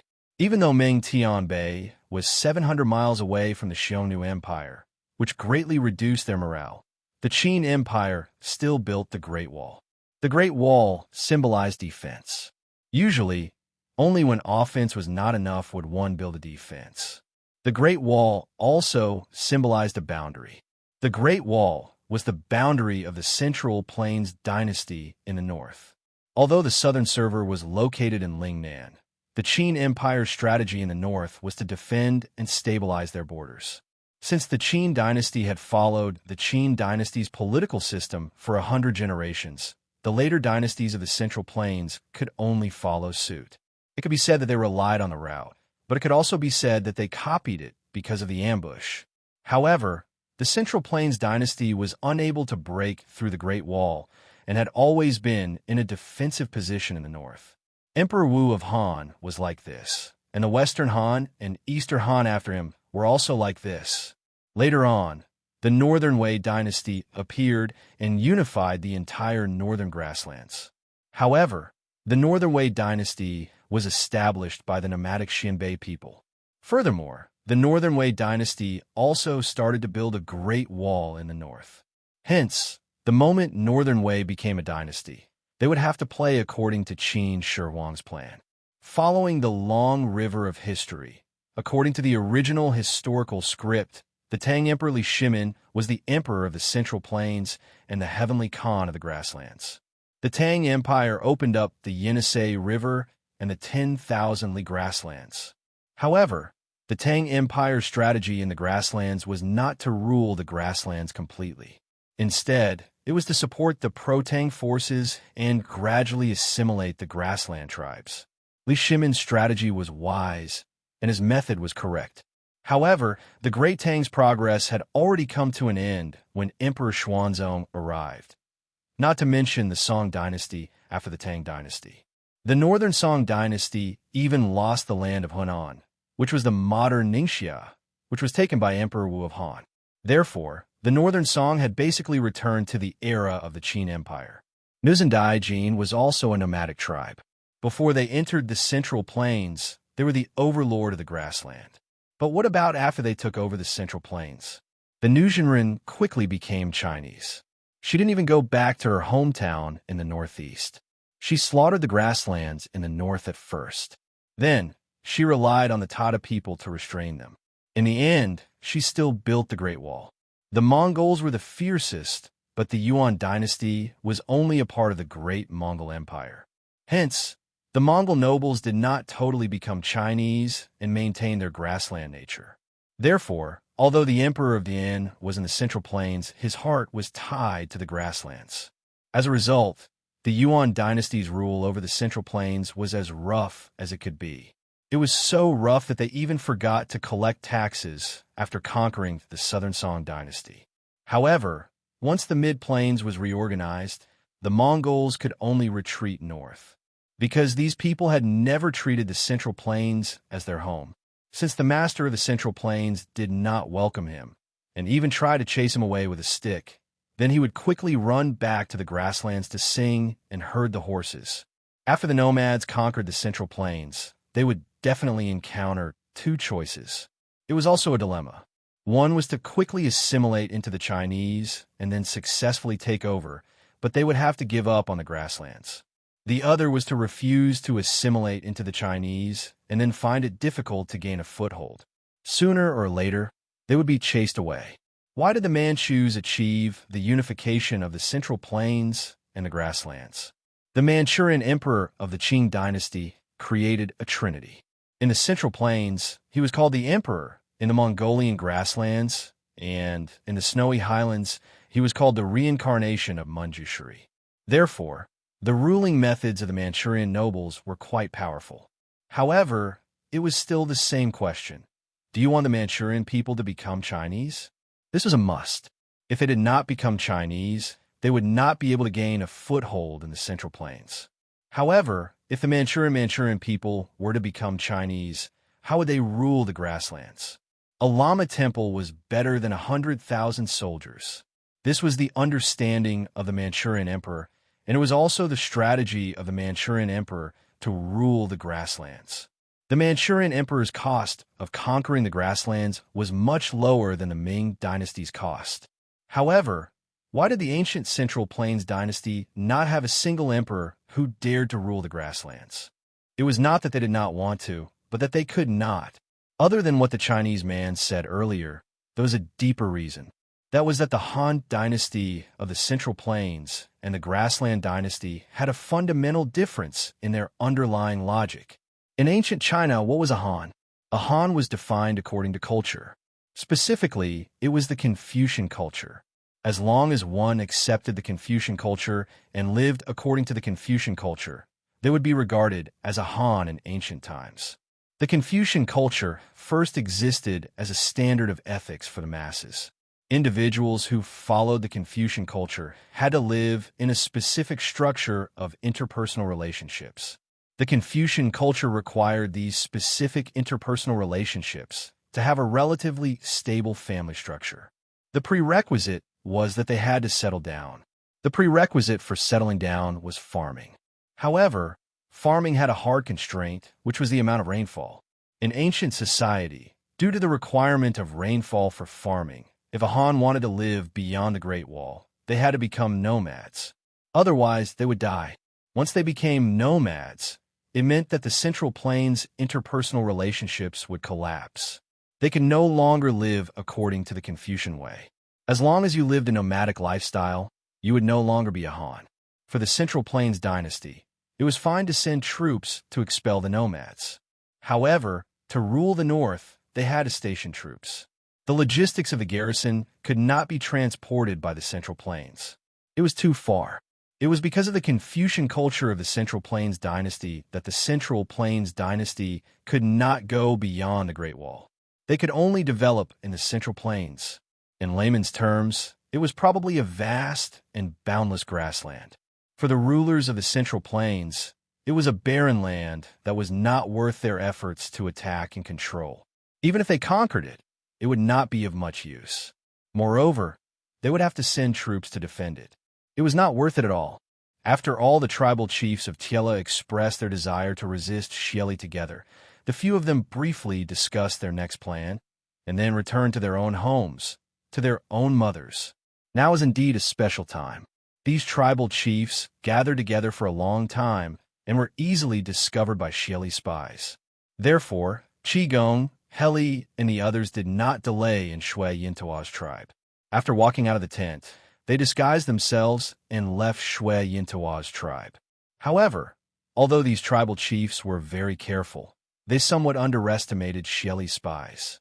In other words, they underestimated Xieli's wolf guards. Ouch! Bull, watch for me for a while. I need to go to the outhouse. At the exit of Shui Yintua's camp, a soldier suddenly clutched his stomach and cried out in pain. It seemed that he ate something bad and had a stomachache. This person shouted to his companions and then hurriedly ran away with his back bent. However, he did not go to the outhouse. After making many turns, he came to the foot of a hill in the west of Shui Yintua's tribe. He put his thumb and index finger in his mouth and whistled. After a while, not far away, a man in a black robe flashed over. That soldier hurriedly went up to him and said directly, "Quickly go and report to the Great Khan." The tribal chiefs of Tiela 9 tribes came to Shui Yintua's tribe to discuss with the barbarian man. It seems that they are planning something. They stayed in Shui Yintua's tribe for nearly an hour before leaving. Good. The man in the black robe nodded and only said one word. Then, he turned and left. In a few breaths, he had already disappeared. Obviously, his martial arts were not ordinary. As for the soldier, he surveyed his surroundings. After confirming that he had not been exposed, he slowly returned to his post. Chapter 2179. Jimming, you're right. The barbarian man may end up burning himself in the end. In the main tent of the Chigu tribe, Chigu Heli sighed and said, after the Wei River Alliance, the Tang Empire has been recuperating for the past 2 years, and its national strength is becoming more and more prosperous. On the other hand, our Turks have been caught in internal strife. The current Tang Empire's strength is not weaker than Xieli's. Half a month ago, Xieli sent 50,000 of his most elite wolf riders to the Tang Empire's border to receive state teacher Wuxia. But in the end, the 50,000 wolf riders were annihilated by the Tang Empire's army. From this, it can be seen that the current strength of the Tang Empire's army is definitely not the same as 2 years ago. The barbarian man wants to lead the Tang Empire's army north to attack Xieli, and then drive the tiger to swallow the wolf. But how does he know that the Tang Empire will definitely send troops to the grassland? As far as I know, the current Tang Empire's imperial court can be said to be full of talents and bright stars. There are Fang Xianling, Zhang Wuji, and other world-shaking talents. In the military, there are peerless generals like Li Jing, Cheng Jijia, and Yuqi Jingda.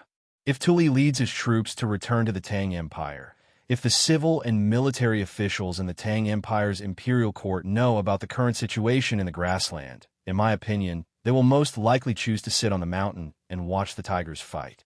When our Tiela tribe and Xieli's imperial court both suffer losses, they will then lead their troops north and reap the benefits. Therefore, since yesterday's frost on the grassland and rumors about Xieli's misconduct spread everywhere, I'm afraid all the tribes on the grassland have already fallen into the Tang Empire's scheme. There are experts in the Tang Empire's imperial court, and now in Tuli's camp, there must be a senior official of the Tang Empire secretly adding fuel to the fire. Oh, why does Chief say so? Jimming agreed with the first half of Chigu Heli's words.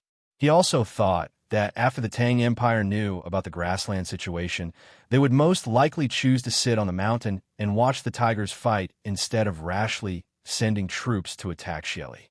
On this point, he and Chigu Heli agreed. However, Chigu Heli's last sentence surprised him. Thanks to Bearman's reminder this morning, I was reminded of something. Keegley furrowed his brows and said in a deep voice, a few days ago, a squad leader named Keeg from Pudoa's tent guarding the southern fortress reported that there was a caravan of Pugu tribe coming from the south. They claimed that they were under the orders of the chief of Puga tribe to transport a batch of Tang specialties from Taiyuan and offer them to the Great Khan. Chigu he brought people to inspect the carriages of the caravan.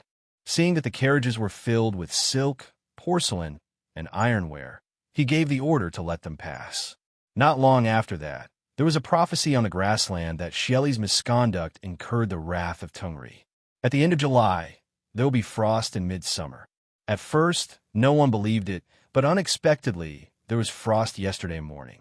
The situation on the grassland instantly became delicate. Later on, I asked the chief of Puga tribe. He said that their tribe had not sent out any caravan recently, and no caravan came back from outside. So, I guess that the caravan that Keeg let go was most likely an envoy sent by the Tang Empire to help Tuli. The prophecy of frost in midsummer at the end of July was purposely released by the Tang Empire's envoy to stir up the situation on the grassland and make the grassland fall in a greater turmoil so that the Tang Empire's imperial court could reap the benefits and conveniently help Tuli. Brilliant. Really brilliant. When Keeg Heli first heard about the prophecy of frost in the grassland at the end of July, he suspected that this rumor must have come from Tuli. He guessed that Tuli wanted to use this rumor to stir up the situation on the grassland and then take the opportunity to lead his tribe out of the encirclement and surrender to the Tang Empire. He even guessed that Tuli might have already gotten in touch with the Tang Empire's imperial court. Otherwise, he would not have suddenly put on such a show. But he never expected that an official from the Tang Empire's imperial court would secretly sneak into the grassland and infiltrate the heavily encircled Tuli's court. This was really a case of how to catch a tiger cub without entering the tiger's den. Even Keeg Heli somewhat admired that person's courage. If this is true, then the Tang Empire's imperial court is really too terrifying. Hearing this, Guzong Jiming opened his eyes wide and said with a shocked face, "So, the grassland civil strife is about to rise. If our Qi tribe still follows the barbarians and becomes the enemy of the Tang Empire, it is really an unwise move. We have to think of a way out for our tribe in advance." Qi Heli sighed and then looked at Guzong Jiming and said in a deep voice, "These years, the grassland civil strife has not stopped. The Qi tribe has been suppressed by Xieli. The warriors in the tribe are often sent to the front line by Xieli. In just over 2 years, more than 10,000 warriors of our Qi tribe have been killed or injured. In the long run, even if our little family property is not exhausted by Xieli, it will be lost in the endless civil strife. As the chief, I have to think of a way out for my tribesmen." Chapter 2180. Khan. Now that the rumors have been spread and the frost has fallen, the herdsmen on the grassland are all restless and discussing Xieli in private. But why haven't the leaders of the other tribes made any moves? Especially the 10-tribe coalition that has surrounded us. They still show no signs of withdrawing. In Tuli's tent, Shirtaw, and Tuli were analyzing the current situation of the grassland. At this time, Shirtaw said with some melancholy, after seeing the vast expanse of white frost on the grassland yesterday morning, he and Tuli were so happy that they almost jumped up. If it weren't for the fact that the timing was not right, they would have held a banquet to reward the 3 armies and not return until they were drunk. But their excitement didn't last long, because as time went by, the situation they had expected at first didn't appear. The tribes on the grassland who were dissatisfied with Xieli didn't take the opportunity to launch an attack. At most, the herdsmen in the tribes were discussing Xieli because of the frost falling from the sky. Not a single tribe made any real moves. This made Tuli and Shirtaw very anxious, because whether the grassland could fall into chaos because of this was directly related to whether they could escape the encirclement and smoothly go south to seek refuge with the Tang Empire.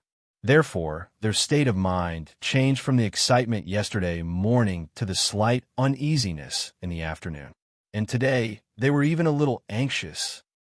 Chili has ruled the grassland for many years. The strength under his command is far from what any tribe can compare to. In addition, in order to unify the grassland, he has destroyed countless tribes. His methods are extremely cruel. Which tribe on the grassland isn't afraid of him now? Although the prophecy of frost falling from the sky has come true, and Chili has lost all the people on the grassland, and some tribes have become restless because of this, the power of one or several tribes is still too insignificant. Before they have enough power to unite, the tribal chiefs of those tribes don't dare to openly rebel against Xioli. Tuli looked out of the tent with a gloomy gaze and couldn't help but sigh as he spoke slowly. In fact, he had been waiting for the people outside to send news of the turmoil on the grassland. But reason told him that things couldn't progress so fast because Xieli's strength was really too strong. The tribal chiefs of those tribes weren't fools. They couldn't jump up to rebel against Xieli just because of a prophecy. That was no different from courting death. Now, everyone was waiting for someone to take the lead and raise their arms.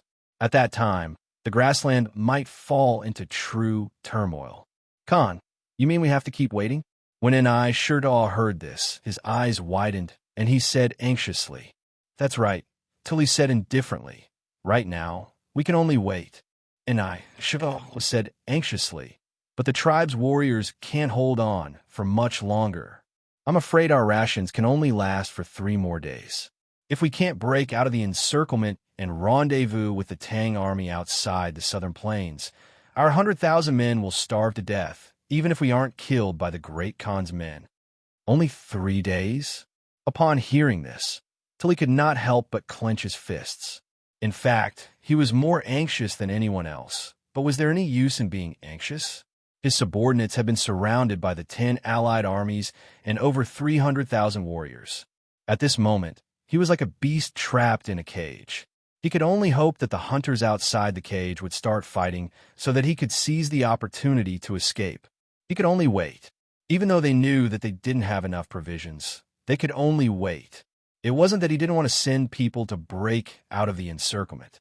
Previously, his people had tried countless times to open a gap in the encirclement, but in the end, they had all failed and suffered heavy losses. If they try to break out now, it would only increase the number of casualties, and the result wouldn't change at all. Is there any movement on Tang Jian's side? After a long silence, Tuli suddenly asked, replying to the Great Khan, ever since Tang Jian changed his tent, his days have been even more carefree than before. We're still worried about the news from the front line, but he's living well. He's been drinking wine and having beautiful women all day long. He's living very comfortably. Upon hearing Tuli mention Tang Jian, Xianxia's face suddenly became indignant, and he couldn't help but criticize. Speaking of which, after the frost fell yesterday morning, Tuli knew that his plan had succeeded by more than half. He was in an incomparably good mood. Therefore, he ordered people to settle Tang Jian and the others in the best tent, gave them the best food, the best wine, and also sent the best beauties in the tribe to serve them. He practically treated Tang Jian as the tribe's honored guest. Compared to the treatment Tang Jian received at the beginning, it was like the difference between heaven and earth. It couldn't be helped. After witnessing the realization of the frost prophecy, Tuli knew that he had hope of escaping. After he escaped, he still had to lead his troops to surrender to the Tang Empire. Tang Jian was the Tang Empire's Duke of Zhu and an important minister of the imperial court. After he surrendered to the Tang Empire, he would inevitably have to rely on Tang Jian in many places. Therefore, he had no choice but to carefully serve Tang Jian. Xianxia's face was full of indignation. After hearing Xianxia's words, Tuli's gloomy face eased up. He muttered to himself, "That's good, that's good." He thought that as long as Tang Jian remained calm and didn't panic, it meant that the situation hadn't deteriorated to the point of no return. It must be known that when the frost prophecy was spread, Tuli's heart was even more uncertain than it was now. However, at that time, Tang Jian looked calm and at ease, not worried at all that the prophecy would come true. In the end, the heavens really did come at the end of the 7th month and sent frost to the prairie. As soon as he thought of this, Tuli's restless heart suddenly calmed down. He now had a kind of honey confidence in Tang Jian. As long as Tang Jian didn't panic, he wouldn't panic. What? Xianxia faintly heard Tuli's muttering. He couldn't help but open his eyes wide, wondering if he had misheard. He thought that old guy Tang Jia was living a carefree and happy life in their camp. How could it be a good thing in the Khan's eyes? Tuli shook his head and didn't explain further. At this moment, a voice came from outside the tent. Reporting to the Khan, General Demotsi of Xianxia's tribe requests an audience. Demotsi? Upon hearing this, Tuli's body suddenly shook, and a trace of astonishment flashed in his eyes. He and Xianxia looked at each other, then quickly sat up straight and ordered outside the tent, "Invite General Demotsi in." Demotsi was not only the general of Xianxia's tribe, but also the nephew of a barbarian man. Although he was only in his teens, he had divine strength since childhood. Not only was he rarely a match among the younger generation of the tribe, but few people in the army who were older than him could beat him. Therefore, at such a young age, Demotsi had become a general that the barbarian man relied heavily on. According to the historical process, after the Tang dynasty destroyed Xianxia, the remaining Xianxia people supported Demotsi as Wuxia Khan in an attempt to restore Xianxia. However, the Tang dynasty and the Tiela tribes didn't recognize it. Lier sent Li Ji to attack Demotsi's encampment and instructed, "If you surrender, you'll be pacified. If you rebel, you'll be punished." Li Ji went to the Overseer Mountain. His chief, Tijunda, led his people to surrender, but secretly plotted to rise again. Li Ji then sent his troops to attack, beheaded more than 5,000 people, captured more than 30,000 men and women, and brought Demotsi back to Chang'an. After Tuli heard that Demotsi was requesting an audience, he guessed that Xianxia's tribe would take action. However, he couldn't understand why the barbarian man sent Demotsi over at this time. Could it be that the other party was now ready to confront Xieli? Otherwise, why would the barbarian man dare to send people here so openly? Demotsi greets Little Khan till he didn't have to wait for long. While he was deep in thought, the curtain of the tent was lifted and a young man with braids and slightly bronzed skin walked in. It was Demotsi. Demotsi entered the tent and bowed to Tuli in a manner that was neither servile nor overbearing. General Demotsi, you don't have to be so polite. Tuli raised his right hand. After Demotsi straightened up, he went straight to the point and asked, I wonder what General Demotsi is here for. Tuli didn't have much interaction with Shui Yintua's tribe before, and he was even less familiar with Demotsi. He had only heard of his name, but had never seen him in person, let alone have any friendship. Therefore, Tuli didn't want to waste time to exchange pleasantries, but went straight to the point. Demotsi was a straightforward person. Hearing Tuli's question, the corners of his mouth curled up into a smile. Then he cupped his fists and said to Tuli, Demotsi has come to convey the goodwill of Shui Yintua's tribe to Little Khan. Chapter 2181. Who in the prairie doesn't know the fighting power of the Swanee 7 tribes? General Ni Shurji is a famous fierce general in the prairie. How could Demotsi dare to bully you? In Tuli's tent, seeing Ni Shurji getting angry, Demotsi hurriedly flattered him with a face full of fear and trepidation. The Swanee tribe was Tuli's direct army, and the Swanee tribe could be said to be the most powerful tribe in the entire prairie. At first, there were dozens of tribes in the Swanee tribe, and later it gradually developed into 7 tribes. They were mainly distributed in the Sumo River and Blackwater area. Among these 7 tribes, the Sumo Swanee and Blackwater Swanee were the most powerful, and Ni Shurji was the chief of the Swanee Blackwater tribe. Humph! A bunch of hypocrites. Ni Shurji snorted coldly, looked at Demotsi, and said with a face full of disdain, You say you don't dare, but now you're here to threaten the Little Khan. If the barbarian man really wants to fight, the 100,000 warriors of the Swanee 7 tribes will fight with him to their heart's content. Being pointed at and scolded, especially by a defeated general, or rather, a general who was about to be defeated, Demotsi's face was somewhat ugly. However, when he thought of the mission that the barbarian man had given him before he came here, he could only temporarily suppress the anger in his heart. His slightly furrowed brows quickly relaxed. He smiled slightly and said, That's right.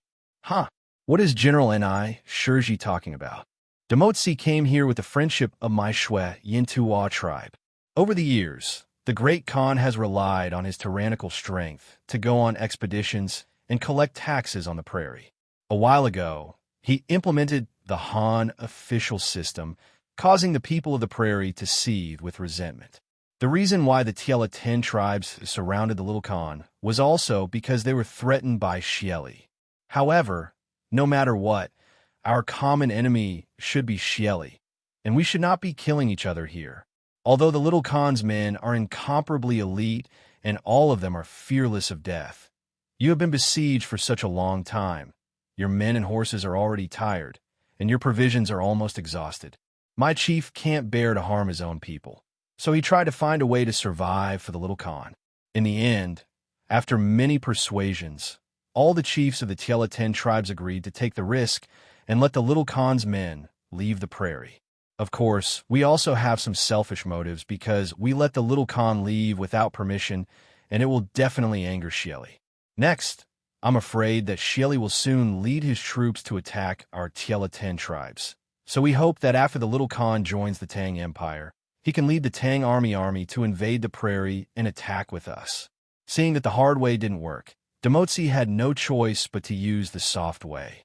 The main reason was that the old man Ni Shurtua was too stubborn.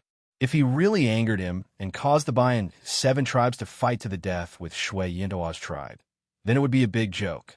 When he returned, wouldn't the barbarian man skin him alive? On the other hand, calculating the time, the rest of the Tiela 9 tribes should be arriving soon. As soon as those people arrived, they would withdraw their respective tribes' troops and horses.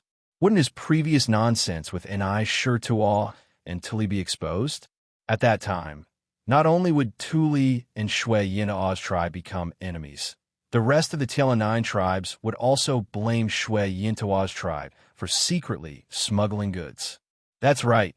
The barbarian man sent Demotzi to force Tuli to swear in the name of Tengri and hand over his only son to Shui Yin'tao's tribe as a hostage. This was smuggling goods. The barbarian man wanted to completely strangle the uncertainty of whether Tuli would lead the Tang army to the prairie as soon as possible, and he also wanted to hold the card of Tuli's son in his own hands. After all, the strength of the Bayan 7 tribes couldn't be underestimated. If Tuli really led the Tang army to the prairie in the future, the strength in his hands and the warriors of the Bayan 7 tribes under his command might all be used by him. Because of this card,